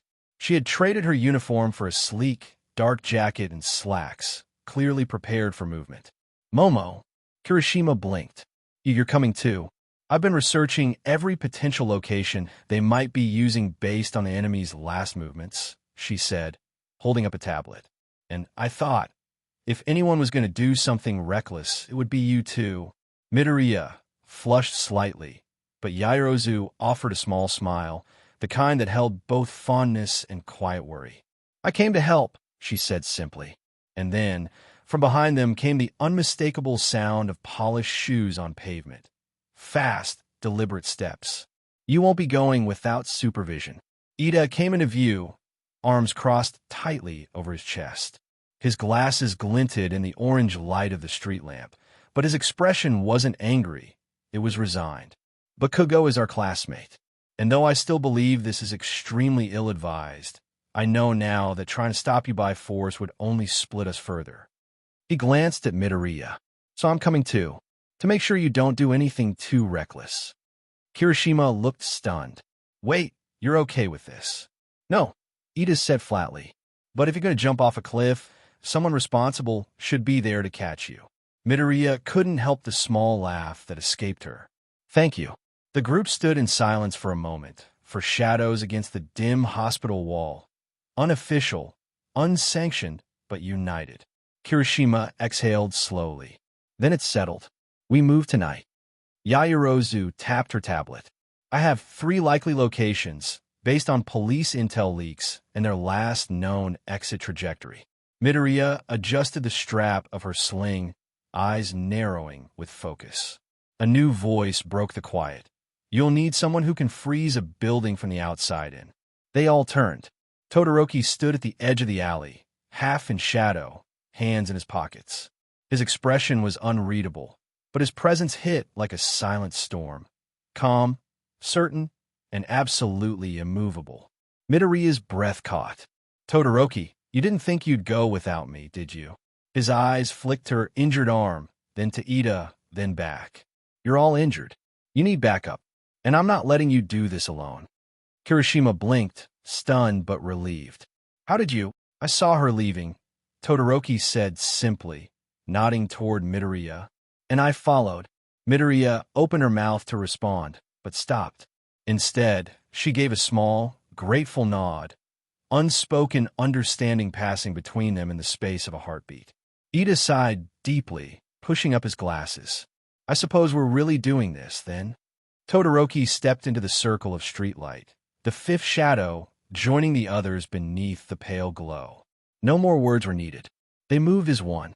The city lights cast a restless glow over the streets as the group moved through the crowds, their mission heavy on their shoulders. After slipping off the last train, they paused in a quiet corner near a convenience store, tucked between vending machines and the soft buzz of neon signs. Yaoyorozu checked the time. "We have about 30 minutes before we head toward the first location." "Let's stay sharp," Ida said. "We still have time to revise the approach if necessary." "Hold on," Midoriya murmured, her eyes catching on the small television screen mounted above the store entrance. The others turned as the screen flickered to a live press conference. The camera focused on a podium with a banner behind it. Standing there, tired, composed, was Principal Nizu, flanked by Eraserhead and Vlad King. The city had been demanding answers, and now they were getting them. "We can now confirm that during the recent training incident, a small group of villains successfully infiltrated the perimeter," Nizu was saying, voice calm but firm. "One of our students, Katsuki Bakugo, was taken in the chaos." Vlad King stepped forward, his face grave. "We want to make it absolutely clear the students fought valiantly and protected their classmates to the best of their ability. The situation escalated beyond anything we expected. The fault lies with us, not with the students." Eraserhead took the mic next, his voice low and cutting through the silence. "A rescue operation is underway by the heroes. The students are not to pursue this on their own. Any further action taken without authorization will endanger more lives." The camera zoomed slightly on his face, dark circles beneath his eyes, jaw tight with restrained fury. Kirishima lowered his head, jaw clenched. "They're trying to protect us," Midoriya murmured, her fingers curled into her sleeves. "They're doing what they have to," Yaoyorozu said quietly. "And so are we." Ida looked between them all. "Let's be clear. We are not fighting. If we engage, we fail. If we're caught, we compromise Bakugo's safety and our own." Kirishima nodded, slowly this time. "I know. I need to see him safe. That's all." Then let's do this smart, Midoriya said, pulling up her hood. We move silent. We don't draw attention. We get in and out. They resumed their walk through the city until the bright chaos of Don Quixote loomed ahead of them like a glowing beacon of excess. Disguises, Rosa said, already striding toward the doors. At checkout, Kirishima looked around at the group. We look like 5 weirdos sneaking out of a manga. I prefer the term urban shadows, Yaozu replied dryly. Todoroki adjusted the brim of his hat and looked down at the all-black hoodie, oversized sunglasses, and patterned scarf Midoriya had tossed him earlier. I look like someone trying very hard not to be recognized. You're doing great, Midoriya said with a smile that didn't quite reach her eyes. Midoriya's heart beat faster as she looked at the people around her. Not soldiers, not licensed heroes, just friends, risking everything for one of their own. No fights, no mistakes, she whispered. Just a rescue, Kirishima said, tightening his grip on the strap of his duffel. Let's bring him home, Ida finished, adjusting his glasses. And with that, they disappeared into the city's undercurrent. The city felt different at night, sharper, heavier. Every light cast a deeper shadow, and every footstep echoed, just a little louder. Midoriya walked with the others in silence, the sounds of the world muffled by the hood of her sweater and the mask covering her face. Her thoughts buzzed louder than the neon signs above. Kakin, trapped, alone. They had to get to him before it was too late. Their disguises did the job. No one looked twice at them. Just 4 figures moving through the crowd, heads down, quiet. Yaozu led the way with her tablet clutched in one hand, the GPS marked with the first potential location, an abandoned industrial building just a few blocks ahead. As they turned off the main road, the space tightened around them. They passed through a rusted gate and slipped into a narrow service alley, so narrow the brick walls on either side nearly brushed their shoulders. Midoriya followed behind Ida, the sharp scent of damp concrete filling her nose. The alley got tighter with every step, forcing them to go single file. She shifted sideways, trying to wedge through without bumping into the walls, and failed. Her chest pressed awkwardly against the cold brick. She let out a strained grunt, stumbling slightly. Kirishima, just ahead, glanced back. You okay? Ugh, yeah, Midoriya muttered, face burning behind her mask. It's just, this body is way harder to move around in. My bub and my, she winced as her backside caught on a pipe, but are making it seriously difficult to squeeze through. Kirishima snorted, trying and failing to hold back a laugh. You said it, not me. Shut up, she grumbled, twisting sideways with a grunt, and finally breaking free of the tightest part. God, how do girls do this? Yaozu, now waiting at the end of the alley with Ida, raised an eyebrow. Some of us were born with spatial awareness, Midoriya. Midoriya groaned. Remind me to add this to my combat training notes. Unexpected body-related stealth complications. You're adapting quickly, Ida offered in his usual serious tone, though the edge of his mouth twitched slightly with amusement. Adapting isn't the same as thriving, she muttered, dusting herself off as they regrouped. Still, despite the awkwardness, the pinch of pain in her ribs, and the heat crawling up her neck, she was glad to be here. Moving, trying, fighting in her own way. She glanced at the dark building ahead, the first possible hideout. Focus. The joking stopped. The mission began. The building loomed ahead like a dead thing, squat and silent at the end of the alley. Its windows were boarded over, its gates rusted shut. Midoriya stared at it from the shadows of a crumbling fence, her breath misting in the cool air. They crouched behind a low stack of crates, the silence between them taut with tension. This is the first spot, Yaozu whispered, checking her tablet. Everything lines up. Old records show it was owned by a shell company connected to known villain activity. No registered occupants for years. Too quiet, Kirishima muttered. Makes my skin itch. We'll need confirmation before we act, Ida said, adjusting his mask. And we can't risk getting close.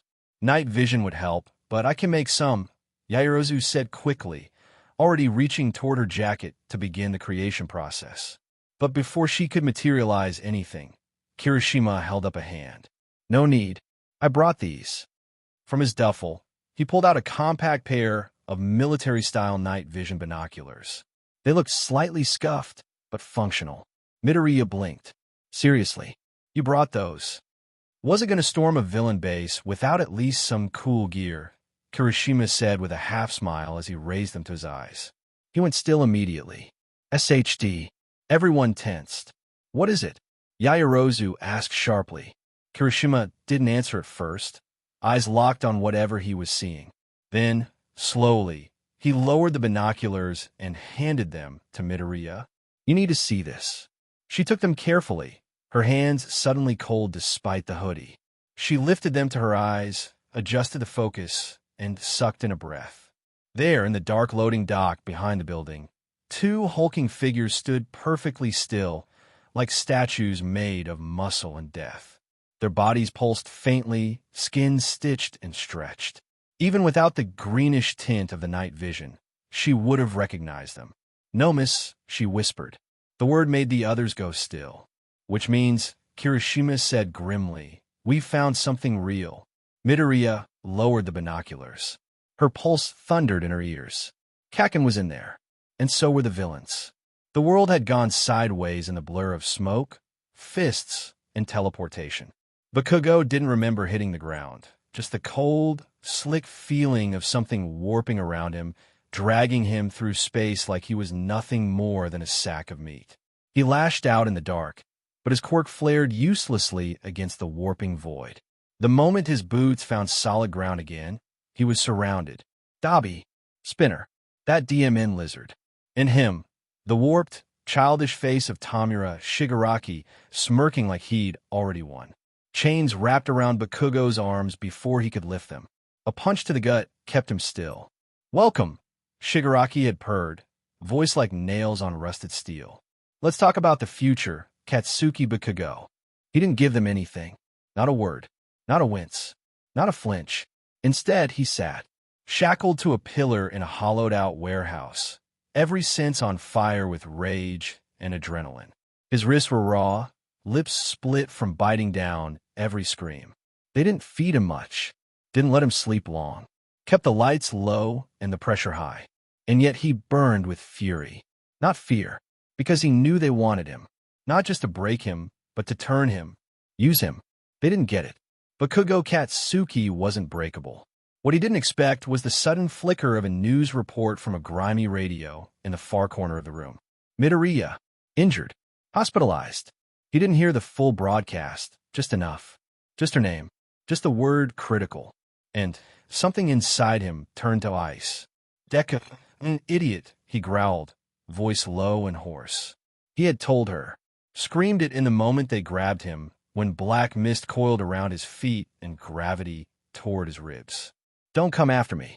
Not just because he didn't want to be rescued, especially not by her, not by Deku, not when she'd already gotten stronger, already started to outrun him in ways he hated to admit, but because seeing her on that hospital bed, bandaged and weak because of him, no, he didn't need saving.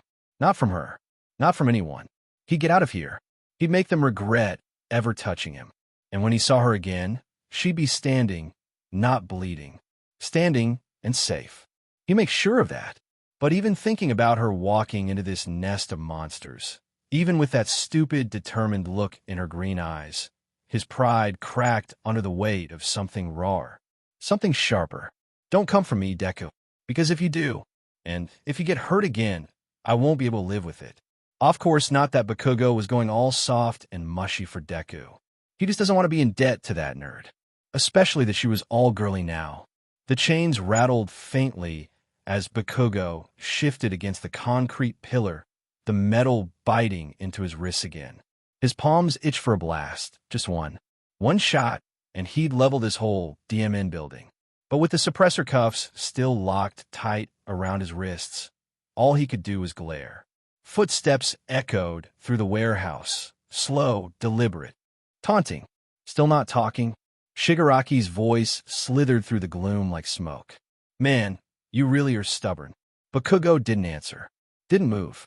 His crimson eyes followed the villain with a silent promise. The second I'm free, you're ash. Shigaraki came to a lazy stop in front of him, crouching slightly, his decaying fingers twitching inches from Bakugo's face. He tilted his head, like studying a particularly violent stray dog. You know, we've been watching you for a while now. Ever since you... sports festival. Bakugo's scowl deepened. Oh yeah, Shigaraki went on, smiling faintly. You remember it, don't you? The way you won. The way you blasted your way to the top. No matter how much it made you look like a ticking time bomb. His eyes gleamed in the dark. Everyone was whispering, even the pros. What's with that kid? He's too aggressive. Too unstable. Is he really hero material? But I saw it. I saw someone who fights like he doesn't care what gets broken. Someone who doesn't play by the rules. Who's powerful enough to take what he wants and smart enough to survive the fallout. Bakugo bared his teeth. So what? You think I'm going to join your little freak show? That it? Shigaraki chuckled, standing upright again. I think you're already halfway here, Bakugo. He began pacing slowly, hands shoved into the pockets of his coat. The way you explode at your classmates. The way you talk to Midoriya. So much hate for someone who only ever admired you. That temper, that pride. You don't belong in a world that tells you to smile and wave while saving people. You belong in ours. Bakugo's jaw clenched. The mention of Midoriya hit harder than he liked. She'd admired him once. Followed him. Chased him. Now she was out there, probably limping around half-healed, thinking she had to save him. His hands twitched against the cuffs. I'm not like you, he said, voice low and dangerous. You hide behind monsters. I fight them. I don't destroy the world to feel powerful. I beat it until it bends. Shigaraki's grin twisted wider. That anger's going to eat you alive eventually, you know? You'll either use it for yourself, or someone else will use it against you. He leaned in, voice dropping to a whisper. Think about it, Bakugo. You could be more than just a pawn in someone else's war. You could be king. Then he turned and walked away, the sound of his footsteps fading into the dark again. Bakugo didn't look after him. He stared at the floor, breath sharp, eyes burning. He wasn't a pawn. He wasn't a king. He was Katsuki Bakugo. And if they thought they could twist him, chain him, use him, they were in for a hell of a wake-up call. Bakugo's fist strained against the cuffs, muscles flexing with rage. His breathing sharpened, measured through grit teeth and hate. King. Pawn. They think I'm going to kneel. He slammed his shoulder into the pillar behind him, testing the chains with a metallic clang. Pain jolted through his back. Good. It meant he was still awake, still burning. TC, you think I'm just going to sit here and listen to your delusional CRP? He snarled toward the darkness. Screw that. I'm done playing hostage. Dabi appeared first, sauntering from the shadows, bored eyes glowing with blue flame. You sure about that, brat? He said coolly. Because without those fancy explosions, you're just another pissed-off kid strapped to a wall. Try me, fire trash. Bakugo spat, jerking at the cuffs again. I'll bite you dim in face off, if I have to. Spinner emerged next, unsheathing one of his blades, his grip twitching with excitement. Let me shut him up, Shigaraki. Just one cut. Bakugo leaned forward, wild grin splitting his bruised lips. Yeah, come on then. You think I'm scared of a lizard with a tin knife? I'll rip your tongue out with my teeth. Dabi's flames crackled. Spinner stepped forward. And then, enough. Shigaraki's voice cut the room in half. His hand hovered inches from a rusted support beam. The metal beneath his palm had already begun to flake and rot. You kill him, Shigaraki said flatly, and you'll answer to him. That made the room still. Spinner gritted his teeth and backed off. Dabi blew a breath through his nose and let the flame flicker out. Shigaraki tilted his head slightly at Bakugo, watching him like one might study a wild dog clawing at its leash. You don't get it, do you? This isn't about hurting you. It's about breaking what you represent. My MSTR has plans for you. Bakugo was quiet for a beat. Then, slowly, dangerously, he laughed. Plans. For me. His hands clenched. You should have killed me when you had the chance. And then, boom. A deafening snap of light and smoke exploded from his right palm. Sparks tore through the cuffs. One chain melted, then the other. The suppressors had weakened, maybe a design flaw, maybe overused, maybe Bakugo had just flexed them enough to make room. Didn't matter. The moment his wrists were free, he moved. The villains recoiled, Spinner cursing, Dabi lighting up again, but Bakugo didn't go for them. Not yet. He needed a way out. A route. A shot at Kakken-style payback would come later. For now, he dashed straight toward the far end of the room, shoulder first, throwing himself through the first weak spot in the wall he could find. Concrete cracked. Light spilled in, and Bakugo was gone, a blast of smoke and rage, the echo of his defiance ringing behind him. Bakugo crouched low, breath ragged, palms sparking with volatile fury. Every instinct in him screamed to fight, to blast his way through the BSDRDS who thought they could chain him up like some rabid dog. Dabi's flames crackled in the dim light, and Spinner adjusted his grip on his sword. The tension in the air was ready to ignite. Then, knock knock. Everyone froze. The sound echoed absurdly in the warehouse's tense silence. Pizza DLVRY for Kamino Hideout. A voice called awkwardly from behind the door. Bakugo blinked. Spinner looked at Dabi. Even Shigaraki tilted his head, confused. And that's when the entire opposite wall exploded inward with a thunderous crash. Concrete shattered. Dust and debris clouded the air as a towering figure surged forward through the wreckage. "I am here," bellowed All Might, muscles coiled, cape flaring behind him like a banner of justice. Bakugo's eyes widened. The League barely had time to react. Shigaraki snapped to attention, already barking, "Kirojiri, get us out." But before Kirojiri could even lift his hand, a blur of motion whipped through the air. Lacquered chain prison. Kamui woods swung in from above, thick vines of reinforced wood snapping tight around every villain in sight. Arms, legs, torsos, pinning them in place before Kirojiri's warp gates could so much as shimmer. GHH. Dabi snarled, blue fire sparking as he twisted to burn through the bindings. Wham. A gust of wind slammed into him a split second later. Gran Torino shot across the room in a blur, delivering a sharp kick to Dabi's head that sent him crashing into a support beam. Bakugo's lips curled into a wicked grin. "DMN, took you long enough." All Might stood at the center of the chaos, already surging towards Shigaraki, who was the only one still half standing. "No more running," Tamura Shigaraki, the symbol of peace, growled. "It ends now." Kamui Woods tightened the restraints. Gran Torino landed beside Bakugo, steady despite his age. "You all right, kid?" the old pro asked, glancing at him quickly. Bakugo spat BLD to the side. "Yeah, I was just about to bust out anyway." Gran Torino didn't argue. Just grunted, stubborn as ever. "Let's get you out of here." As Kamui and Gran Torino cleared the area, All Might advanced like a storm, his very presence crushing the morale out of the air. And for once, Bakugo didn't feel the need to explode his way out. Amid the dust and restraints, All Might turned to Bakugo. For just a moment, the blazing fury of the symbol of peace dimmed, replaced by something quieter. He walked over, his massive frame shadowing the boy. "Young Bakugo," All Might's voice softened. "I'm sorry. You should have never been caught up in this.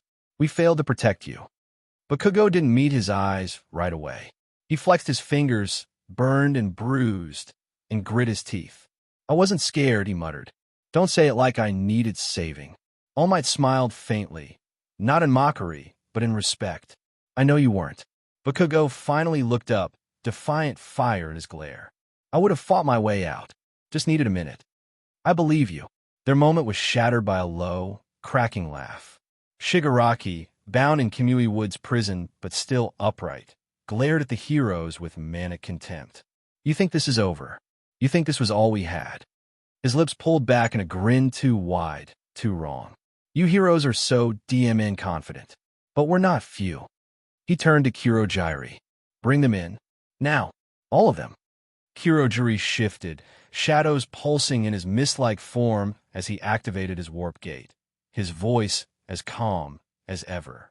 "My apologies, Tamura. I cannot." Shigaraki stiffened. "What?" "They're not there." The words hit the room like a gunshot. Shigaraki's grin faltered. His breath hitched. All Might stepped forward, shoulders squared, eyes burning with truth. The other team hit your Noma factory at the same time. It's gone. The facility was destroyed. Your monsters are in custody. Shigaraki's expression twisted. Shock, rage, and disbelief all in one breath. You planned this, he screamed. This was a coordinated strike, All Might confirmed. We weren't going to let you slip away again. Shigaraki thrashed in his bindings. This isn't over. My MSTR, Hill. But Gran Torino silenced him with a sharp jab to the neck. The boy slumped, still breathing but out cold. The warehouse was quiet again. Bakugo exhaled slowly, shoulders lowering just slightly as the weight of the moment settled over him. Not escape. Rescue. With Shigaraki trembling in the grip of rage and defeat, All Might stepped forward, looming like judgment itself, his shadow cast long and heavy across the crumbling floor. This is game over, Tamura Shigaraki, All Might declared, voice ringing with unshakable finality. The League of Villains is finished. Your plans, your monsters, all of it ends here. Bound in Kimui Wood's wooden prison, Shigaraki lifted his head, BLD trickling from the corner of his mouth. But his eyes burned brighter than ever, wild and unbroken. No, he rasped, then louder, a snarl tearing from his throat. No, this isn't the end. All Might narrowed his eyes. This is just the beginning. Shigaraki spat. The society you built, the fake smiles, the rotten peace, you call this justice.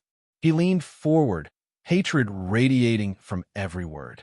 We're going to extinguish everything you stand for. Every hypocrite, every coward clinging to your name, will burn all down. All Might's fists clenched at his sides, but he didn't speak. Instead, Shigaraki turned his fury toward his last remaining ally. Kirojiri, get us out of here. Now. The mist-like Nomu shimmered beside him, hands rising to create the familiar swirling portals of his warp gate. But before the warp could fully form, shunk.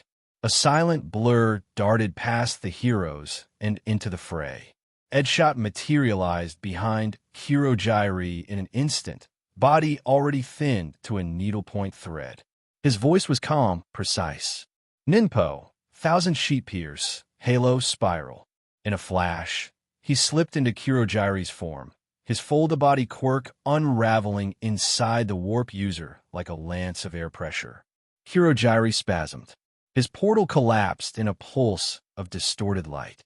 Then, without a word, the misty villain slumped to the floor, unconscious. Shigaraki froze, stunned. You what did? All routes of escape have been neutralized, Edshot stated plainly, stepping back into view. Kamui Woods reinforced the restraints around Shigaraki, Dabi, and the others. Gran Torino gave a low nod. It's done. The warehouse, moments ago a den of chaos and violence, now stood in utter silence, broken only by the whirring of distant police drones and the footsteps of approaching heroes. All Might look down at Shigaraki one last time. This was your choice, he said, and now you face the consequences. Bakugo barely had time to breathe. The villains were restrained. Kirojiri was down. Shigaraki was ranting like a lunatic. All Might stood tall, unbreakable, and the cavalry had arrived. For once, it felt like the nightmare was ending. Bakugo's fists slowly unclenched. Maybe it was finally over. And then, something changed.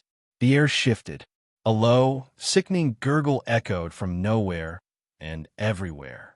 A ripple of darkness split the space beside the League, like reality itself had torn open.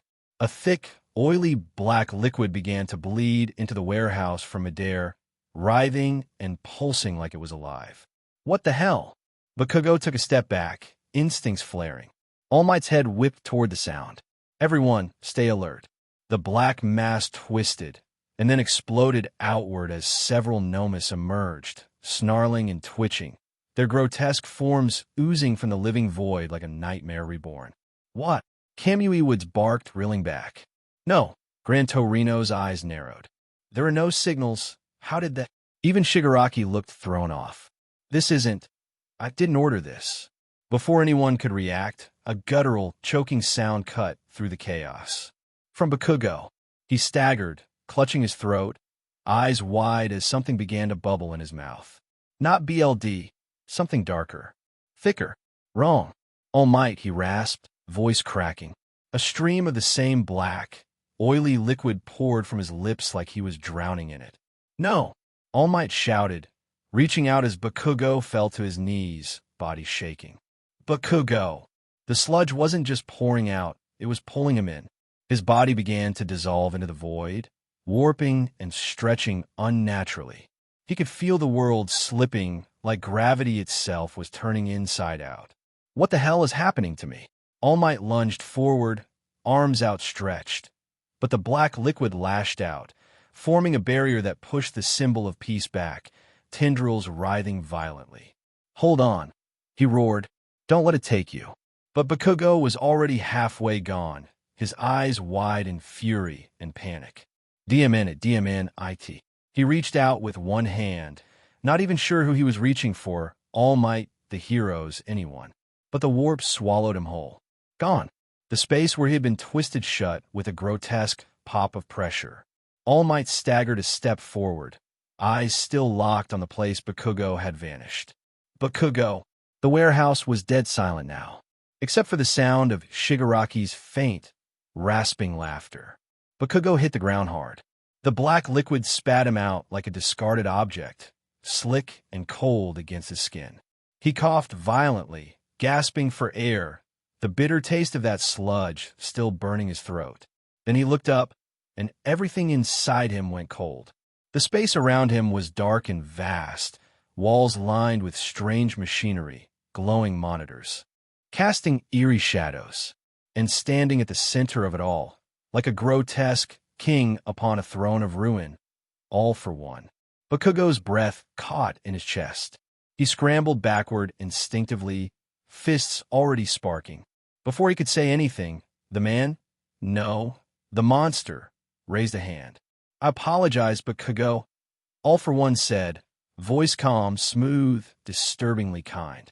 The method of retrieval was unpleasant, but necessary. Bakugo didn't answer.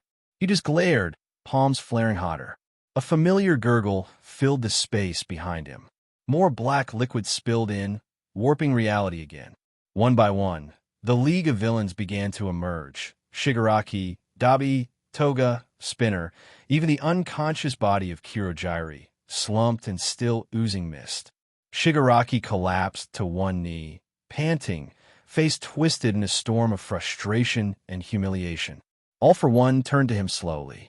You failed again, Tamura. Shigaraki's fingers twitched against the floor. They took everything. The Nomus, Kirojiri, but All for One raised his hand, and Shigaraki went silent. I'm not angry, he said gently, nor disappointed. Shigaraki looked up, eyes wide.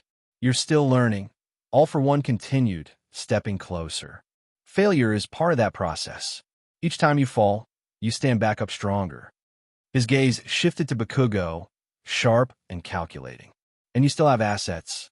The Vanguard Action Squad remains intact, and you have him. His smile widened beneath his mask. Bakugo, a vital piece. Bakugo tensed, the very mention of being called a piece igniting his fury. I'm not yours, he snarled. I don't care what kind of freak circus this is. Let me go, and I won't blow your head off. All for One laughed, a low, resonant sound that echoed in Bakugo's bones. Still defiant. That's good. He mused, voice syrup smooth. That fire, it's what makes you special. He turned back to Shigaraki, resting a hand lightly on his apprentice's shoulder. Try again, and again, as many times as you need to, because in the end, everything I do is for you. Shigaraki's fingers twitched again. Slower this time, but he didn't pull away. Bakugo's eyes narrowed. He wasn't just captured anymore. He was at the center of their next move, and he was going to make Dim-In sure they regretted every second of it. The air shifted, a sudden spike in pressure, like thunder right before crashes.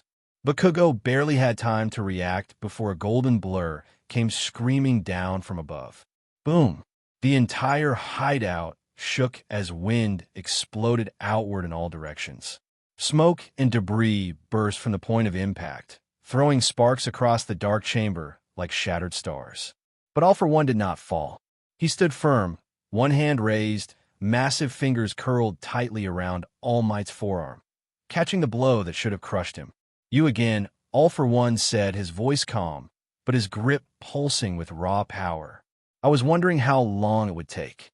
All Might's eyes blazed, unrelenting. "I'm taking everything back," he growled, pushing harder, the floor beneath their feet cracking from the pressure. "You won't hurt anyone else. Not ever again." A flicker of amusement crossed All for One's masked face. Still clinging to that stubborn resolve, he mused, "Do you intend to kill me this time?" Bakugo scrambled to his feet, BLD rushing in his ears. His heart pounded, not from fear but fury. "All Might," he started, stepping forward, but the clash above him intensified, shockwaves hammering through the room as two legends collided. It wasn't just a battle of strength. It was the battle for everything. Thank you for joining us on this journey through What If Deku Became a Girl. We hope you found it as captivating as we did. A big thank you to aywashe for creating such an engaging story. Don't forget to visit their profile on archiveofourown.org for more fantastic works. The link is in the description below. If you enjoyed this video, please give it a thumbs up, share it with your friends, and subscribe to Zenin Fanfics for more intriguing explorations into fanfiction and fantasy. Your support helps us create more content like this, and we love hearing your thoughts and suggestions in the comment section. See you soon in the next video.